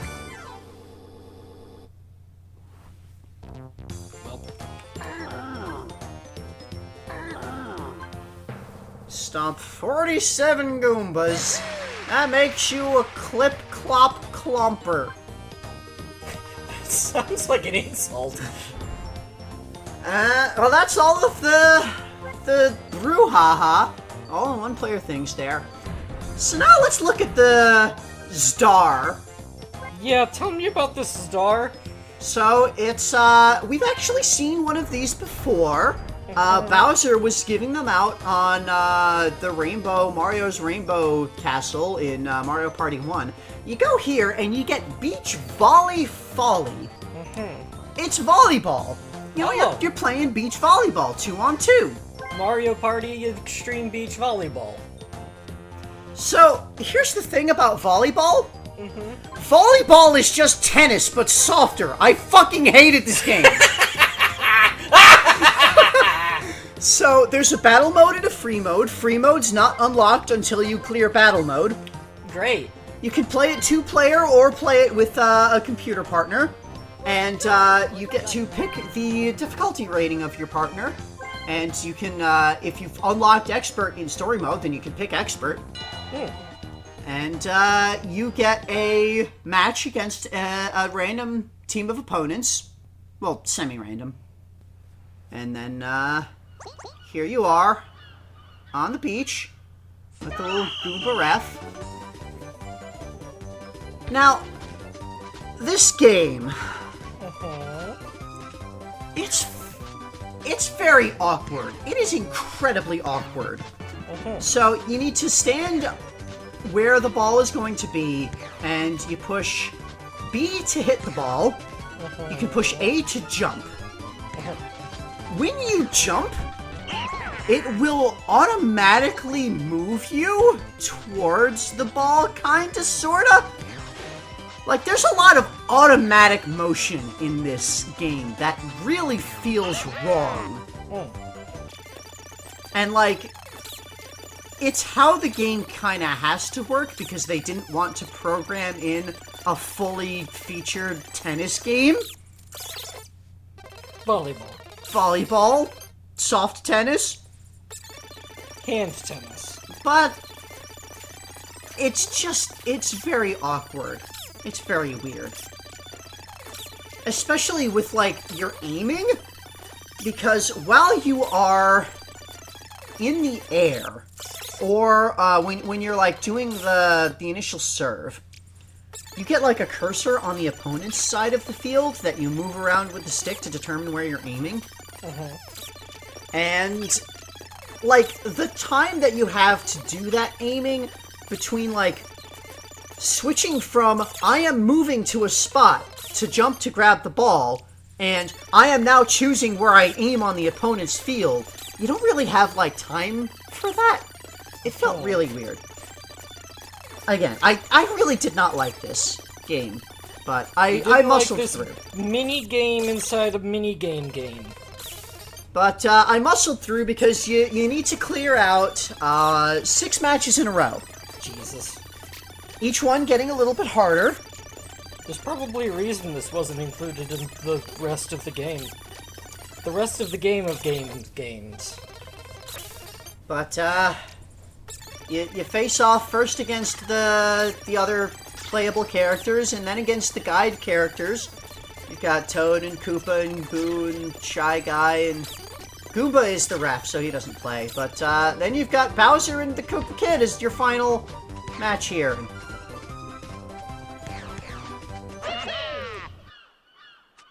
And this was very close, as you can see the scores there. Yeah. Because, yeah, first to 5 wins the match. And if you successfully clear all 6 matches, they're the winners. they're the winners. Then you get free mode unlocked. And in free mode, you get to have... Let's see, get past the thing. People. Any number of players. Yep, you can go up to 4 players, and everybody's playable except Goomba. Goomba's not playable. Goomba's a ref. Goomba's the ref. But Just like Blue Mario. you got Toad, you got Shy Guy, Boo, Koopa, the Koopa Kid, and Bowser are all playable characters. So, yeah, Yeah. you can play volleyball as any of these fun characters. This is the first time Bowser is playable in Mario Party. That's correct. It's the first time that the Koopa Kid is playable ever. Add that to the chart. It's the same thing. It's just 4-player. Up to 4-player. Czar is still there. Star is still floating ominously. Like an oil slick. Now, that's basically it. There's only one thing left to do, and that's check out all of our presents. Alright, so all that is left is to check out the presents. So let's go to the presents room and check out all the presents we've received. Yeah, which person's presents room? All of them. All of them! This is the presents room, which contains everybody's presents room. A room within a room within... Wait, A cube. a cube. Yeah, we got Shy Guy here. Oh, welcome! You're in the present room. Look, You're behind the curtain. it's We black. have rooms. Look at all these rooms. Look at all of these rooms. They're missing a wall. I'm gonna start from over here. Okay. So here's Donkey Kong's present room. Remember all of the terrible gifts that Donkey Kong got because Yes, nobody I knows how to do! give him gifts? So this is Donkey Kong's stand. It can hold up to 5 bananas. That's as many as 1 plus 4. That's as much as you get in one bunch of bananas. Mm-hmm. It's terrible. And here's a box. It contains Donkey Kong's treasures. The treasures are more bananas. That's really the only thing that anybody knows about DK, is that he likes bananas. And barrels? And that's... It's He's- not even true! He doesn't like barrels! I'd like to point out that we've got that, like, window on the back with a sky that's clearly a painting. Yeah. Or some other... Just, it's not actually a window, that's not what's behind this little building. Yeah, it's... It's DK, he's our hero from the jungle. That is technically He's correct. kind of a hero in some situations. Some stories. Sometimes. Yeah. I think his what's the name that I give to that category characteristic? Protagonism rating. He's not as very protagonistic. His Yeah. playability index is fairly low. Interesting. Considering the like number of times he's come up. Mid-range. Mid-range? I think at Okay. this point. What's next? This DK's barrel. It seems to be empty right now. Poor DK. That's Yeah, not DK. poor at all. He hates to be in there. Poor DK, he doesn't get bananas in his barrel as well. Remember, he gets captured and put into the barrel in Yeah. his games. Yeah, but also there's the no, that's not a DK barrel. That's the Kong barrel in general. That Yeah. has all of the Kongs in it. Yeah, he doesn't like the DK barrels. They just hold his friends. Yeah, this is a terrible gift. Wow. Yeah, poor DK. Remember, People every give time- him this terrible gift. Every barrel that he sees, he picks up and instinctively throws. Yeah, he hates barrels. He smashes them. This is a tree. Looks like he takes good care of it. Okay, so I guess It's not a banana as tree. the only gift that, like, means something to him, he's like, okay, I'll take care of this plant. To show that I care about something other than bananas and wood. And here's the Bowser object. It's, eye-catching. What is it? It's a Bowser bobblehead on a spring in a barrel. Bowser's just insulting him outright with this. Bowser does not like DK, I think. Maybe. Moving on to Daisy's room here. Yeah. We got Daisy's side table. Don't peek in her journal, she won't like it. I don't know why she keeps her journal in here. Who gave this gift? I don't remember this. I think this might have been Goomba? Why did they have her journal? If this was Goomba, then maybe Goomba broke into everybody's houses to give them their gifts. Sidebar? Yeah, sidebar. Tell us what gifts Goomba gave, and we'll see if he's actually, Why did they... a thief. Who has the journal? Daisy is our fresh-faced heroine, apparently. Because she hasn't been in too many adventures. So Yeah, she's still she fairly was fresh. gone from the series for that extended period after that horrible faux pas with the globetrotting golf tour Yeah. that like, Mario took them on. She hasn't been on adventures so much as sports tours. Yeah, she's not an adventurer. She's a foreign dignitary Yeah, so she... who's, engaged in the events of the kingdom, much like the princess of the kingdom is. The heroine status is a little shaky, I'd say. She did knock Bowser into orbit that one time. Yeah, so it's a kind of shaky status. We have so many references already, we are not going to be able to have links to all of them. YouTube limits that to 5 per video. This is Daisy's bed. It looks hard, but it's really good for the spine. That's nice. It's kind. She prefers a hard Firm mattress. firm mattress. That's what it's called. The Bowser teapot, Bowser gave her, it bubbles like magma. Ooh. So, you don't generally want to heat most teas up to that level. I don't know much about tea, but I'm pretty sure if you heat them up too much, it ruins it. Huh. Maybe this is, maybe the teas from the Koopa Kingdom require very, very high heat. Maybe it's just the water for the tea? Yeah, maybe it bubbles like magma, just means the description of boiling water. Yeah. Yeah. And, okay, this is what Goomba Goomba gave, made I think. it. I think Goomba made it for her. Oh. Though, I thought this was what Shy Guy gave. I don't remember. Yeah, God, it's sidebar, you're gonna have to been a correct bit. us, but Goomba must have made it, huh? And here's her Daisy's flowers. She picks them herself. Wait. This is... Okay.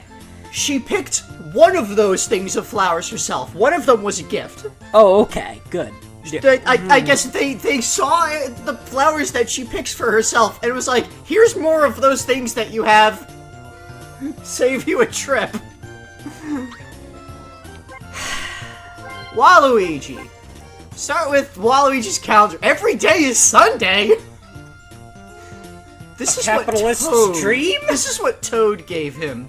No, a capitalist would like every day to be Monday. Yeah.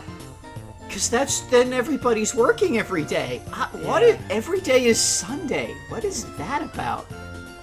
I don't know. Maybe it's because it's his calendar.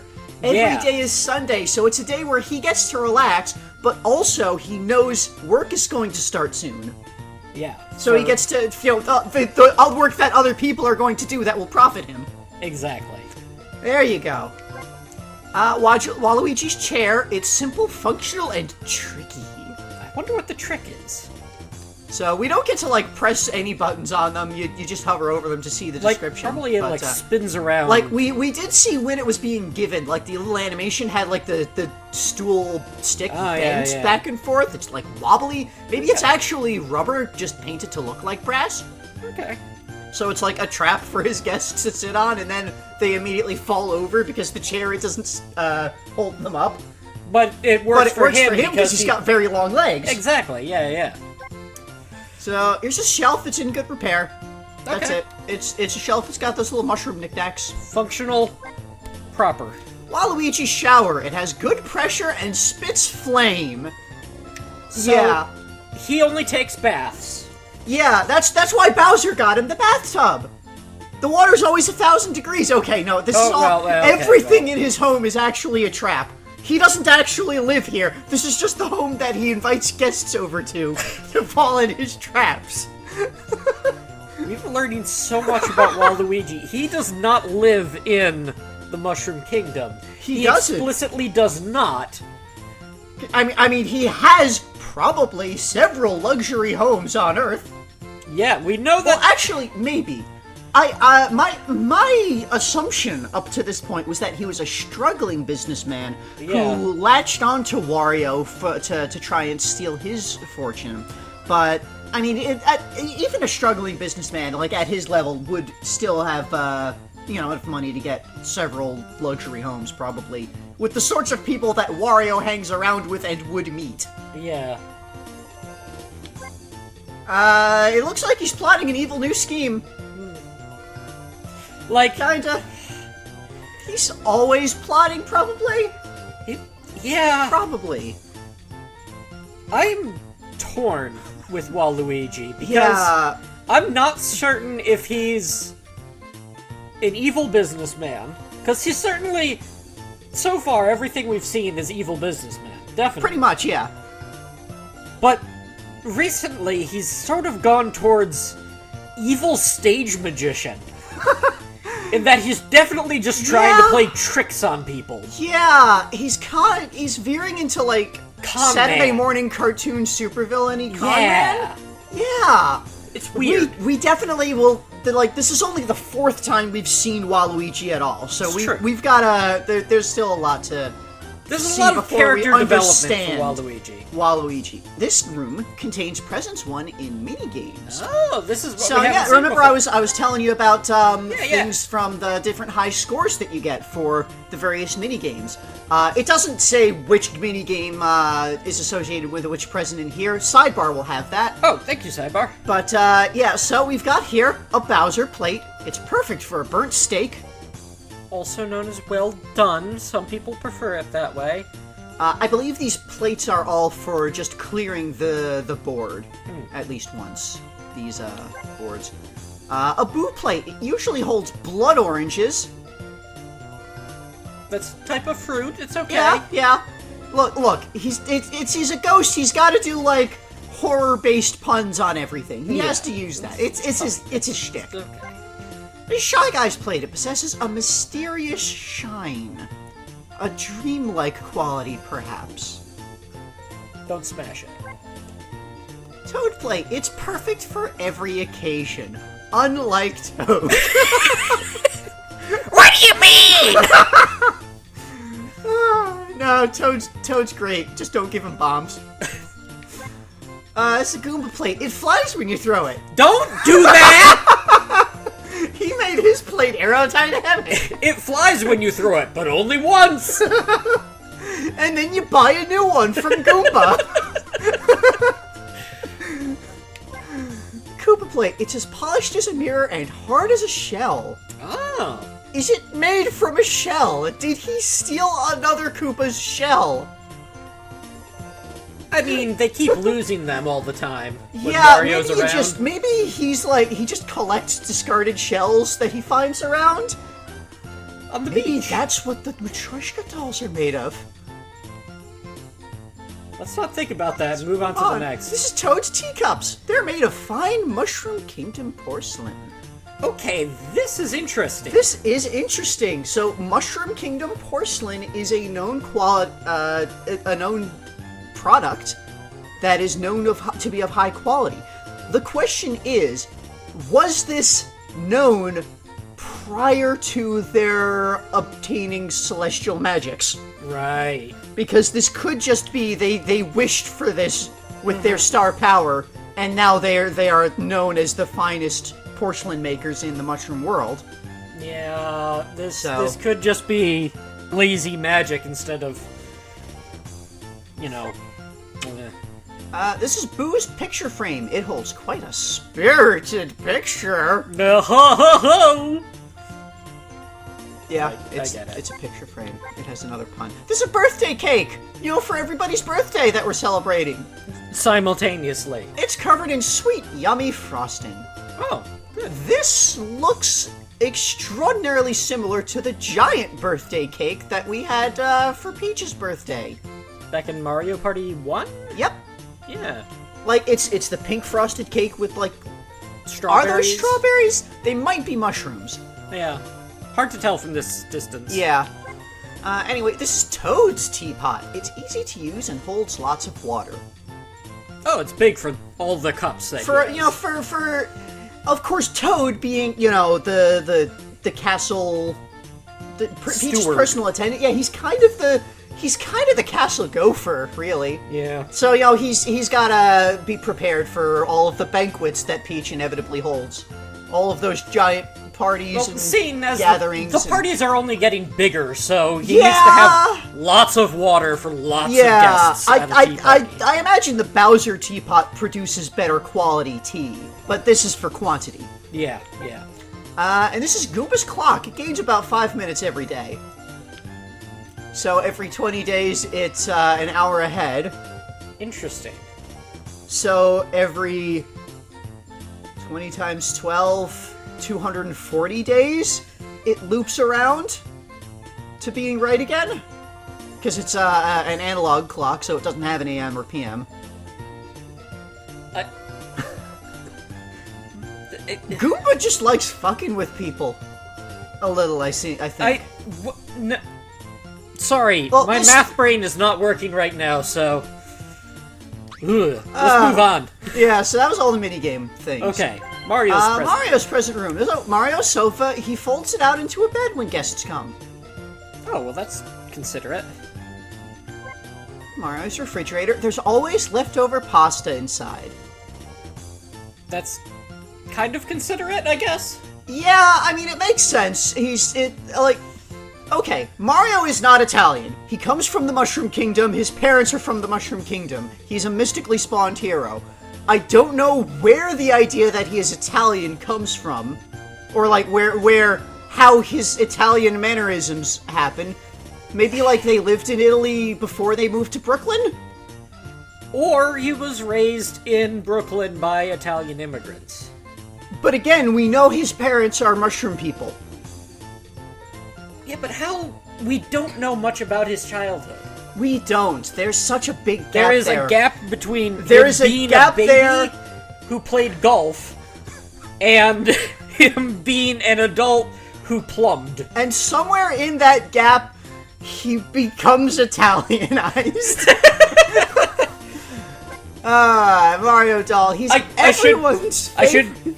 I should be corrected. Instead of being an Italian who plumbed, he was an Italian who was a construction worker. He has not actually been a successful plumber. He was a plumber once for the New York City sewer system. He conducted an amount of plumbing and then encountered all of the monsters and fought them off. I wouldn't say he did a successful job actually plumbing. We don't know the details of the plumbing job he did, only the heroing job, Right. extermination that he did. Anyway, apparently Mario is everyone's favorite hero, even Luigi's. Aw, Luigi loves his brother, we know this. we know this to be true. He's willing to go through the desert for Mario. He's willing to go through a haunted house for Mario. He's willing To go through a night of hell. Yeah, several Nights of Hell. References. This is Mario's table. It's very cute and round, just like Mario. That's I an adorable way to put personally, that. I wouldn't really call Mario cute personally. I wouldn't call this table cute personally. Okay, Maybe but, they are both cute to somebody. Okay, but I want you to cut to Mario 64, and you make a little cute face with the Mario 64 intro thing, and you do like a little. That would take a lot of effort, and I'm not doing that. Okay, but like you imagine, if you will, like you squeeze his little cheeks and then you release and they go boing boing boing boing. That's cute. If you say so. Okay. Bowser face, this cursed object. Flowers always seem to wilt the moment they go in.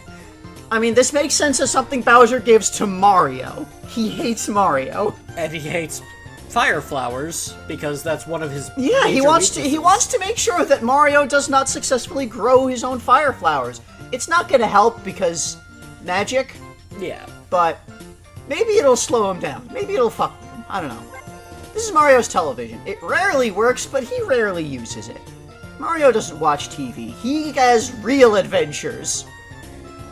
It's kind of interesting because, so, a couple things here. One,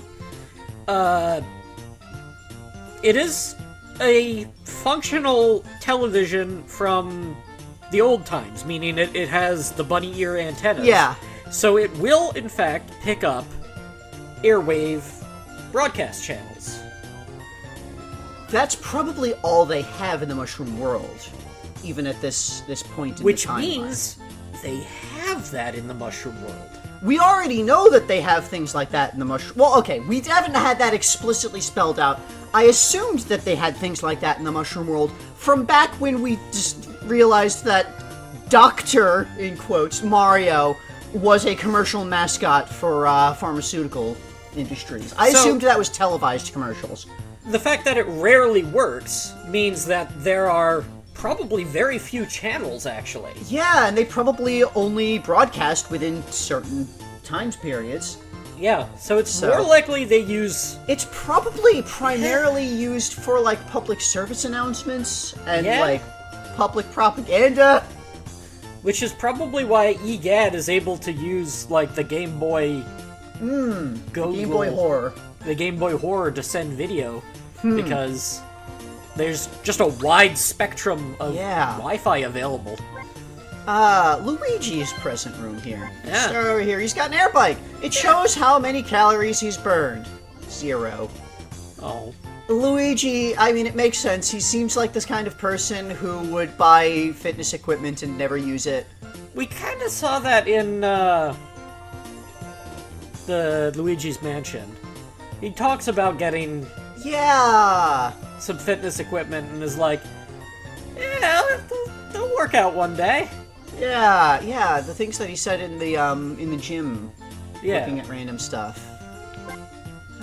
Luigi's So he just table. It's fashionable, but not very functional.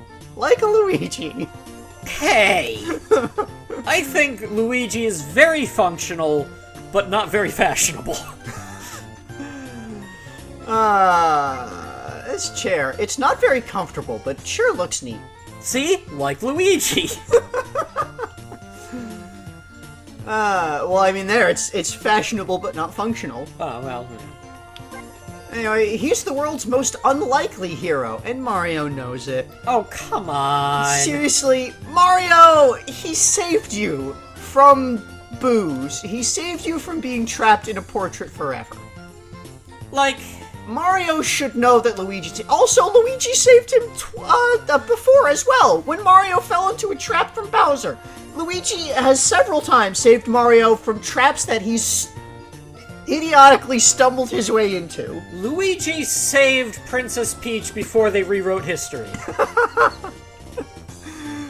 I will stand by the original writing. As a reminder to everybody, you should check out our playthrough of Super Mario Advance 2, which is where we did the most recent recap of the full Mario storyline, and where we explain all of the things that we are talking about here with full references. Oh. This is a dumbbell. Luigi can't lift it. It's just for show. I hate how they just dump on Luigi like this. Especially because, like, in last Mario Party, he claimed that he was the strongest there was. Yeah. And also the wittiest and all of the other things. But Still. and this is Bowser Television. It only shows infomercials. Evil. I mean, infomercials are not inherently evil. Yeah. Maybe this is that's what television is used for in the Koopa Kingdom. It's used to spread the word about, like, products that are helpful for the Koopa people, because they can't just wish up all of their problems away. Yeah, like they the have people in the actual Mushroom Kingdom. problems that need to be solved. And they do have to run on capitalism. Yeah. Because they've got coinage and they need to engage in probably trade with other kingdoms that will give them resources. I mean, the Koopa Kingdom is not well suited for agriculture from what we've seen. No. It's very mountainous, very rocky. So they probably have to do a lot of what capitalism. They do have a lot of is geothermal energy. Yes. And dark magic. Yes. So they've got a lot of energy, but they don't have a lot of agriculture. So they're heavily technologized. I mean, we saw they can build mechs, functional battle mechs. But due to an armistice, they won't. Correct. They have agreed by treaty that they will not build battle mechs, but we know that they have that level of technology. They will build airships. Yeah, those are powered by magic, not technology. Yeah. Those are magitech, I guess. Or more magic than tech? They're made of wood, so it counts. Point is, they do a lot of consumer electronics, and so that's probably what they do infomercials about, is, you know, their electronics that they're trying to sell to export. Yeah, maybe that's what people watch in the Mushroom Kingdom. Maybe. Bowser maybe TV. That's why maybe that's why it's infrequent, because most of the time it's getting blocked. Oh, you think that there's a Mushroom TV counter wave? I think there is. Okay. And certainly there's the Mushroom Kingdom definitely has some amount of their own broadcasting, because again, we very clearly saw a televised commercial for Mega Vitamins. Yeah. That was definitely a televised thing, but maybe they used the Koopa Kingdom infrastructure for that. Bowser wasn't involved with that commercial at all. Huh. Wario was, though. Maybe Wario owns the Mushroom Kingdom broadcasting. That is actually pretty likely. He has outside wealth to do weird shit like that. Also, now I'm realizing, yeah, Bowser's television, it probably ties into the Lakitu media empire. Yeah. So they've got a hold on things like televised sports events. Yep.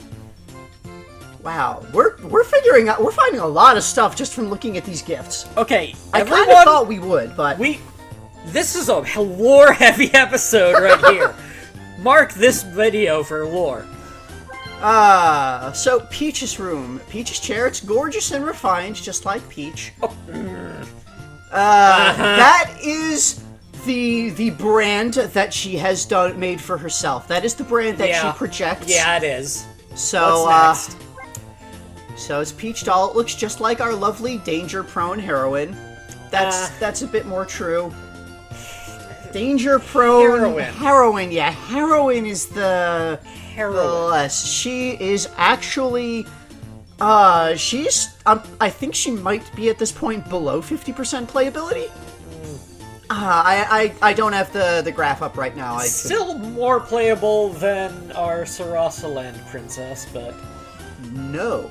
Really? Daisy, because of the recent times that she's been, Daisy's playability index is now higher than Peach's. Interesting. As you can of look up this these game. facts as well if you subscribe to our Patreon. I should know. Yeah, if you're a Patreon's a patron, then you can have access to our big old stat spreadsheet and see all of our fun graphs and charts and numbers and lots of fun. More about this at the end of the video. Let's continue. So, Peach's table, it's perfect for afternoon tea and scones. Scones. That's about it. Yep. Clock. It was bought the day Peach was born, and was not given to her until her whichever birthday they're celebrating right now. Huh. This was Shy Guy's gift. Maybe this is a replica of a clock from her father's castle that was imported from the Dream Realm by Shy Guy. Maybe. This is a treasure chest full of coins. Eh. It's where she keeps her coins. Like, okay, go back to the clock. Because we know that at least one of Peach's castles has burned down. Yes.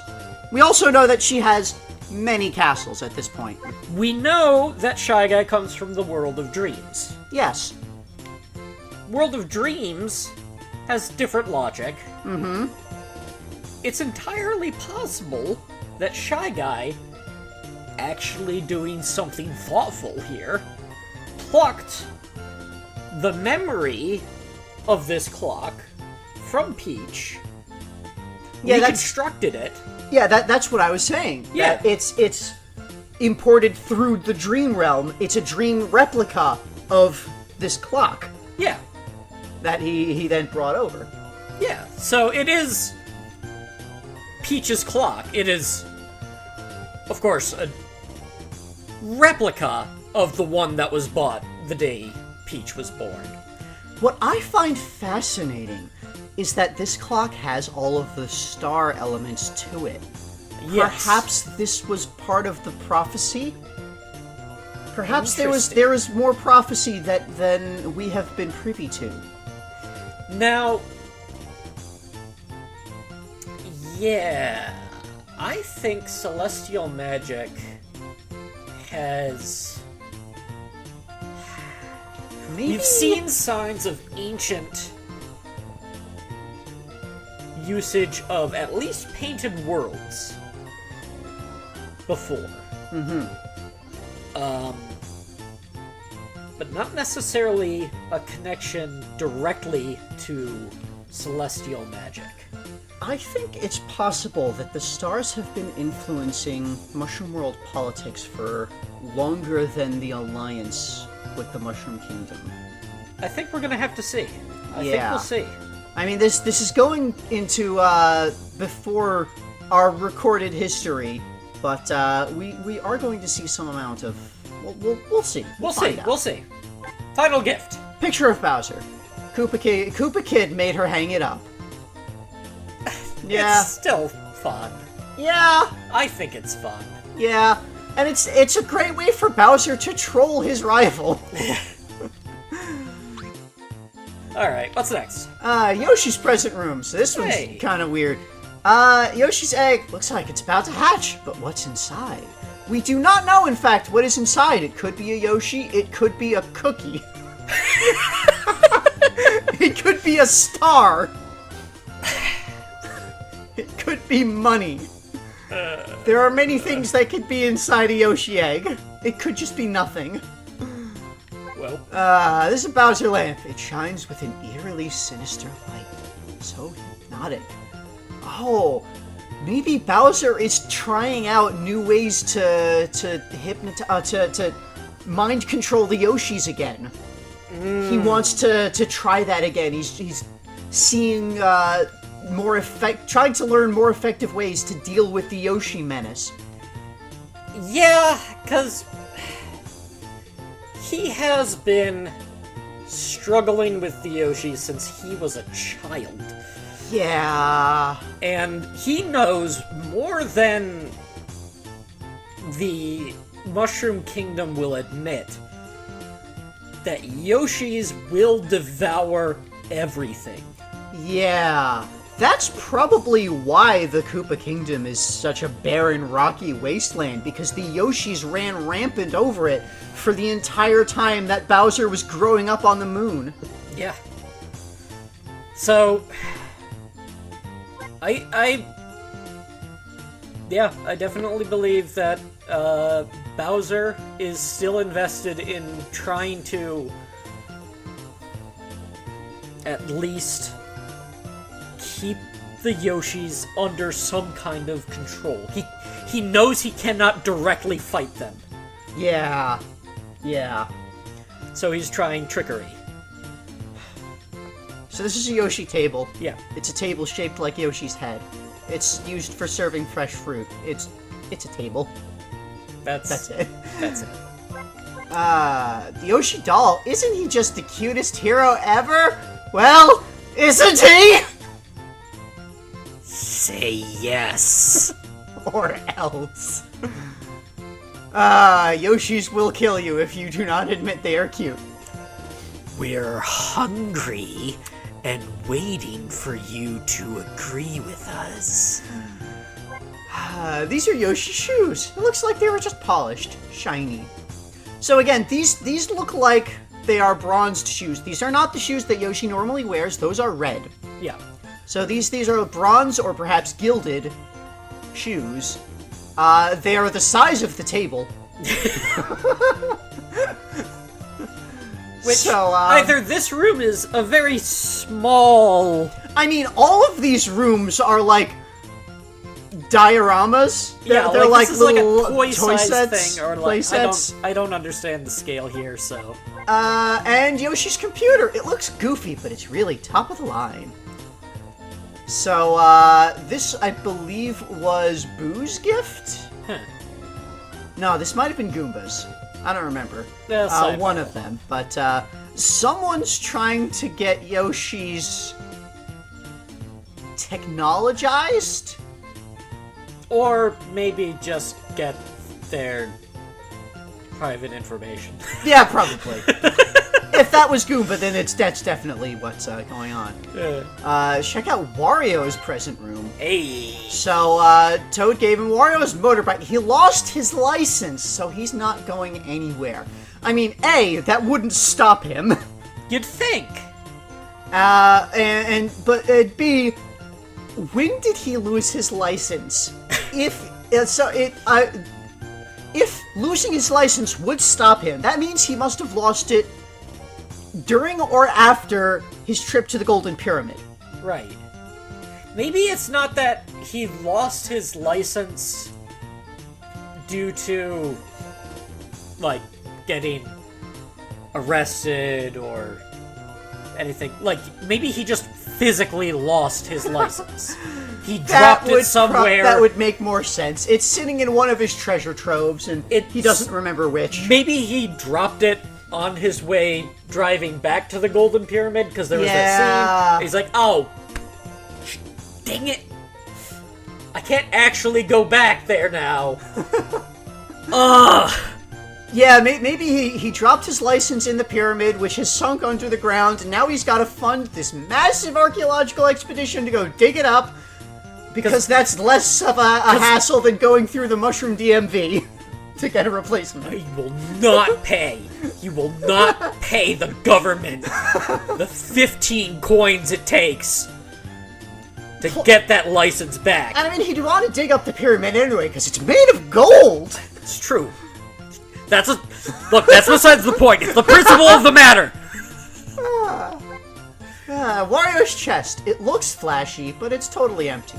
Well, that's because he needs treasure. He needs spaces to put his treasures. Yeah. He needs to have a large stock of chests because he's constantly gaining treasures. So, a significant portion of the chests he owns are going to be empty until he fills them. And then emptied to buy more chests. to fill. He's a Wario doll. He might be a little too disgusting to be a hero. That's Wario fair. is a little bit disgusting, yeah. Yeah, that's fair, actually. That's a character. Yeah. That's a fair estimation of his character. So the Bowser clock. It's always 13 minutes slow. Freakish. Okay, what's more freakish is the numbers. Yeah. It's yeah. currently 7 Yeah, that's the 7. o'clock. No, that's the minute hand. It's 1. It would be 1:35 if that 7 were supposed to be indicating the place that 7 normally goes. Okay. Yeah, it's weird. We thought Bowser was doing him a favor by maybe this is just a weird maybe it's just fun. It's just there for fun. Cause like Bowser doesn't really know Wario. Bowser and Wario have not really interacted much. It's true. Did they interact in the last Mario Party? I mean, they've interacted in all of the Mario parties insofar as Bowser interacts with anybody in those. And they've interacted in the sports events insofar as anybody interacts in those. Right. But those are the only times that Wario and Bowser have really been... No, wait. There was the one time when Wario was running a cake shop that Bowser attacked. I don't know what the relationship is between Wario and Bowser. It's probably complicated. Yeah. Because they both hate Mario. They do, They can bond over that. they could, if, they ever ran in the same circles, but they really don't. Yeah, Wario is an Earth businessman, and Bowser is a Mushroom World royalty. He's a leader of a country. Wario's not interested in the politics of the Mushroom Kingdom. Absolutely not. He's only interested in the Mushroom World insofar as he can extract profit from it. Yeah, he's trying to grift it. Anyway, Wario's recliner, it's got a vicious massage function. Just the way he likes it. And hamburger. Wario can polish it off in one bite. Take the entire thing. Wario can unhinge his jaw. Place a hamburger the size of his entire body into him in one at once. I believe it. And then over here, the Party Star Trophy. Oh. This is a special thing that you earn when you get all of the, when you have unlocked every present. Okay. It's just there. It's just, it fills in this spot. Otherwise, this spot is empty. Okay.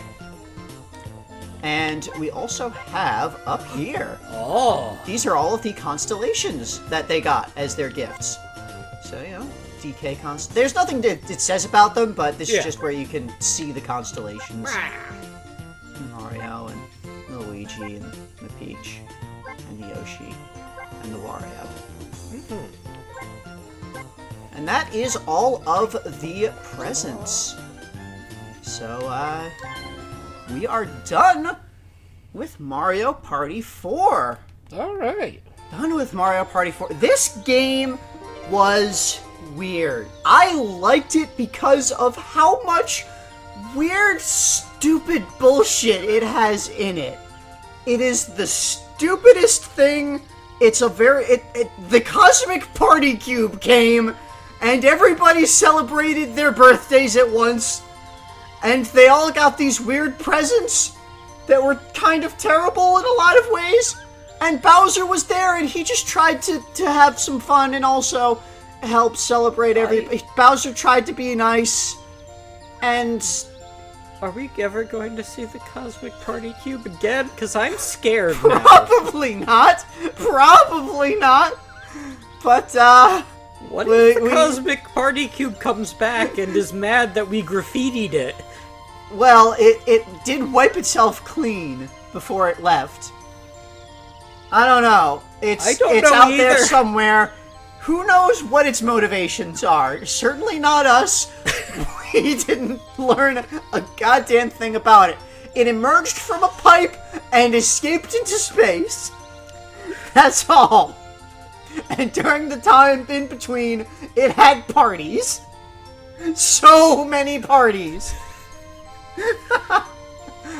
48 goddamn parties. If you enjoyed having 48 parties. Yeah, so this, fun fact, this game is actually the first game of the series to be purchased with patron funds. Oh. So, ever since I started the Patreon, all of the games that we've done from that point have been things I already owned from, when they were new 20 years ago. Yes. But this was the first game that I did not already own, so I had to buy it, and this was covered with patron funding. So, huge shout out to our patrons. That's right, it is plural now. We have 2 patrons. Yay! So, thank you very much to Chug Iron and Chris T for your patronage. Once again, your funding helped us buy this game, and the next game, in fact. We'll talk about that in a little bit, but, yeah. The series is almost no longer a financial drain on us. You did this! And everybody else, you can do this.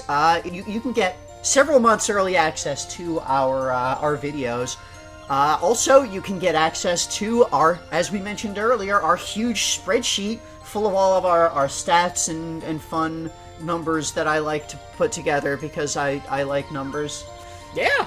And also, in general, you're helping to support the series. You're helping us continue to do this and be able to do it at the rate that we've been doing it.